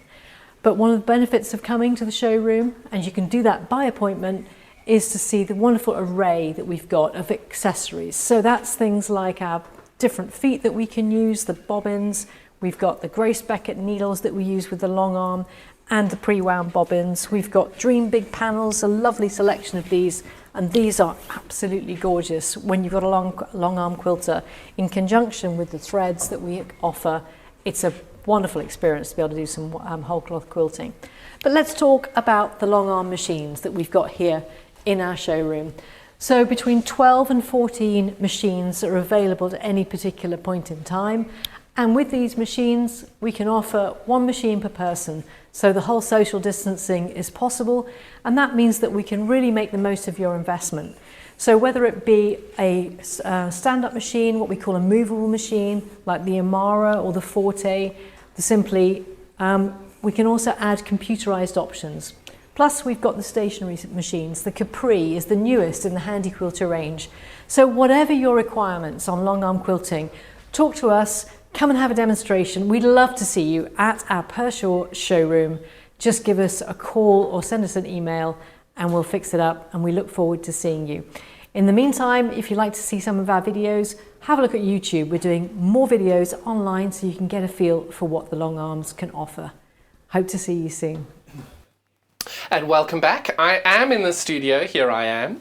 We are socially distancing, and we've got the fabulous Liz and Pete as our special guests in today. We've had a little bit more than our 2-hour special, which I'm so thrilled about. And your studio is incredible. I can't even call it a studio. It's more like a giant warehouse of joy and happiness. It's amazing. I know I'd be very happy in there. We're very happy in there. So within the bundle as well, we're going to be able to go and do a training there in your studio. Oh, fantastic. Yeah, absolutely. I mean, it is one of those things that, you know, that foundation workshop will give people the basis, but then obviously there's the add-on classes that we offer as well. Now, we've had to suspend those because of the current COVID thing, but actually, as soon as we can, we're going to get those back up and running again. We have a couple of educators in the UK, but it's a worldwide community that we have access to. Because the community is a really important thing, because one thing I've absolutely absolutely thoroughly enjoyed is in learning more about with the community. Tell me a bit more about how people would do that. Yeah, and it's a very difficult thing to really explain until people have got a Handi Quilter, what that actually feels like and what it is. But one of the things that came from one of the very early classes was a group on Facebook. It's called Long Arm Learning Curve. It's a private Facebook group, so it means that when you've got a Handi Quilter, we send you an invite so that you can join in. And it's a really safe space. It's a lovely place to be able to post questions about threads or fabric or any questions you might have about your long arm. There's over 850 members currently, and that's mostly in the UK, but it is worldwide as well. And what I love about that is when you do have a problem and you have messaged Liz at midnight to ask her about the question and she has finally gone to sleep and turned her phone off. It does happen. Somebody on the actual page is normally somebody's awake at some point and they can come up. Or it's a great resource to go and troubleshoot any issues you may have. Exactly. And 99 times out of 100 it is user error. Yeah. Ask me how I know. We've had a message in from Patricia. Hi Patricia. She's asking about the warranty. Yeah. Okay, Patricia. Well, actually, you'll be pleased about the warranty because in the sewing environment, Handi Quilter has an industry-leading 5-year warranty. So that's a warranty on any component of the machine or the frame. It's 5 years. That's fantastic. That's a really good deal. Yeah, absolutely. Because I have to say, the service that I've had has been exceptional, and the customer care is beyond anything I've experienced. They've been fantastic, and I literally cannot gush more about it, and I don't get anything for saying that. It is literally just the truth, because you do care, and you genuinely do want your business to succeed, and that comes from being really happy customers. Yeah, they're really well built, semi-industrial machines. They don't go wrong very often. But in the rare event that they do, you know that you can be covered for the first 5 years of ownership. Fantastic. Yeah, and I suppose we have got another question in. Yes, what's that, Hannah? Question in from Susanna. Hi, Susanna. She has mobility issues. Can she use this from a seated position? Do you want to cover that? Or if somebody is in a wheelchair? Shall I cover that? Yeah, you cover that. In fact, I have had that situation before. We've got a couple of our customers have got fibromyalgia, so they prefer to sit when they're quilting at a little foot frame. So the frame can be lowered, it can be set to whatever height you want for standing, but actually it can go pretty low. So we have found that people who need to be seated can be quite comfortable. Now from the back, it's actually easier to operate it from the back of the Simply 16 because the handlebars are set a little bit lower. So for pantographs, absolutely perfect. But I think, if that was a question that you needed answering in more detail about the height that it is to the handles so that you could work out for your own personal circumstances, I think send us an email and we can answer that off air. And the best way of sending an email in is if you send that through to studio@sewingstreet.com. What we'll do is we'll make sure that Liz and Pete get that after the show. And if you're watching on a repeat, or maybe you've just got a questions and you're watching it over 2 days, send the question through to studio@sewingstreet.com and we'll make sure that Liz and Pete get that question. So I'm going to have to say a massive thank you to all of you. You and I, we all pre-recorded we'd call the most standard questions, I suppose. So we've got that as a pre-recorded thing. I can't thank you enough for being our first post-COVID guest in, and thank you so much for being that, and thank you so much for sharing your incredible products with us. I'm so grateful. It's been a pleasure to be here, John, Absolutely. and to be here with your left hand. They've only really seen your left hand. I'll show you my right hand too. Both hands are here. Well done. No, it's been a real joy, and it's been a delight It's been a pleasure having to put you. this together for Sewing Street. Oh, it's brilliant. Yeah, it's great. So we're going to do the Q&A now. The questions now as a little video, and then we can safely get everybody in and out the studios, and I'll see you in a few minutes. Hi Liz, hi Pete. Oh, I wish I was able to come and do this with you today in person, but unfortunately where we are now, I'm so pleased we've got the technology to be able to do this as we are. So why don't you now tell us and our wonderful viewers, why would I buy a long arm quilter? That's a great question. Listen, John, we're really sorry that we couldn't be with you to go through all of the long arm questions here. But yeah, the most important reason is that you can finish your own quilts. I mean, it's one of those things, you spend all this time piecing, but wouldn't it be lovely to actually quilt your own quilts? And although you might have a sewing machine, it could be up to, say, 11 inches, something like that, a mid-arm. This is a 16-inch throat space. There's so much more that you can do, both from the front, free motion quilting, and from the back when we do our pantographs. as you'll have seen on the show, or as you will be seeing on the show. So it's just that ability to be able to finish those quilts. You might have a whole pile of UFOs, and it would be so nice to be able to make those into finished quilts to give to someone that you love or have on your own bed. Really great to get that one. Thank you, Liz. And now tell me, why would I buy a long arm quilter from yourselves? You run a company called Pinhole Quilting. What makes you different? Pinhole Quilting, this is all we do, long arm quilting. This is our specialist subject. So from our showroom, this huge showroom that we've got, we also do our teaching. So Pinhole Quilting is all about supporting our customers, selling long arms and training people on how to use them, plus supplying all the wonderful accessories and threads that go with that.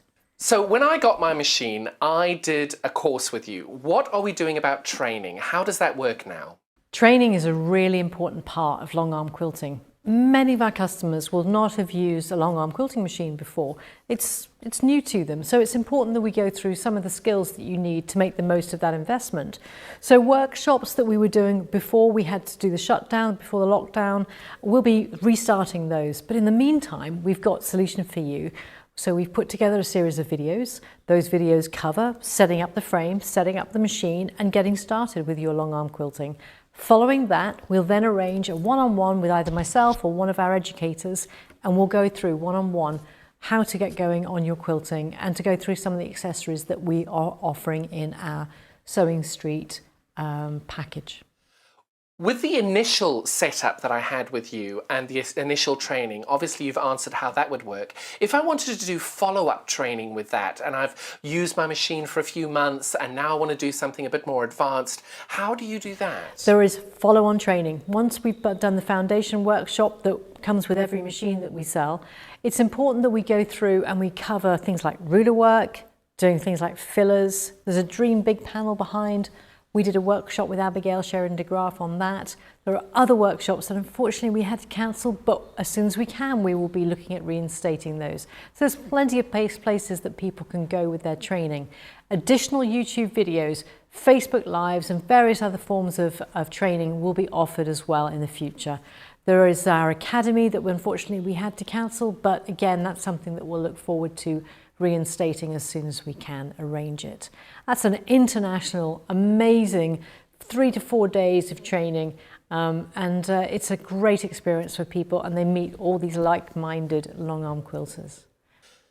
So I've ordered the machine, I've got it. What now? How does that work? How are customers actually setting everything up now? What will happen is we will send out to customers, whether they're in the UK, parts of Ireland or Europe, wherever they are, we will send out your machine, and the initial setup will be by yourselves, and we have the videos that we've put together of how to set up this frame, how to put on the machine. I have to say that they are just me doing that, so it's not difficult. It's a very straightforward machine to put together. There are also initial training videos on how to get started with your quilting. And then following on from that, we'll do the Zoom one-on-one training. We just had a customer who set up her machine down in the south of France.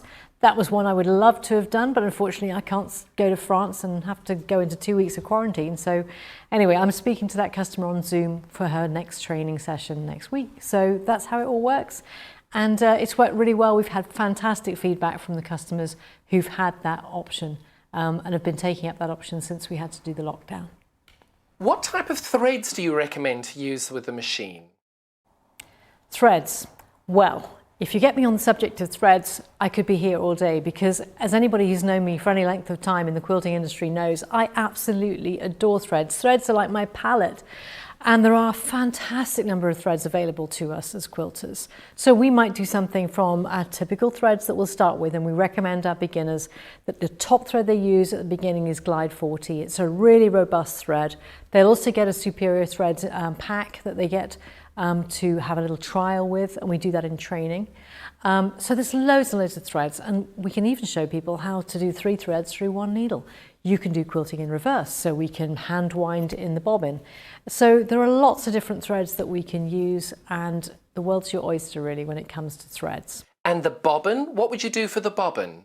We recommend that you can either wind your own bobbins, and it comes with a bobbin winder for the large capacity M-size bobbin, much bigger than domestic bobbin, so we can quilt for longer before we have to change the bobbin. You can also get pre-wounds. Deco bobs is what we use quite often when we're doing the demonstrations at shows, and at our showroom we're using Deco bob. That's an 80 weight polyester. It's a lovely thread, very reliable, works very well with glide on top. Then we've also got Bottom Line by Superior Threads. That's a 60 weight thread. So, I mean, these are some of the things that we discuss in the training so that you become much more familiar with threads. And I love passing on some of my thread knowledge that I've accumulated over the many years I've been a quilter. And it's one of the delights that I have of when people suddenly discover threads. It's like your palettes, it's like your paint box. And it's one of the benefits of having a long arm. I have a really big quilt now. Am I able to do that on this machine? How would that work? You might have a very big quilt, but the wonderful thing about the little foot that we've got here and that we're offering as this package with Sewing Street is that there is no restriction on the size of quilt. We're effectively quilting a section at a time. It's like a big frame, like a big hoop. And so we quilt a section, then we move it. So you can quilt up to a king size on the same size that we would quilt a small quilt. And if you want to do a teeny tiny quilt, you just put some cloth leaders on it, and then you can quilt a very small piece as well. So it's perfect. Everything from small to large. You do need to baste it in advance. So bear that in mind. Favourite basting methods would include the tack guns, fusible wadding, 505 spray, one of those methods, and then we clamp it in place. And we'll be demonstrating, or we will have demonstrated, how you do that, particularly with a pantograph.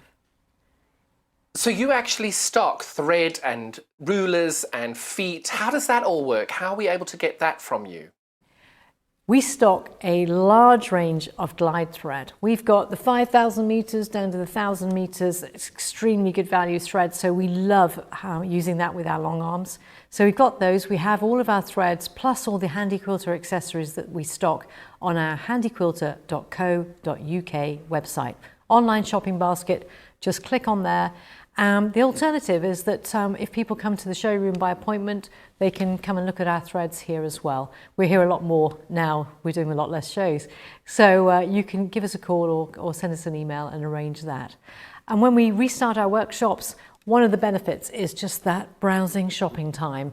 So we make sure that we put in some decent breaks where you step away from the machine so that you can see the accessories and you can try many of them out while you're here. Are there any other ways of being able to get involved with other people who have long arm quilters like mine?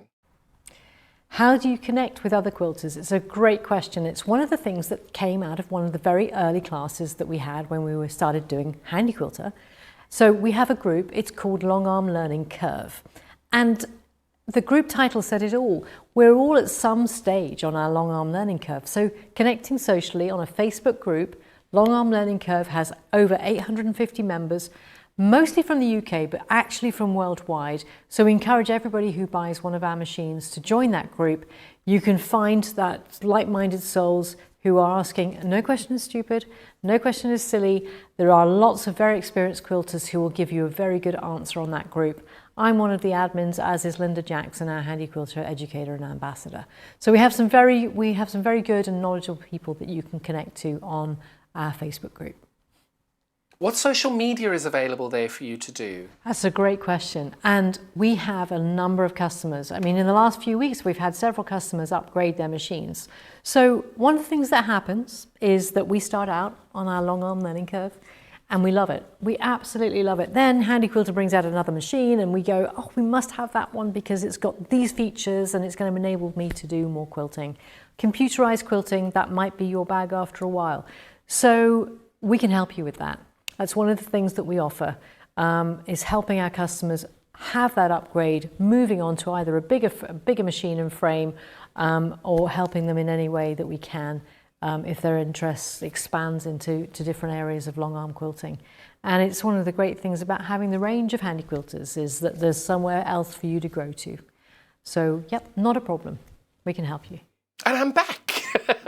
How lucky are we to have had Liz and Pete? I am so excited. And look, I stole their apron. So, Wasn't that the most incredible deal? And you've got such a fantastic amount of items that you're getting with that bundle. That's £6,500 plus £3.95 included for the postage and packaging. It is an incredible deal. And then you get that sense of community as well with it as well. You've got the wonderful support that certainly that I've received, and you've got the training.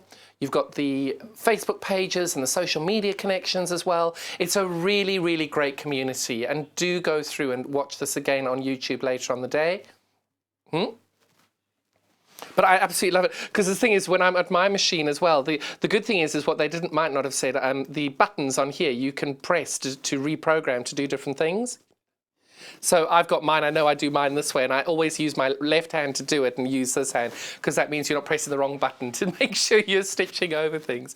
But I have never enjoyed anything more than getting a Handi Quilter, and I think the support and service that I've had, it's exceptional. It's a really, really great product, and such a great price to getting something so extraordinary. I know you will not be disappointed in it at all.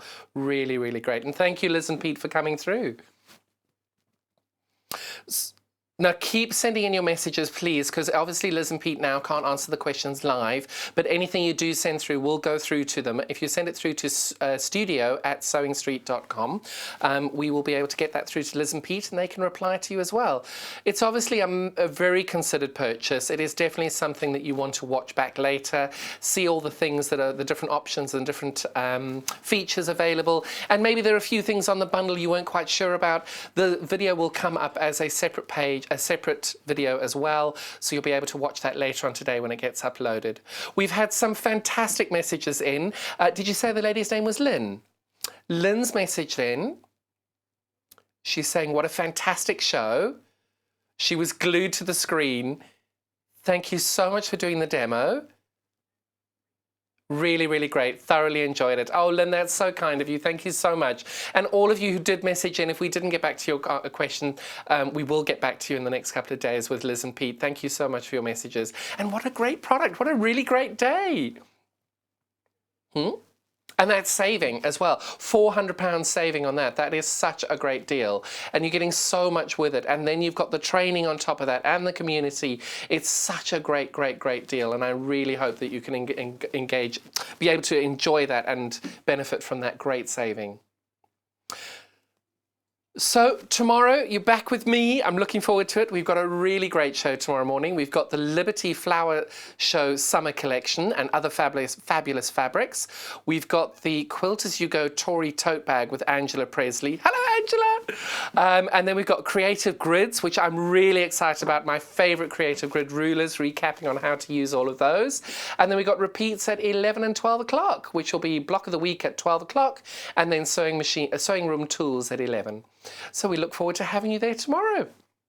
Thank you so much for joining us today. Thank you for your time, and it's been a really, really special day. I'm really excited, and it just shows we can get guests in with a little bit of manoeuvring, a little bit of an odd hand wave and me across the room. We can get people back in. So it's been so, so great to have you. Have a wonderful day. Stay safe, and thanks a lot. Bye-bye.